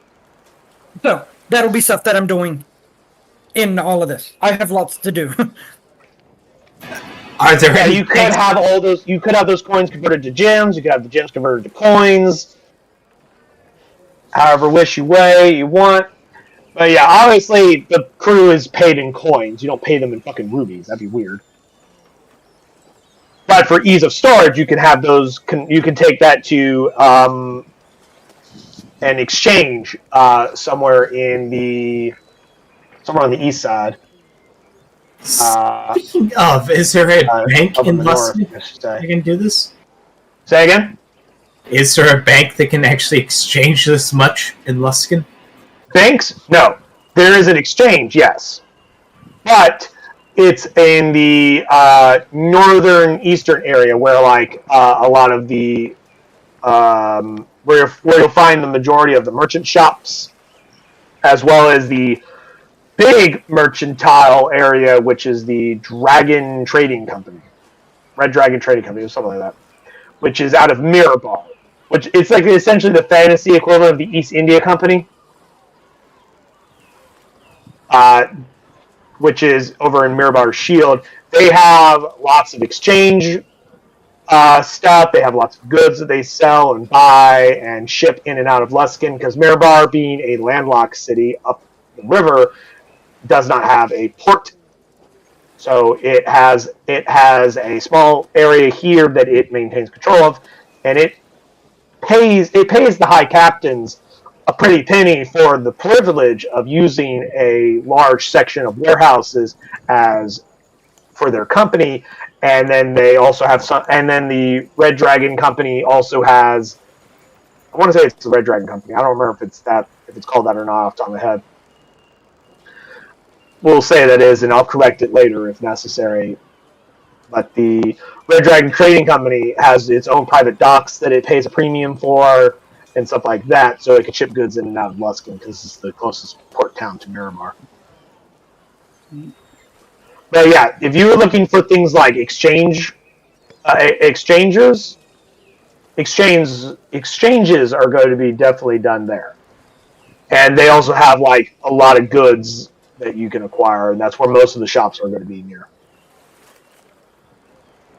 So everything on the other side of the Mirabar River is going to be a lot of residential areas or tavern areas or stuff like that. Most of your shops will be on the other side, as well as like warehouses and stuff like that. All right, so I guess after the first day, me and Cree will go down to who do we stop there to try to upgrade all this ship? Well, we'd have to ask around. Just a quick aside. you guys don't have to go. You don't have to play your downtime day by day by day by day. You could just tell me what you guys do over the course of however much downtime you're taking. However much that is up to you. But we can start with the captain and the first mate, because I assume you guys are going to be doing a lot of joint stuff during your downtime, Well, we need to do including the like ship. shipmates. Well, Ship upgrades. well, first things first is the ship upgrade. You'd go talk to the dockmaster. If you need to have your ship put into dry dock long enough to do upgrades and maintenance stuff. Yes. Cool. You go talk to the dockmaster. But before you, you go talk to the dockmaster to have that settled for a dry dock. You'd also have to, of course, pay your docking fees, which aren't super expensive. He'll charge you. I'll say it's usually like 1 gold a day docking fees. If you're going to take up a dry dock, he'll charge you 2 gold a day. Per day it's there. 2 gold a day per day in dry dock. Okay. So 2 weeks. Yeah. So 14 days, so 28 gold. Yes. If it's in dry dock that whole time, it'd be 28 gold.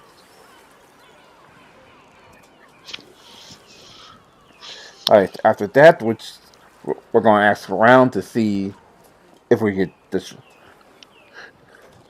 get our, Say again? Get your upgrades. we need Cool. to look at those 3 upgrades. Exactly. All right, now 4 upgrades. remind me again. As specifically- well as find someone who sells We'll come to the cannons in a moment. Yeah. Because it is a controlled substance, so like it is a controlled substance, and a lot part is the circus. So you're not going to just find just anybody just selling it in Joe's big house of fucking counterfeit. Yeah. But you guys have lived here long enough, and you're pirates. You know where the black markets are. You know where the smugglers are. They're the guys you're going to talk to for that specific stuff. But let's start with them one at a time. Because the Dogmaster, you can ask him questions. He can direct you on like who to talk to. Like the Dogmaster is the guy who knows all the guys. So if you're like, hey, we need this particular item, he'll know where to send you to go get that. So start with the first thing. What do you want first? Let's get our upgrades. Yeah. So first things obviously is the What's the upgrade first to upgrade? Crow's Nest. Crow's Nest. Thank you. That has Okay. Featherfall automatically on. All right. I should probably actually pull up the thing for it. That is on about page 20 is where you're going to be looking at. Yeah, I got it. Let's see. Now, are you getting an additional crow's nest, or are you getting an upgrade for the current crow's nest? Upgrade to the current Crow's Nest.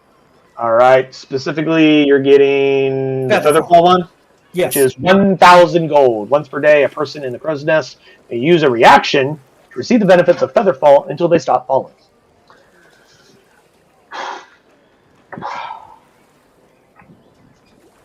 That's a magical upgrade, not a mundane upgrade. So there's a percentage chance that you don't have anyone in this city that can provide that to you. Okay. Cool. He says that you can't get that here. However, he knows a guy in Waterdeep that could take care of that, as well as Neverwinter, which is much closer. He says definitely Neverwinter. You'll find someone like that because they have some freelance mages and a couple of mages guild in Neverwinter, and it's known as the city of skilled craftsmen. So if anyone would have an upgrade like that, Neverwinter. But he can direct you to any other upgrades. So you can't get the Featherfall one in Luskin because there's no one of any magical skill in Luskin that is selling the services to do that. All right. So next stop will be Neverwinter after this. We can go down there and look. Next up is the improved mechanicism. Mechanicism? Yes. Cataclysm? Yes. Ah, the Cataclysm! And we want the +2 variation, which is a... Okay, that is to the wheel. Improved mechanism. Yeah, mechanism. Characteristics, +1 to pilot checks, further upgrades, fine tune for +2 pilot checks. Ours, improved mechanism. Okay. Now, that's essentially 2,500 because you have to buy the first one and the second one on top of that. Much like when you. Yeah. Yeah. Because you have to have the improved mechanism to get fine tuned. Mm-hmm. So you guys are aware. Yeah, I got to buy both of them. One to get one and then one get the second one. Cool. So that's 2,500. And he says. Not 3,500. Because it's 1,000 for the first, 25 for the second. Fine tuned is 1,500. Okay, maybe I didn't look at it. So I've got to add an extra 500. But yes, I've got to buy the first one, then get the second one. The improved mechanism itself is 1,000, and then the fine tune is an additional upgrade on top of that, which is another 1,500. So it's a total of 2,500. Yeah, there. So 2,500 to get the +2. He goes. I know the guy. You just blah blah blah blah blah, and he gives you some directions to go contact the guy to have somebody sent over to go and add that to your ship. And whilst he's in dry dock, he can come in. Him and his workers can come in and add that to your ship as you see fit, or he just sell it to you, and you can have some of your own crew handle it. Like Ryota. We're gonna have it professionally installed. I would say professionals. Well, technically, Ryota is a professional, but you'd rather have the guy who sells it install it. Also, it's entirely up to you. We want the one-handed wheel upgrade. One-handed wheel. There are 2,000. Pilot checks are no longer made at disadvantage in performing an action on the same turn. Only applicable to dex-based checks. Cool. I'm assuming the same guy could probably do that because it's all in the rigging area of the. I'll say yeah. Like he directs you to a guy who does. He's a tinkerer who specializes in improving the wheel and thingy. Then rudder. There we go. I was trying to remember what the fuck that thing was called. The wheel and the rudder mechanism. He specializes in fine-tuned mechanisms such as operating the wheel and the rudder. Not so much as the rigging, but fine-tuned mechanisms. The weighted. He's like a clockwork guy. Let's get the weighted and the free spin while we're at it. Weighted mechanisms. Pilot checks Overwatch are made at advantage. We can't. I will. Hold on, just so you're aware, what that means is I haven't had you guys do this because I didn't feel it was necessary. But that means that while normally when the ship is at rest, like when you guys are all asleep, Drusilla will periodically Drusilla is in charge of the night watch, but she also maintains the ship course, so it doesn't while you're sitting here at night, it doesn't start to do this. Yeah, but this helps. You want to go this way. It helps her out. Yeah, but the check is super low. Last I checked. But it's still something nice. I think we should get it. I mean, that's up to you. I'm only pointing out the fact that the upgrade applies to a mechanic that I have not used up to this point. So I'm just pointing out that you may not want to waste money on something that helps you do something that I haven't had you guys roll for yet. It's only 200 gold. I think we should. It's only 200 gold. It's not a big waste. Better safe than sorry.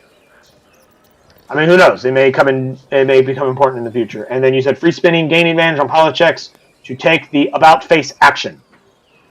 500 gold. Which is useful because gaining advantage on that means there's less likely chance that you're going to fling someone overboard. Now that you guys have done that maneuver very often, you guys haven't had your pilot take that kind of action very often. I think you've only done it maybe once or twice. The very first time you did it was back when Jinpan was the pilot, and his guys got thrown overboard because he fucked up. So that's another 500 gold for the free spinning. So yeah, he directs you to a clockwork tinkerer guy who specializes in this kind of work. I'd like to ask, and this isn't going to be in your book, Spencer. This comes from the Salt Marsh. There is some ship upgrades in there. Okay. Some of them are more magical, and I know not all of them are in town. Go ahead and throw them out. I'll tell you whether or not you can get them. Okay, give me a second. Let me go through, and there was a few of them that were worth it. Reinforced hull. This doubles. There is a thing in here for hulls in the Naval Code. Okay. Well, I'm just listing off some of the ones in here. There's also the ever full sail. What's that do? These billowing sails are woven from cloud stuff drawn from the elemental plane of air. Wind whips and whistles around them, allowing the ship to move with a speed of, mind you, this says 60 feet for it, in the direction relative to the wind. Sure. I was also So basically, as cool as that is, Yes, it make it specifies mechanics that is different than what the Naval Code uses. well, Because Yeah. the Saltmarsh book has its own naval rules, so I would have to not so much convert, but like readapt that concept more into the way the Naval Code runs its traveling and stuff like that. all right, then. But I can definitely say that a magical sail is not going to be available in Luskan. Okay, I doubt. Now, I was also looking when you said reinforced hull. There's reinforced walls in here, which adds a plus 50 HP, ship HP, and can be taken multiple times up to 3. So you can increase your ship's hull HP with that. And I want to say there was some other stuff in here. I doubt you would have the Defiant cells. What do those do? Defiant cells. These cells glitter. Okay, I'll forget that. While the ships are unfurled, ranged weapon attacks made against the ship and anyone aboard the ship are made with disadvantage. As a result of the cell's protective magic. The drawback is this does not apply to anyone who's on the ship itself. I'm going to say probably no on that one, just due to the way that the naval combat works, is that most of these things have a hard time hitting people anyway. Okay.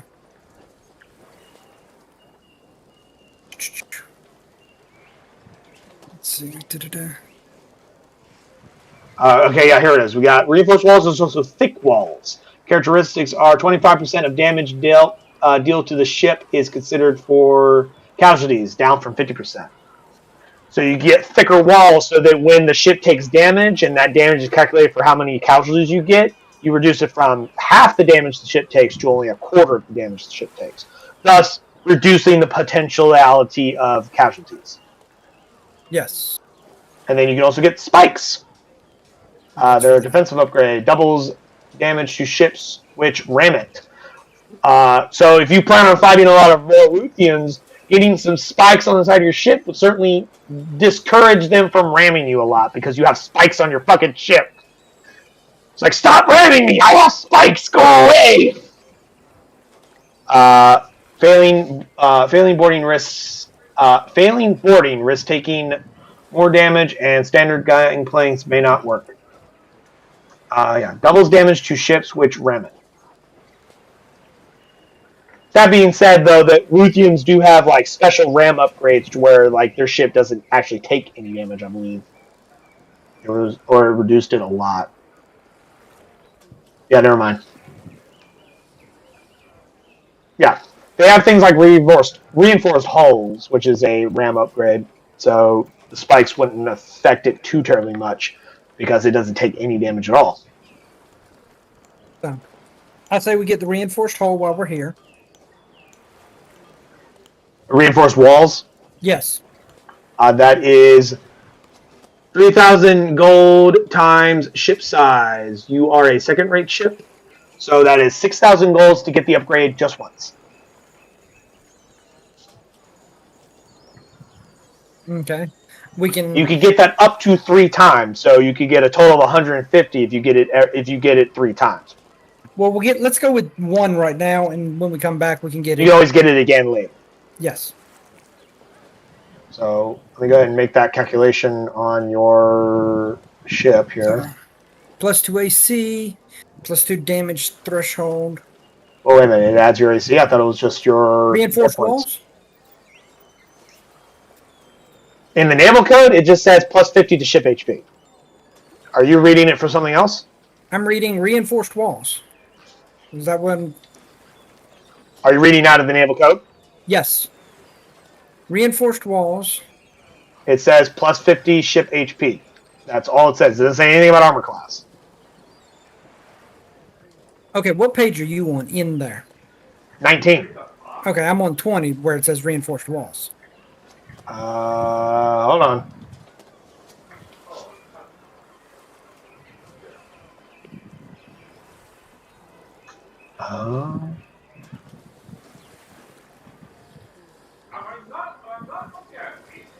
I don't see anything where it says reinforced walls anywhere on page 20. On the naval code? Yeah.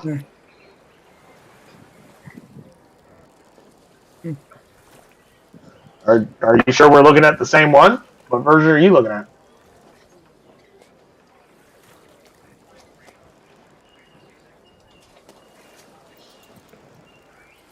Alright, hold on. Let me pull up your thing here.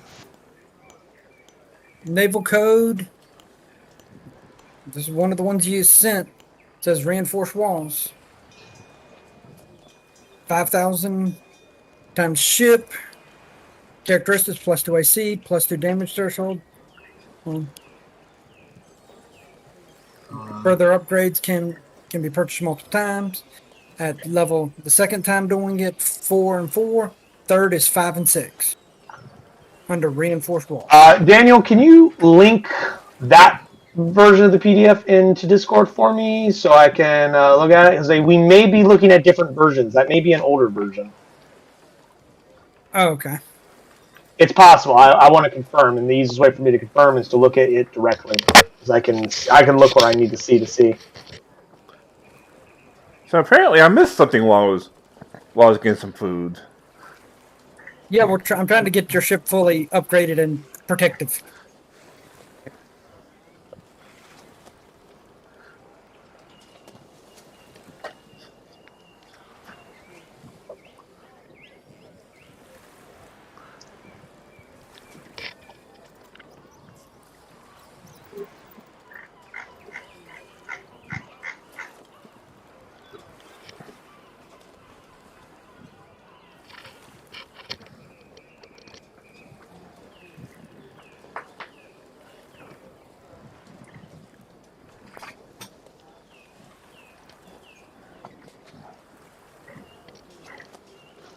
It's really weird.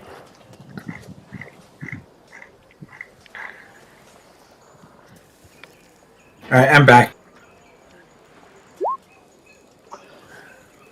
Yeah, I see what the problem is. This is an older version.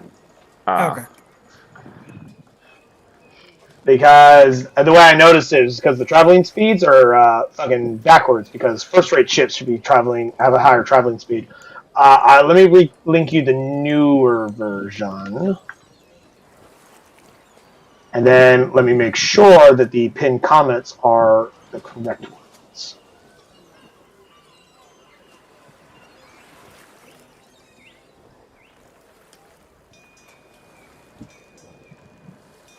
And then I'll go through that book and look for any upgrades that I think are worth doing and go from there.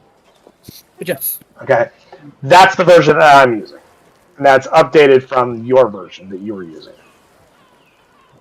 Okay.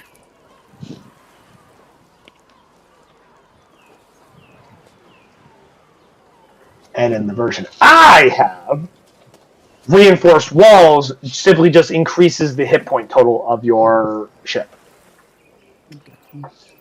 I'll let everybody else do theirs while I look through this thing and see if there's anything worth getting. Okay, cool.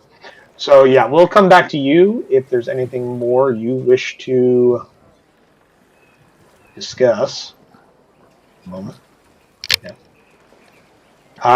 Now for downtime.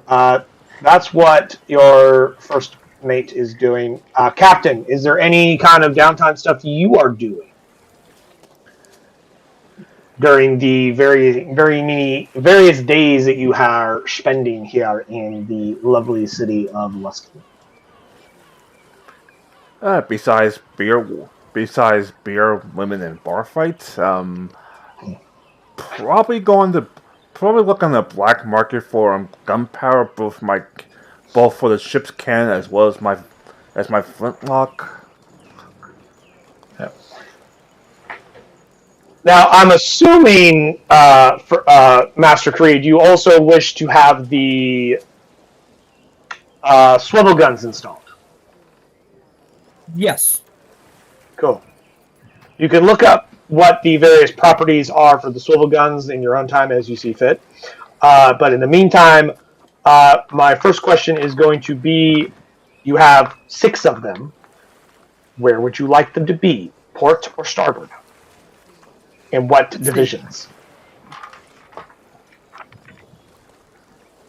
Well, I think we have 4 on each side. You have 2 ballista on each side for a total of 4 ballista. Well, I think we should at least keep 1 ballista on each side. Well, you already have 2 on each side, unless you're moving those. Well, I don't know how many port or gun ports we have. Oh, sorry. That comes with what your ship is. You sail a brig. A brig can have a total number of 8 guns per side. Your minimum maximum is 4, 8. So you can have a minimum of 4 up to a maximum of 8. Of course, you can also have less than 4. But yeah, your maximum gun slots allotment is 8. So we'll put 3 swivel on each side. Cool. With the 2 ballista. That way we have. Which means you will have 5 guns total. Yes. And when you guys choose to fire weaponry during your naval combat, you choose which guns are fired at what intervals.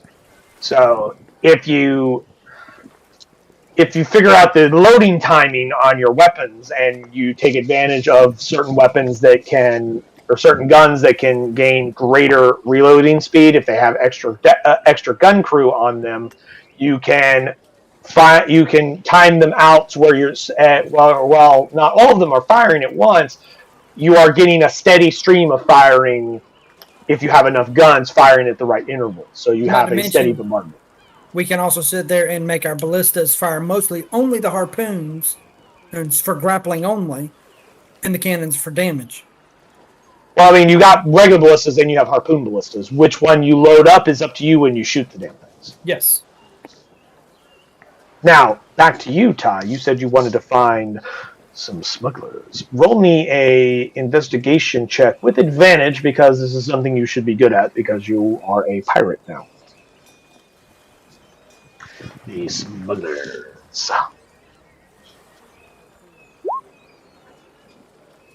18. Yep. Cool. You find a couple of individuals that will sell you some gunpowder. A keg of gunpowder is 250 gold, and it will contain. It contains 100 pounds of gunpowder. Each of your swivel guns needs at least 1 pound of gunpowder per shot. So, sorry. No, they need a half pound of gunpowder per shot. 1 pound of gunpowder is a lot more than it needs. So with a single keg, you can fire your swivel guns up to 200 times. I believe we have a deal. And I time them. That being said, if you, of course, want more than just a single keg of gunpowder, it's entirely up to you. All right, Ty, how much money are you going to need for the gunpowder? We're taking that out of the hull because that's part of the ship's. Also, Ty, for your own personal use, you can also acquire more gunpowder for your powdered horn, which has enough. I don't have the exact number of how much specifically it contains in terms of gunpowder, but I was actually talking to a friend of mine, and we were determining average size of a powdered horn, as well as how much on average it would take to fire a flintlock pistol and stuff like that. And you said you've used your gun 5 times since you've acquired it? Yeah, so obviously and you have 10 bullets to start with? So yeah. I start with 10 bullets to start with? 10. Yeah, talking to a couple of my friends of mine who is far more knowledgeable in firearms than I am, he said that the general personal General personal powder horns usually carry 5 if it's a hunting one. So, like, obviously, like larger, it can contain anywhere between 10 to 20. I'm going to say that your powder horn that you have contains enough gunpowder for 10 shots. So, you're at half capacity with your powder horn. Alright, so I'm going to also refill the powder horn. Or actually, I could also just do 2 kegs. And you can, take some of the powder out of that and put in your. Yeah, I could also just take the powder off that and fill my own horn. Yeah. Yeah, but This is something I've been meaning to ask you, Daniel, is that your parents are Civil War reenactors. Do they use live weaponry but dry shot? We do not use musket balls. They just use. But I mean, what I asked is, do they use gunpowder specifically? Yes. So they dry shot. Yes. And they get the big boom and explosion and whatnot. Yes. About how much gunpowder do they use per shot? I'd have to actually ask the guy who loads them, and they load them up into something called a paper lady, which is a pre-done thing where it's filled with paper, the bullet, and all of that, and you just shove it in. Yeah, you take it out. And that was something that was used in the Civil War. Is that they have it pre-filled, so they just go and they rip it with their teeth and they dump that into the thing, and then they hammer that down with the bullet. And the bullet's already in the paper lady and stuff like that. And I'm assuming it's less than a pound of gunpowder. Yes. I'll say that every one of your shots, Ty, takes a quarter pound of gunpowder for you to fire it. Because I don't think a flintlock pistol needs that much gunpowder to send a bullet out. Yeah. So you have enough. Your powder horn is at half capacity because it had enough gunpowder in it to fire 10 shots. You fired 5 shots. Now, how much of that comes out mathematically? That's 10 shots of a quarter pound each. I'll say I'll just use the ship's gunpowder to refill my own powder. So I'm just telling you, yeah. I'm telling you the formula, so you could do the math yourself because I don't feel like doing the math. All right. So and however much gunpowder is needed to have 10 shots in it, using a quarter pound each. That's how much gunpowder capacity your powder horn has.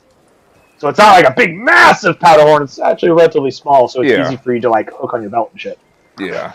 And I just look around. Essentially, a quarter pound times 10 is how much gunpowder, how much poundage of gunpowder is in your horn, and then divide by 2 since you've used half. I got a random question for you. How much powder is in the paper ladies that y'all use? Yeah. After that, I'm just gonna look for more bullets. So to refill the easily found. You can go to any blacksmith. Yeah, I'm just say, hey, make more bullets because they're literally just lead balls. Like, hey, can I get some more lead balls? Yeah, they'll charge you. Any blacksmith will charge you probably. They'll charge you 2 copper per bullet because they're not super expensive. Actually, hold on. Do they have bullet prices in here? All right, Shindu. 1 second. Sorry. 10 bullets get you. You can buy 10 bullets with 3 gold. 3 gold for every 10 bullets. So. All right. So I put 6. So I put 6 gold down for 20 bullets. Cool. You buy a nice big bag of 20 bullets. What were you saying, Daniel? It's 60 grams or about 0.13 of a pound. So and that's for a rifle. That's for a rifle. So, wait, say that one more time? It's about 60 grams for a rifle, which is 0.13 of a pound. So if you just say a tenth of a pound, you can get 10 shots per pound with a pistol. Cool. If you can. So I'll say that your powdered horn carries a pound of gunpowder. Since it takes 10 shots, since I said it was enough powder for 10 shots, it carries 1 pound. So you have half a pound of gunpowder in your powder horn. You can fill that back up Alright, and like And if you need to, you can either get a second powdered horn to carry for extra gunpowder, or get a bigger powdered horn. Up to you.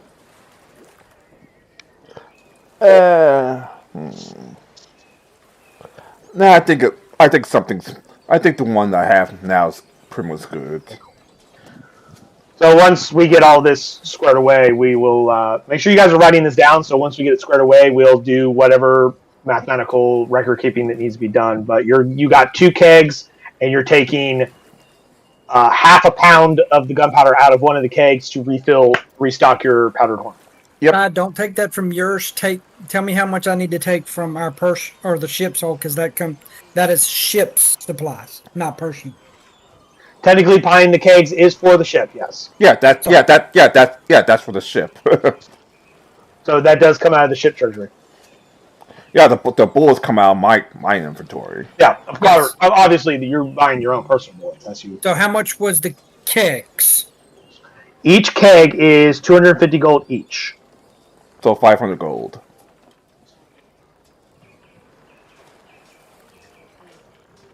Got it. Thank you.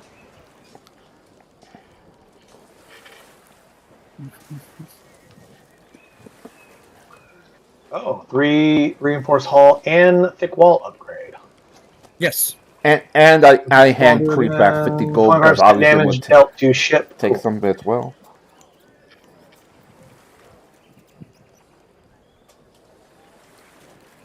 I will make those notations on your ship here.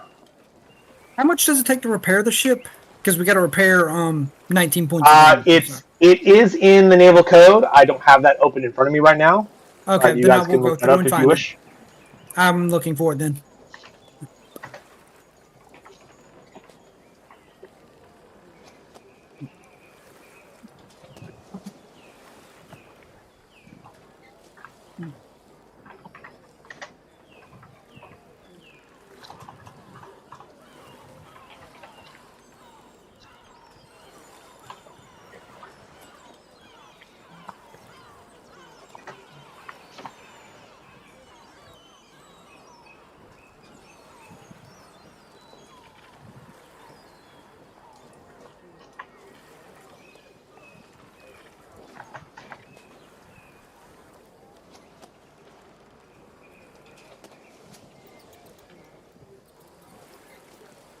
And thick walls.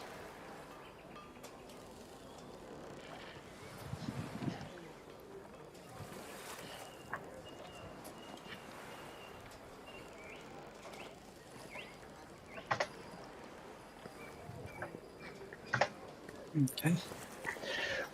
The token I use for your ship in naval battles, I have, much like all my other ships that I use, I have all of the various notes of their characteristics and upgrades listed.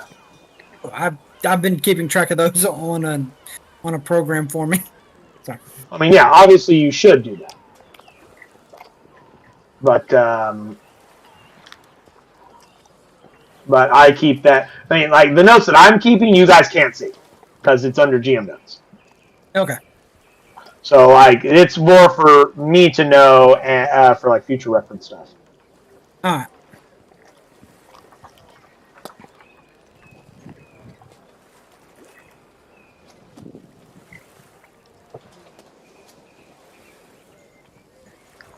But yeah, you guys bumped your hit point total up to 150.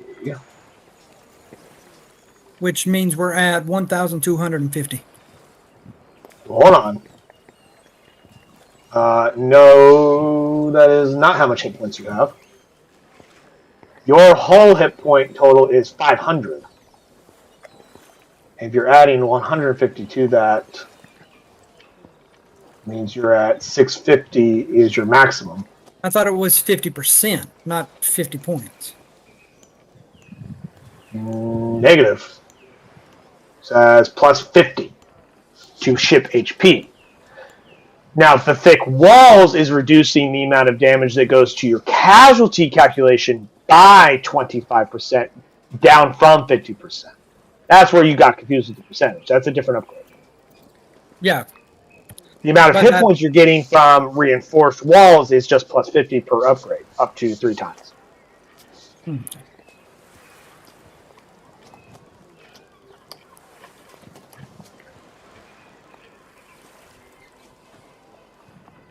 Which means your current hit points is 631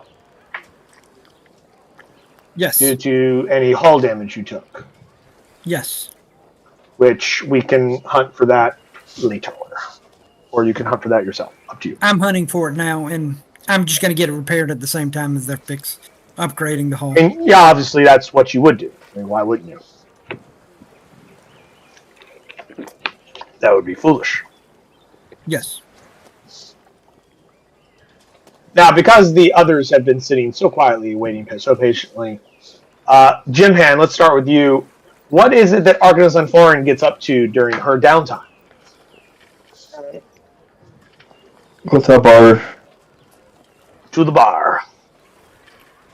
So you do a lot of partying and relaxing and whatnot. Is there anything specific in terms of like a downtime activity you want to have done, such as craft something, acquire something, get into contact with someone, stuff like that? Just give me like a basic rundown. Buying alcohol. You what? Buying alcohol. Buying alcohol? Cool.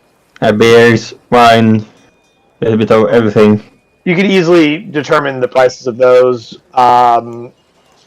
in the various books and whatnot, so you can subtract the amount of money you feel is appropriate for all the wild nonsense that you guys are purchasing in terms of your carousing. I do believe I have a carousing table that Kiri sent me a while back.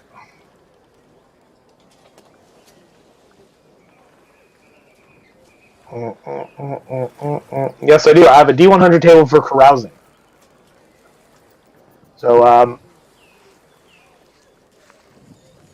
go ahead and roll me one of those, and we'll determine what wacky event happens to you, Arcus and Foreign. So we'll get to you in a minute. In fact, also, Ty, go ahead and roll one for you, because I heard you were also doing a lot of carousing once upon a time.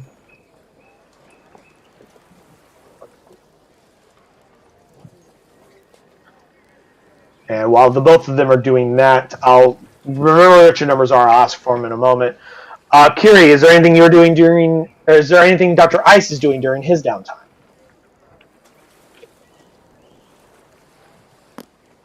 I'm guessing Kiri isn't here.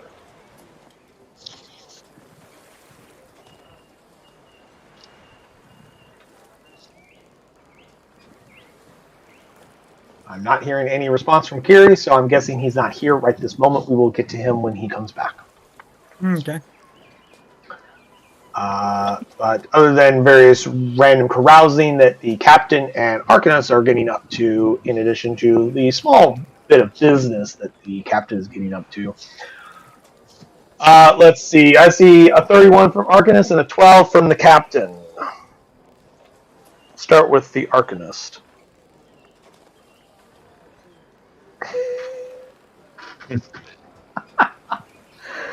Oh man, you can't write this shit better than this. Okay. Arcanus, at some point you get so drunk, you get that blackout kind of drunk during your carousing. Eventually you come to one morning, you wake up in your bed, and you're spooning someone that looks almost exactly like you. Because apparently you're a narcissist and fell in love with a lookalike. That's what number 31 is. You wake up in your bed, you are spooning someone who looks almost exactly like you. So, that's what random carousing event happens for you. Ty got a 12.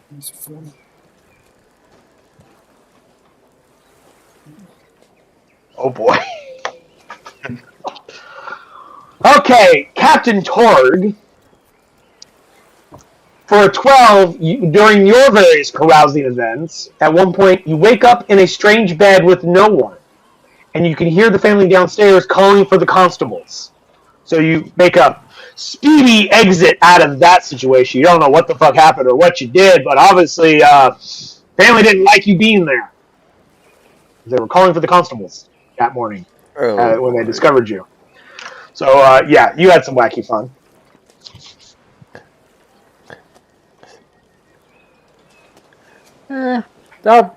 Once I remember, I'll probably put that in my journal. Now, the question I have for you two: do you guys carouse at the same types of taverns, or do you guys go to different classes? Yes. You go up class. Ty, are you going for the seedy bars, or are you going for the classier bars? Like the classroom bars, of course. Cool. You guys have the money. You can easily splurge. So that's why, for one, that's probably why Argus and Phone wakes up in their bed with a lookalike, because of course they're a classy woman. Both of you give me perception checks. Both. Both of you, yes. Because there may be individuals you spot during your carousing during these various days or weeks. 11. Cool.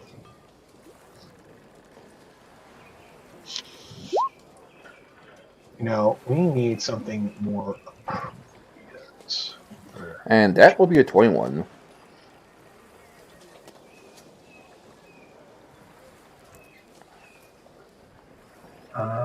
Let's use this one.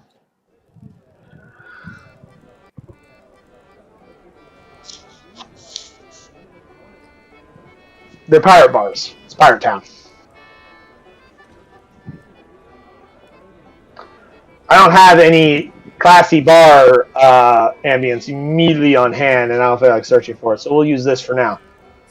It's classy enough. It's classy enough for Luskin standards.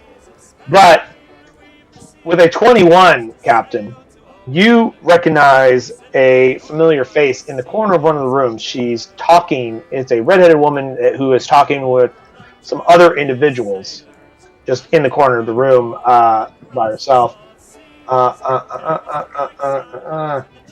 Where is she? Is it what I think it is? Who I think it is? Well, as soon as I find her fucking token, I will show you an image of her, and then you tell me whether or not she's who you think it is.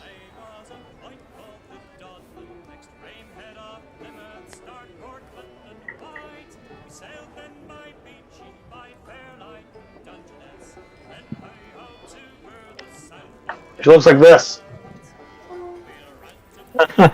Oh boy. I know her. I don't remember her name. I remember her. I remember her name. It's an 11. Argonus, you don't spot her. Okay. Captain, you do spot her. You can't hear what she's saying from your current location. You'd have to get closer. This happens at some point during your carousing over the various days that you do it. I'm not going to be specific on downtime or on timeline.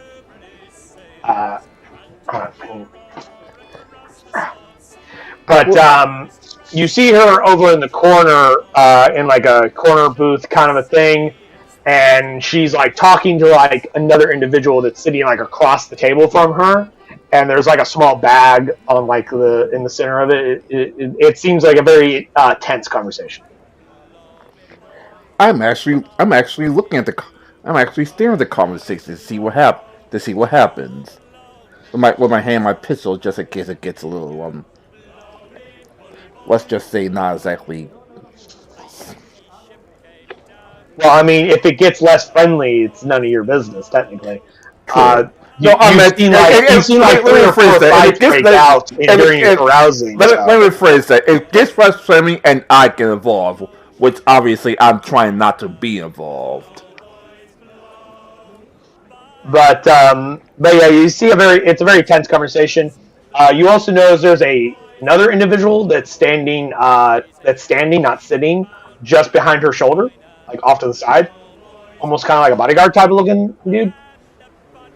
You know, like he looks like some muscle, like some hired muscle. I was about to say, so she hired some muscle. I mean, you don't know if she hired it afterwards or if she's always had muscle on retainer for these situations. You don't know.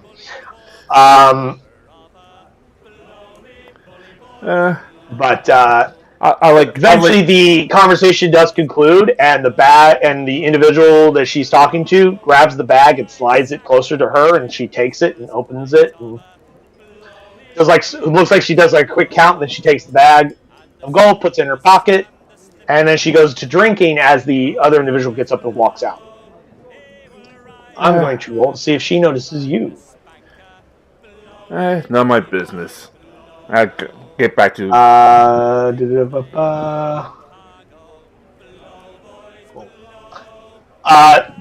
You and her actually lock eyes as she surveys the room. She catches you, and you guys lock eyes, and she just goes, and then just goes back to drinking. I just shoo her up and off and continue drinking myself. But you have confirmed that you did not actually kill her. She somehow escaped. Magic of some kind. I'll let Creed know I get back to the ship. Do you inform Arcanus there now, or do you tell her later? I'll tell her when the next time we pass by. I mean, both of you are there at the same time. I'm Arcanus like, hey, look, hey, remember this old friend? With your captain indicating to you, Arcanus, you do also spot her. Okay. Not really and she spots you noticing her, and she just gives you a little wave. I do that same. Hello. And I just continue doing whatever I did. Yeah, pretty much the same. She doesn't seem to be overly interested in you guys, other than, oh, I know those guys, what's up? And then she just goes back to drinking. So do I, so... Yeah. But,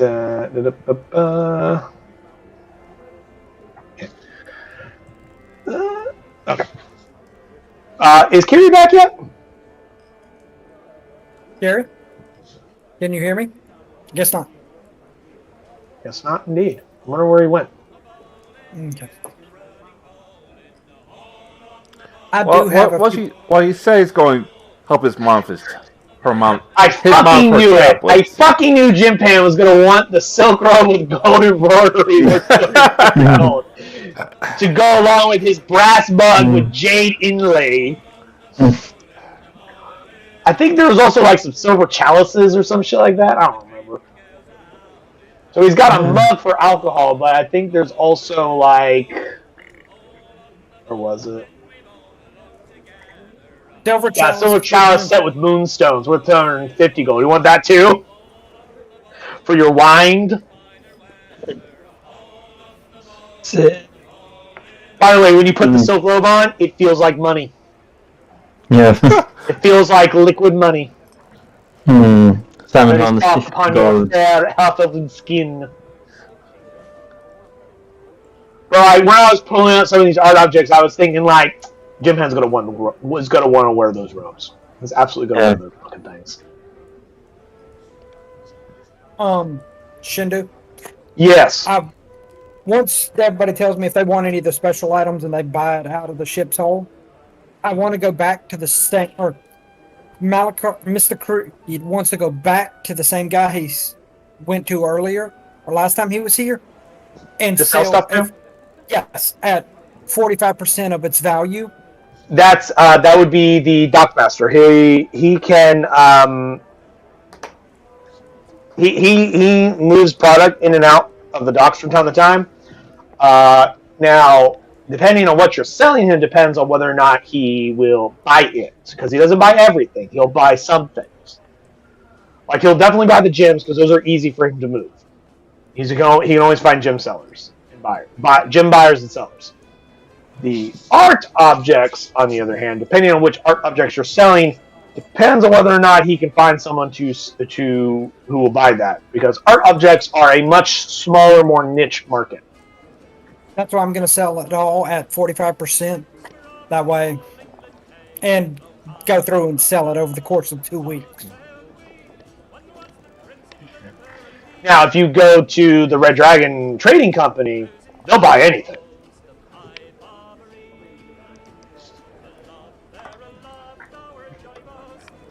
Now, as for the markup for it, obviously they're not going to buy it at its full value. You said you were selling it at 45% Yes. its value?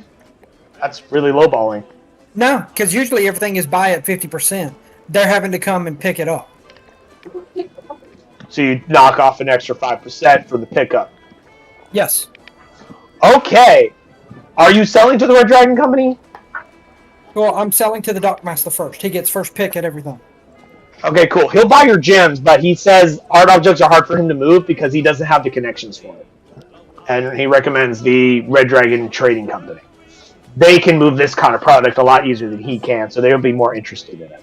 Okay. Once Kiri comes back, and if he doesn't want anything, I will sell off everything to them. Cool. And I will then add that into our return. And I sense that Jim Pan's deciding whether or not he wants that silver chalice with moonstone. Yeah. he's, Like, I got my beer mug, but I don't have a wine glass. I need the whole set so that I can drink my morning wine and my mug of coffee wearing my super expensive silk robe every morning, like some rich chick. then I'm looking And at the it. robe is it's that fucking really like short robe that like really rich women wear that only goes just to the thigh. That kind of robe. Then also a lot during my downtime, because I will have enough, I will try to recruit people. They must sign the crew manifest. Cool. Now, If my they question sign- is, are you getting deckhands or retainers? Deckhands. Cool. Easily found. There are Deckhands, always deckhands you can find. they will get a signing bonus. Ty, what Okay. would you think is a good signing bonus? Do you think 250 or 300 gold might be a good sign bonus? That's maybe too much. That's... If I had a hat, it just went... Woo! Fucking 300 as a signing bonus for a deckhand would be absurd. I was about to say maybe 1 or 2 gold just to show up and sign on to the crew. As Alright, like a so starting about- bonus. Three gold sign bonus. Okay. 3 gold signing bonus if they show up, and we will give it to them in copper pieces. Yeah. Just because. I'm taking those 2 ceremonial. 300 copper! I'm taking those 2 ceremonial daggers to hang them in my. Trying to what? The 2 ceremonial daggers to hang them on my room. Oh, okay, yeah. The door in my room. Which comes out of your cut of the pay, of course. Yeah. Because I think that's what Daniel's doing. If you want Yes. one of the art objects, that comes out of your pay, and that goes back to the treasury. Apparently, Japan wants the chalice, so he deducts another 750 from his cut. In chalice. Essentially, what Daniel has done is that if you want a particular art object, whatever the value of the art object is considered as part of your pay. So, essentially, you're buying the art object's value with your cut of the pay. I know. So Chai has 2 ceremonial daggers hanging on his wall somewhere as a fun decorative piece. I believe you guys also in the officer's mess have like a nice tapestry of like a ship sailing across the water. It's a really expensive tapestry. I think it's like Yes. 200 something. It's a 250 gold tapestry. Yeah. I hope you guys are keeping track of the stuff you guys keep as decorations, because if an enemy fucking raids your ship, they're getting a lot of shit. They could steal your tapestry. I do have it listed under our stuff. Cool. Just want to make sure that that stuff is listed, that you guys keep track of that. What was I about to say? What were you saying something about the copper? Why are you paying these people in 300 copper? That's absurd. 30 silver. That's That way they can spend more. That's more reasonable, because silver is a far more common coinage than gold. Gold is something that only like merchants deal with, but regular people typically use silver because most people aren't going to have a bunch of gold coins on hand unless you're an adventurer who just sneezes gold at people. I would like to try to upgrade our copper into silver. You mean exchange? Yes. Easily done at the Red Dragon Company. They have exchanges. because they are like an international trading company. They go across, much like the East India Company in the real world. They go everywhere, so they actually they can not only exchange from silver to gold and whatnot, they can even exchange it in different currency, different mint. So like you can get in Luskanite gold, you get in Waterdevian gold, you can get in Kalashite gold. That's up to you. That's more of a flavor thing, but yeah, you can exchange it in different values and mint of your currency. And while you're there exchanging the money, then you can also make offers for your art objects. And I will try to make the offers on the art for 45% of what it's valued at. That way they can come and pick it up. Cool. The representative you have will agree to it. And he says that he says that normally they will buy it, but his boss is actually there, so he runs back to talk to her. There is a noblewoman who runs the East Indian Trading Company branch here in Luskan. Red Dragon Trading Company. Because they have different branches. There's a particular noble family that runs this particular branch here in this part of the world.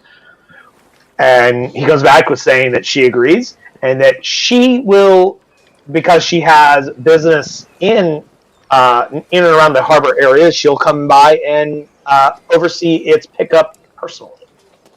And if she has anything she wishes to move, if we are in harbor, come see us. We may be able to give her a hand. The guy does respond with that they do have their own private ships for that. However, if they needed someone more freelanced, they'll keep you in mind. And they do ask for the name of your ship so they can contact you if they need you. I am Master Creed, first mate of the Stormbreaker, Serving under the captain of Captain Turg. Captain Turg. Any last name? No, he is just the captain. Harrison. And what is I'm asking if he's giving your last name, not if you have one. What is her name, and could you put it in the chat so I can make a note of it? The person you're talking to, or the noble woman who runs the company here? The person you're talking to doesn't have a name yet, so let me get one. You can give me that later. We will. But the one that the other person, her name is Lady. Let me check, make sure. I don't want to say the wrong name, because I made this NPC a while back. Where the fuck did I put her ass?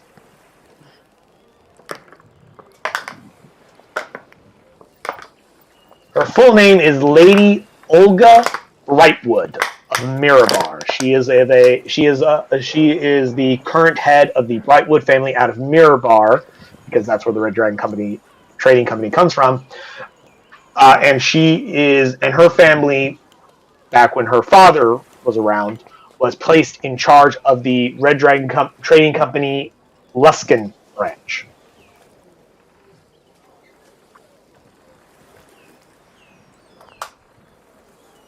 So, how do you spell her name? Because I want to make sure I have it. I'll drop her token right here for you to see. Thank you, because I'm at least trying to keep a list of all my contacts that I personally deal with. But Olga is OLGA. Her token just has Brightwood on it. And when she does arrive to get her goods that she purchased with company resources, this is what she looks like. Despite the pointed ears, she is actually a human, not an elf. The image I found that worked for what I was looking for was this one, but I couldn't find a version of it that didn't have pointy ears. So, which a while back when when you used an image as an example of the gown that Arkansas and Thorn bought, and you used this image, I chuckled because the image you used as an example for the dress is this exact image that I was using for the NPC that I had established long before that session. So when you had linked it, it's like, oh, the dress looks like this. I'm like, that's the same image I used for an NPC. Apparently, Jimhead and I Google in the same circles. But she doesn't arrive alone, however. She does bring a security protection. She brings like 6 of these dudes. They are all dwarves, and they all look like this. And for those of you in the know, on each of their shields, I'll get the images. Hey, Curie, are you back yet? Do you think he's going to want any items? I don't know. He wanted the turquoise animal figurines once upon a time. Where the fuck did Kiri go? He hasn't been here for a while. I haven't heard him say anything in a while. Is he still alive? Is he okay? What the fuck? But on each of their shields, they have this heraldry. Let me upload that for you guys. It is a red axe on a black field. And they are dwarves. There are 6 of them. She also has a few, like, dock worker people there. And she shows up and goes, okay, we want this one, and that one's ours too. And, like, she's got, like, a dude next to her with, like, a clipboard. It's the same person that you talked to. Apparently it's, like, her assistant. And he's going, yes, ma'am, yep. Hold on, wait, what's that? And they're checking, like, labels on the things, making sure that, like, the goods that they're picking up match what they purchased. And he goes, yep, that's it. That's ours. He's checking, like, the cargo label manifest or whatnot. The dwarves that are with her, though, they are, like, full bodyguard security mode. They're not picking shit up. They ain't looking at the fucking manifest. They are watching you. They're watching everyone else. They're watching her. They're in this, like, protective, like, positioning, like, essentially Secret Service type shit. Because, obviously, she's of nobility. Anyone that wishes to do so can roll a history check to see if they know what that heraldry is, and more specifically who these individuals are. Probably not going to do that good, but why not? Okay.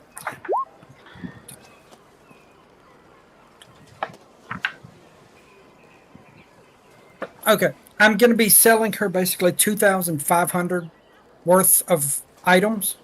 Wow. See, that amount of price is why she showed up personally. That's a lot of money. Yeah, that's what its value is. I'm selling it at 45%. Still, though, it's quite a bit. That's very expensive goods. She does not, neither her nor her assistant insult you by asking about where they came from, because this is Luskin.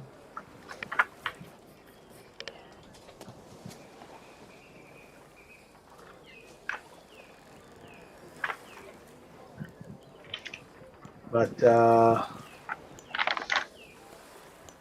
let me see. All right, there we go. And that way I can keep track of all that we're doing.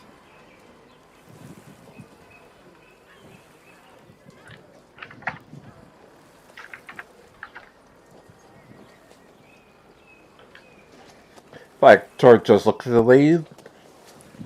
That's like, nice. And then keep going about his business. She actually stops you for a moment. She goes, "Are you the captain?"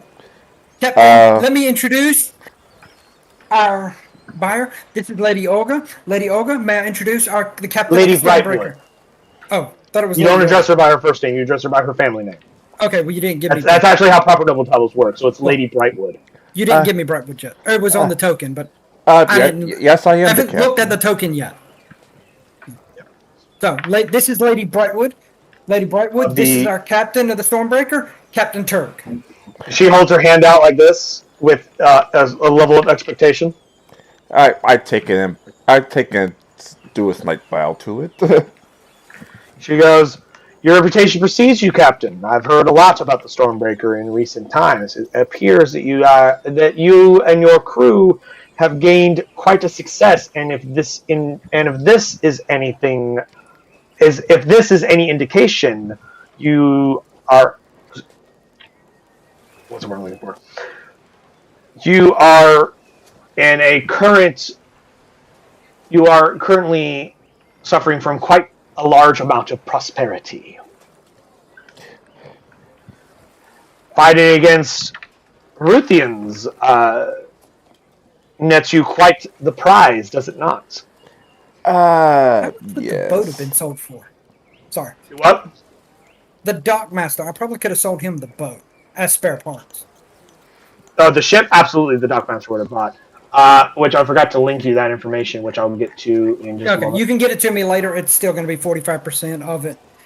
And he always got he gets first shot at it because he's our Yeah, she's not going to buy a ship. She was buying the art objects. Yeah. The dockmaster's who you sell the ship to. Yeah. So he'll buy the gems and the ship. She buys the art objects. Mm-hmm. She goes, tell me, Captain, how long have you been operating as the captain of the Stormbreaker? We've only heard about your exploits in recent time. Are you an old hat at this, or are you just a newly formed crew? A little bit of column A, a little bit of column B. So you've been doing it for a while, but you've only recently gained notoriety, yeah.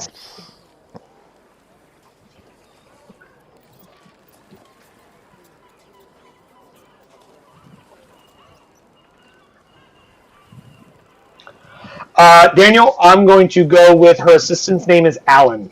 A-L-A-N. Thank you. He is a young man in his 20s.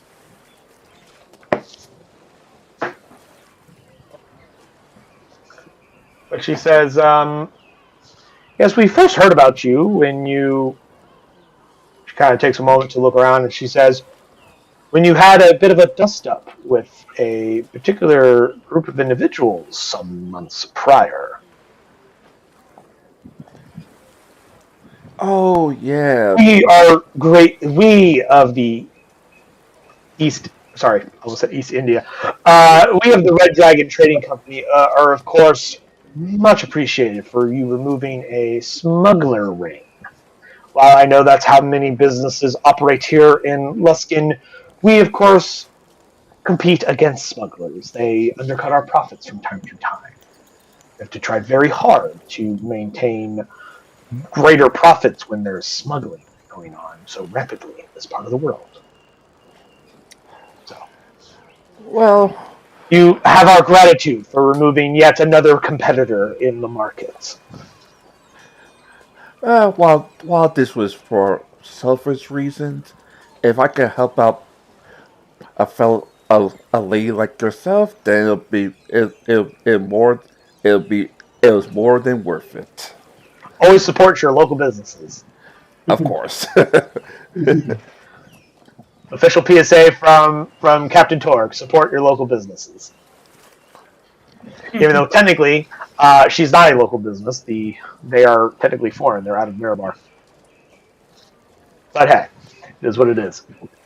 I never did answer what your history check said. A 13.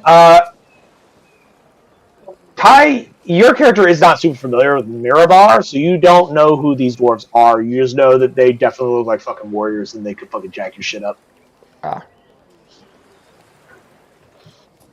You assume that they have something to do with Mirabar, because I'll say a 13 is enough to recognize the city heraldry of Mirabar, which is the red axe and the black field.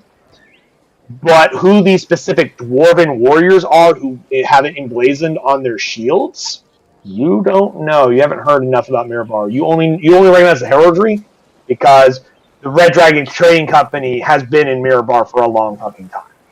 Sorry, has been in Luskin for a long fucking time.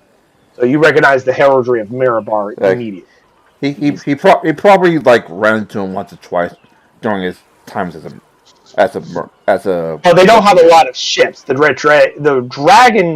trading company has the ships, but they operate out of Mirabar. So you have seen individuals wearing this heraldry before. Yeah. Makes sense. But who these specific individuals are, these dwarven warrior people with the symbol of the red axe on their shields, you don't know. It's not just on their shields; it's also on like their chest piece, armor. Like they are wearing this heraldry.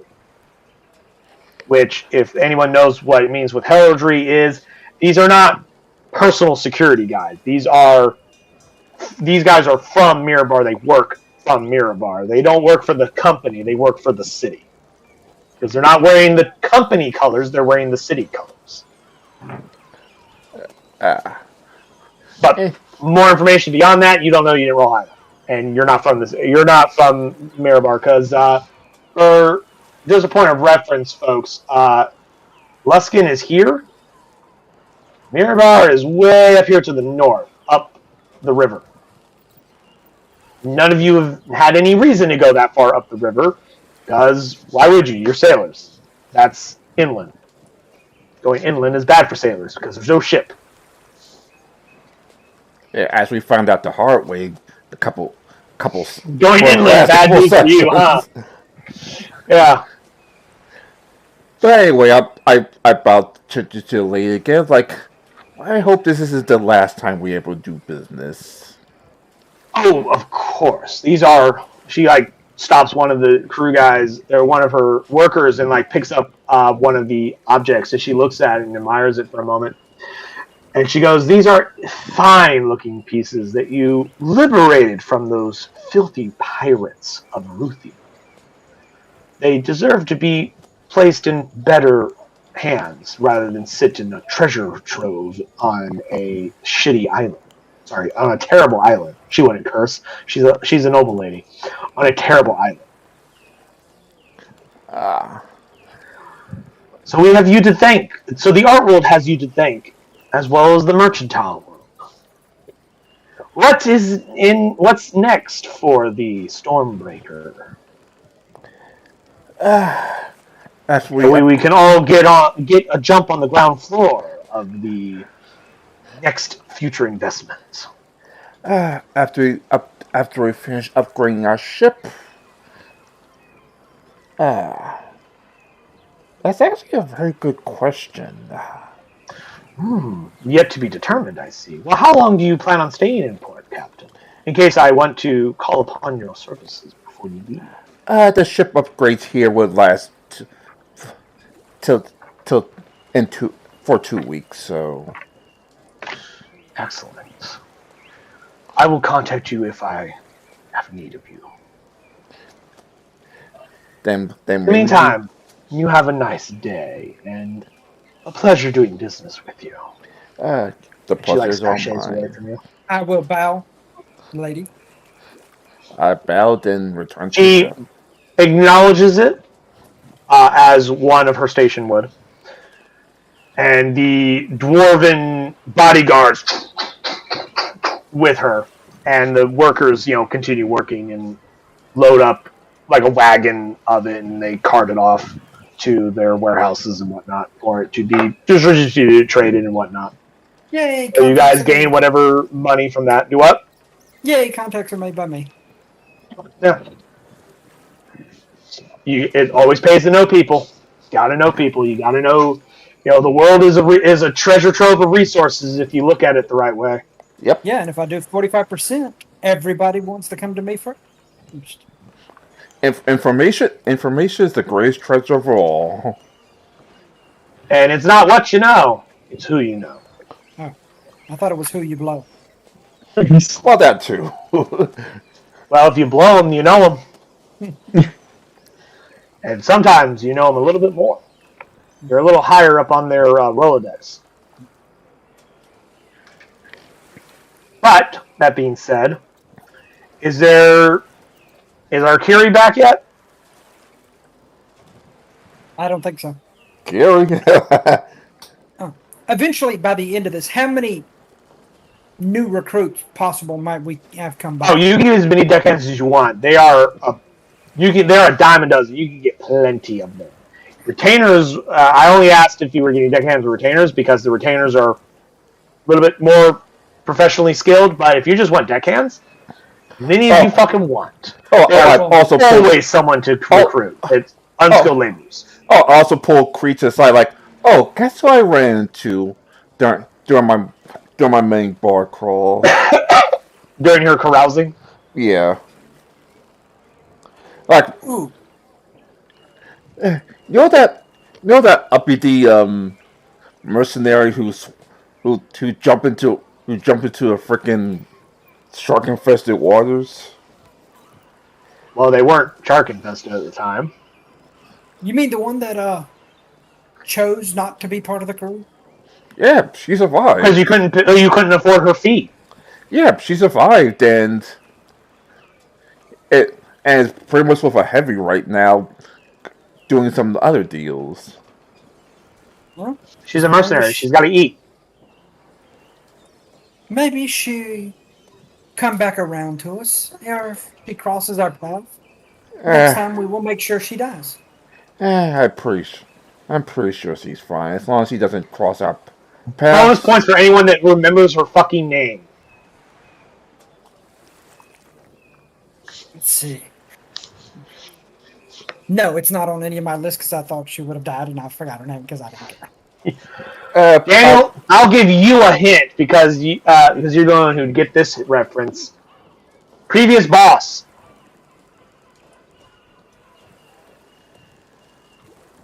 Morgana? No, real life boss.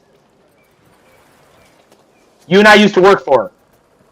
Okay, my previous boss is somebody else, but you're talking to Rose. That's the first part of her name. Her name was Rose. Her full name was Rose Thorne. Although I don't believe you guys ever got her last name, but her first name was Rose. That was the NPC's name.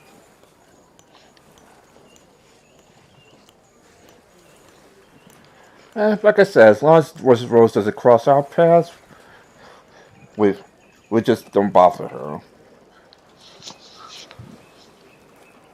Now, if she does cross our path, no mercy.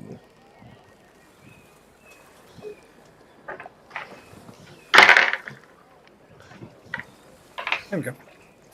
As you guys are discussing her, you guys see her like walking down the docks to another ship. She just like walked by you. She doesn't stop to talk to you. She's just walking by. I just wave and continue my business. Our business. Oh, when you wave, she like catches you. She catches the motion out of the corner of her eye. She turns to you and she goes, "Oh, hey, what's up?" And just keeps walking. Captain, how many new deckhands do you want? We needed 2 to get our up to 40. How many above 40 could we hold? Well, 1 second. You currently have 38. You currently have 18 deckhands. Oh. So that's just the deckhands. There's also the 8 retainers you have, plus the 4 of you. So 8 and 8 is 16, 21, that's 26, plus 4, you have 30.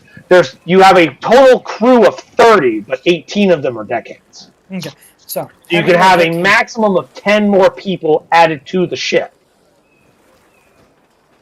Because you can only have a maximum of 40 people on the ship before morale penalty stuff start happening because you're overcrowded at that point. So let's take 5. Yeah, 5 is good. 5 new recruits? Yes. At 30 silver. Okay. That brings your total to 23 deckhands.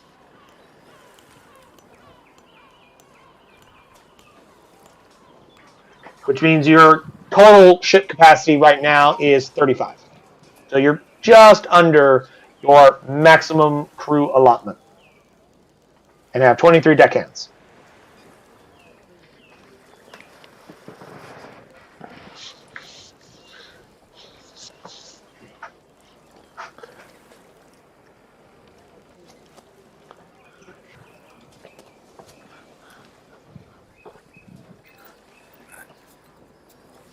And that's about all I think I need to do. That's all my downtime. That's going to be doing all that stuff like that.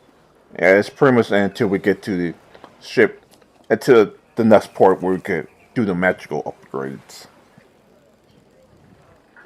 Yeah. The best places for that would probably be like Neverwinter or You should have Waterdeep. Say again? You should have told the lady that we might be heading to Neverwinter or Waterdeep. She may have given us a package to send up. Assuming she doesn't have her own ships. Because remember, this is a trading company. They have like a fleet of ships. They do, but not Yeah. always do they want to send it by their personal. I mean, that is true. Like I said, there are situations where they may want a freelancer ship. One that isn't directly connected to them. For whatever reason, depending on what they're moving. Because, as we all know, lots of trading companies are quite shady. Especially if they have a connection to Luskin. That's the shadiest of shady towns. Well, not only that, but let's face it. If people are targeting your ship and you need to move something valuable up, and they're not, they may not target a freelance ship versus yours. That is true, assuming they are being targeted. The Red Dragon Trading Company is a very large company. It's an international like trading company, and it has its own like security ships too. So like poking them, it would be like going after like a multi-million-dollar like a big big oil company kind of thing. It's like you're poking a big bear. But sometimes you don't want them to. There is situations where you don't want particular goods connected to your company. Well, not when I'm saying is they may be a big company and you may move something. Yes, it's still connected to your company, but if you move it through a third party, people may not look at that third party, which means it may not be targeted as easily, and that can go through. It's not shady, it's just a security thing. I mean, it depends on what you're looking at. Like I said, nobody, as far as you know currently, there's nobody dumb enough to be directly targeting and attacking ships flying the Red Dragon Trading Company. Because that gets you killed. Well, that being said, there are other reasons besides security issues for using freelancers. But it is what it is. Well, it's 3:45, so is there anything anyone else wants to do? There is one last thing that happens whilst you guys are in town. And I'm going to just describe what happens, and then we'll go from there. Gentlemen, does anyone sleep on the ship? Or do you guys get rooms off ship? Stay with the ship. You do. Captain, do you? I'll probably sleep on the ship for the last couple of days. Cool. All new recruits must swear their loyalty to the captain before the mast. What? Cool. So, Captain, you are here. Not in your... Well, I said sleep in a relative term, but technically Creed doesn't sleep, so you'd actually be awake. During one of the nights, probably as your ship's coming out of dry dock and placed back into regular waters, I would say, which of your various people would you have on the ship at this time? Like, who would you have had out? Because I know you were only sending your retainers out 2 at a time. Yes. Pick one of your groups to not be here. I'll let somebody else pick it since I've already designated groups and I've done a lot of talking in a management area in this department.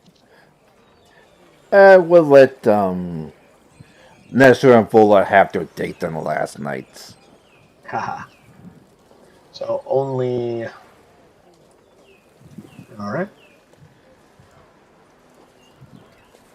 Or rather the last like 4 days or so, up to that point. Yeah. You guys off to the side then. So this is the middle of the night. Stone.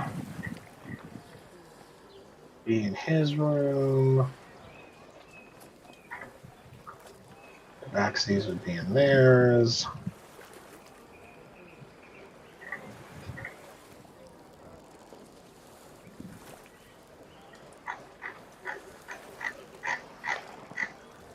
He looks to be his.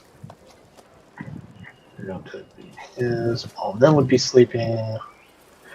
I believe you gave your private room up to Dr. Ice, correct? Yes. Since you don't sleep anymore. And even before then, it didn't matter. For some reason, there's 2 Dr. Ice tokens. I'm not sure why. Drusilla, since she's here, keeps an eye out during the night. Daniel, where would Creed be on the ship during the middle of the night?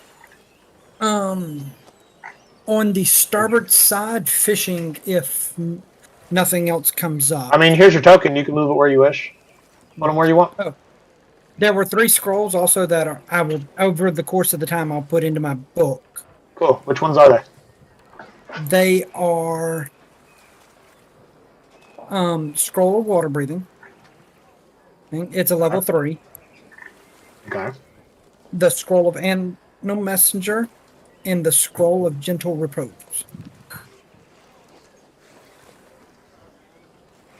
That was all of them that could be done. I will take all the appropriate stuff out of my thing later. So, cool. Give me a sec. So, left. So that would be over on this side, probably near the back, fishing randomly. Okay. So, like, you're just there, like, Drusilla and you were just, like, chatting because while you guys are in dock, there's no reason for her to be at the helm, but she just kind of, like, she likes hanging out at the helm when she's on night shift because it's just a habit of hers now. After the last 2 or 3 years, if that's where she is, because she has to, like, maintain the course. So, keep her or toss it away for cooking purposes? She'll look at you and she'll be like, it seems a little skinny. I don't know. It seems mostly bone. You know, you see that? Get rid of that one. We discussed the fish I catch for cooking. Yeah, it's like she determines how much meat's on it because, like, she's like, yeah, if it's mostly bony, you know, we're not going to get a good meal out of that. It's not even worth cooking. Captain Torg, give me a perception check with disadvantage because you're asleep.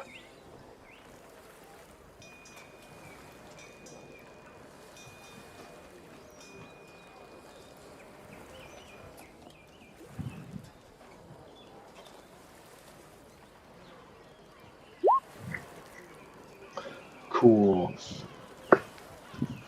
You do not hear the small squeakiness of a rat enter your room. You don't hear that rat shapeshift into a humanoid form. You don't hear that humanoid rat creature. It looks like this, sneaking up on you in the middle of the night as the assassin poises to plunge his blade straight into your throat. That's what we'll call it for tonight, ladies and gentlemen, and we'll pick up next week. And we'll pick up next time. Okay. Now you're back. Shit, Carrie, where have you been this whole time? I said I was back a while ago. Well, we keep asking if you're here, and we haven't heard from you in, like, over an hour. Gary, was there anything from the treasure list, which was like the... Nothing from the treasure list. No, like, magic items or anything like that, no. Okay. And now you're finally here. Was there anything you wanted Dr. Ice to do during his downtime? Because I've been trying to get that information from you for a while, but every time I asked if you were here, I never got a response. Spend 50 gold on 10 healer's kit and 500 gold on any material for healing potions, if they existed. Okay. Yeah, you could find, like, some tradesmen with alchemist supplies. In fact, yeah, you could easily find alchemical stuff from, like, I keep wanting to say East Indian. Red Dragon Trading Company has plenty of stuff like that. Okay. Question, Kerry. Yes. How much is all the healer kits total? A healer kit is 5 gold each. I was going to look for 10, so 50. Okay, that's going to come out of the ship's supply because you're using it for the ship's crew as a whole. I was That using is my true. money. Technically, that comes out of your company budget. I was using my own money. No, that's coming out of the company's.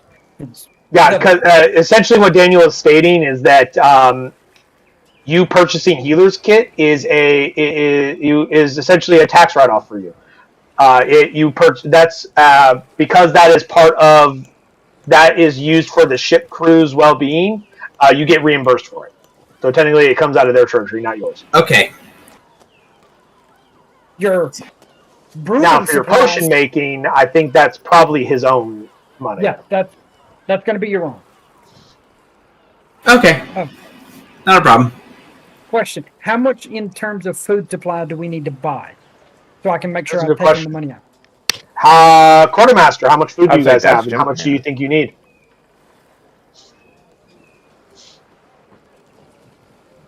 Because we were almost gone 2 months.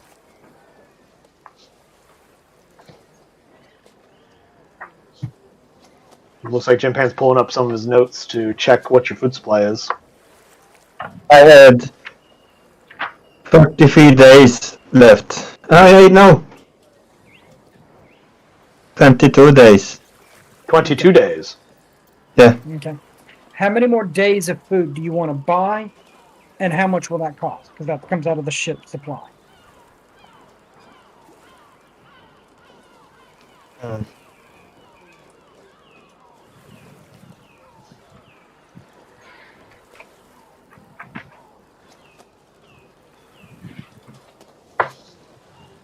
At least my double we have to have.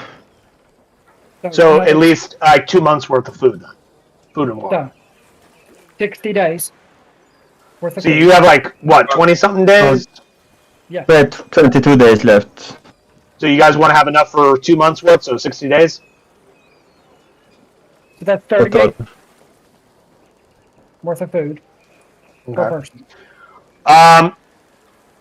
Unfortunately, I wish I had like some information for like what's like if I'm purchasing like ship food stocks, bulk purchasing. I have like for individuals per day and even individual things, but for like big stock stuff, I don't know. But let's see, it's 5 silver, comfortable for a single person and a single inn.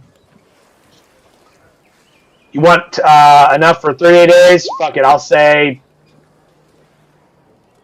150 gold. Okay. Now we're up to 60 Seems reasonable, just pulling a number off the top of my ass. Days. No. Well, if you guys have 22 and you're purchasing 38 days, that would give you 60. 60 days worth. Yes. So 60 days worth or 2 months worth of food and fresh water. There we go. Because in the Forgotten Realm setting, a single month is 30 days. Each month is only 30 days. So I'm just So trying that's to make 2 sure months worth. we have enough. And that's everything I think I can do for all of my bookkeeping. Now, just for my own purposes, specifications, what exactly how many days of downtime did you guys spend in Luskin? Specifically. 2 weeks? Which I paid for. So that was Each 14 crew member got 3 days, 2 nights out in 4 groups. So are you leaving on the morning of the 14th day, or are you leaving on the morning of the 15th day? On the 15th day. Okay. So which means that Ty is getting stabbed on the 14th day at midnight. Ish. On the hour of midnight clock. I know that's actually 12 days of shore leave with 3 left over. You know, there's some that are spared in there to make things work.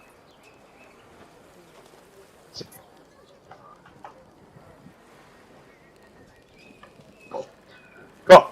Then that means that is your new time date. I'm sorry, Kira. You can continue. I know I kind of got you on your medkits. But anyway, with your purchasing and making of potions and whatnot, is there any other specific things that you wanted Dr. Ice to do during his 2 weeks of downtime? That was it. You want to go carousing or anything? We desperately needed potions. Oh, definitely. Yeah, so basically... While it's difficult to buy potions, it's certainly not difficult to get the supply to make them in this town. And then, of course, healer's kits. I do have a very important question for you, Daniel. Yes. Does Creed ever do carousing at all? No. And Dr. Ice, do you participate in any carousing at all? In whatever free time I would have, theoretically, I'd probably do a bit of carousing. Only a D100. Just so we know what Dr. Ice got up to. Other than Foreign, fucking woke up in her bed with a lookalike, and Ty woke up in some random house that wasn't his, and he heard the family downstairs calling the constables. So that's what happened to his character. Imagine, 25. I didn't have time to this time. Because I had to worry with the ship upgrades and stay with the ship and all that. Maybe next time I might. I love this fucking table. Dr. Ice, you wake up in your bed. You would get up, but you are tied to it with leather straps. Whoever you slept with was kinky. I don't know, maybe it was Drusilla. I was saying, so, you're in Chrysilla. or one of the other drow. A lot of the drows are in know. You know that's going to be awkward to explain. Somebody's got to come rescue him. That happened at some point during the 2 weeks, so who knows how long he was strapped down there. Before he remembered, wild shape. Yeah. Yeah. Actually, yeah, you probably got out of just fine on your own, so no awkward conversation. No. Other than them seeing the whip marks. But jokes aside, though. But, go ahead and move you guys back to the world map so you can see the date. But yeah, we will end off with Ty somebody attempting to assassinate Ty. I will. Because the Were-Rats never forgot. They've been waiting for you. I will look into the items, the magic items we got, and I will compile a list of what I recommend to each character. I will put it on. Don't forget, your retainers can take any magic items you guys don't wish to use. Yes, I will put it out there and let y'all take an opinion on how I've divided. Like you guys still have that spear medallion that's been sitting in your cargo for a while that you haven't disseminated to anyone. Yeah. So I will go through and look at see what we got. That way, see what y'all say after I make a recommendation. But next session, we will roll initiative to see whether or not Ty gets surprised and stabbed the fuck out of. I hope it's not a magic or silver enough. Because he wasn't was he a werebore at the time? No, I was sleeping. No. So I'm became a werebore. But I'm back to half to my human self again. That he's a werebore, so they may not have a magic. I mean, they know he fought werebores that ripped him apart with their tusks. They can put 2 to 2 together. But we're with him, so potentially they might think there's the potentiality that you guys may notice.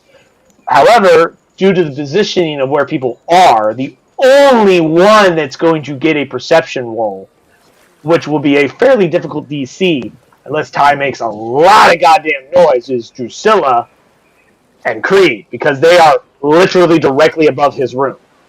Because the helm is here, the captain's quarters is right here. They are directly above him. Whereas Arcanus, Lanforan, and Dr. Ice, your rooms are on the other end of the ship. So you ain't going to hear shit. Unless he is incredibly fucking loud. Or there's a lot of other noise or commotion. and no one will ever know. But that being said, the order of that initiative, much like with the ghouls, if Ty rolls high enough in initiative, he can just immediately go into a rage and ignore the surprise condition and act immediately. But if he doesn't, the Were-Rat Assassin which is the assassin stat block with a were-rat template on top of it, can potentially kill you before you have a chance to take a turn. Because if an assassin gains surprise on someone, that's a shit ton of fucking damage. Because much like the PC assassins, they have assassinate, which means if they sneak attack someone, if they attack someone who is surprised, which you are because you're asleep and you didn't hear them coming, they automatically will critically hit you, and they apply a sneak attack, which is also doubled. And from someone who plays an assassin in our game, I know that the hard way because that's how I get through most of my fights. Yeah, so there is the potentiality that he could do enough damage to one-shot you, because of course you know his blades are poisoned. Just to really hammer home this, the short sword does 1d6 plus 3 piercing damage plus another 7d6 of poison. That would all be double if he catches you by surprise. Plus, he does 4d6 of sneak attack, which is double. Which would be double. But double, yeah. That's already 714. That's 10d6 just from the weapon and sneak attack, plus the 7d6 from the poison. So that's 14d6 from the poison.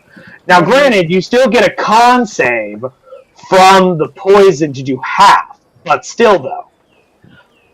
Well, thank God I could spring up for two times, but I'll be at the severe. Assassins also get 2 attacks.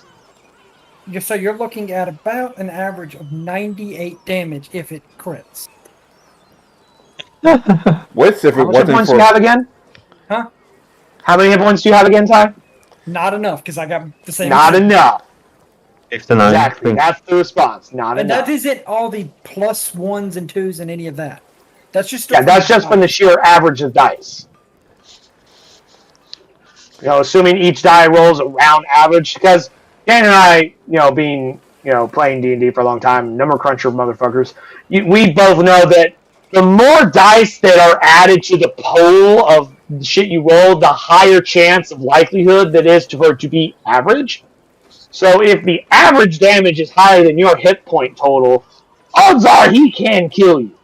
Now, mind you, 49 plus the, I think you said 3 as the individual, so that's 52. If he doesn't crit, you can survive 1 hit, but he makes maybe that's if it's on. That's if he rolls average. There is the potentiality that he could roll a little bit higher than that and could take you out, or at least knock you into the unconscious phase. But because of his assassin ability, essentially what this boils down to is whether or not he rolls higher in initiative than you do. Because if he rolls higher in initiative, you die. If you don't, you might survive. You have a non-zero chance of survival if you get higher in initiative because you can rage immediately on your turn to ignore the surprise condition. Therefore, he cannot attack you while you're surprised. Because assassinate you have to be surprised. If you're not surprised because of his barbarian features that he has, then he can't get the auto crit. That doesn't mean he can't still crit if he rolls and attacks, but he has less likelihood of automatically killing you. And let's face it, he won't have advantage on the attack because if you're not surprised, you're good. You'll have a 15 armor class. And I'll probably make enough noise to alert some people on the ship. The way Assassinate works, it says, during its first turn, the assassin has advantage on attack rolls against any creature that hasn't taken a turn. Any hit the assassin scores against a surprised creature is a critical hit. So essentially, all Captain Tark's survival really boils down to initiative. Which, luckily for you, you have advantage on initiative because of the same feature that lets you do that. However, it is an assassin. You might have a pretty good initiative. No way to know. Guess we'll have to find out in a couple of weeks. We'll have to find out next time on Dragon Ball Z. I mean D&D. Find out next time on Dragon Ball Z. I'm gonna kill That's them. our heroes. I'm gonna kill the record because that's pretty much the perfect place to end it.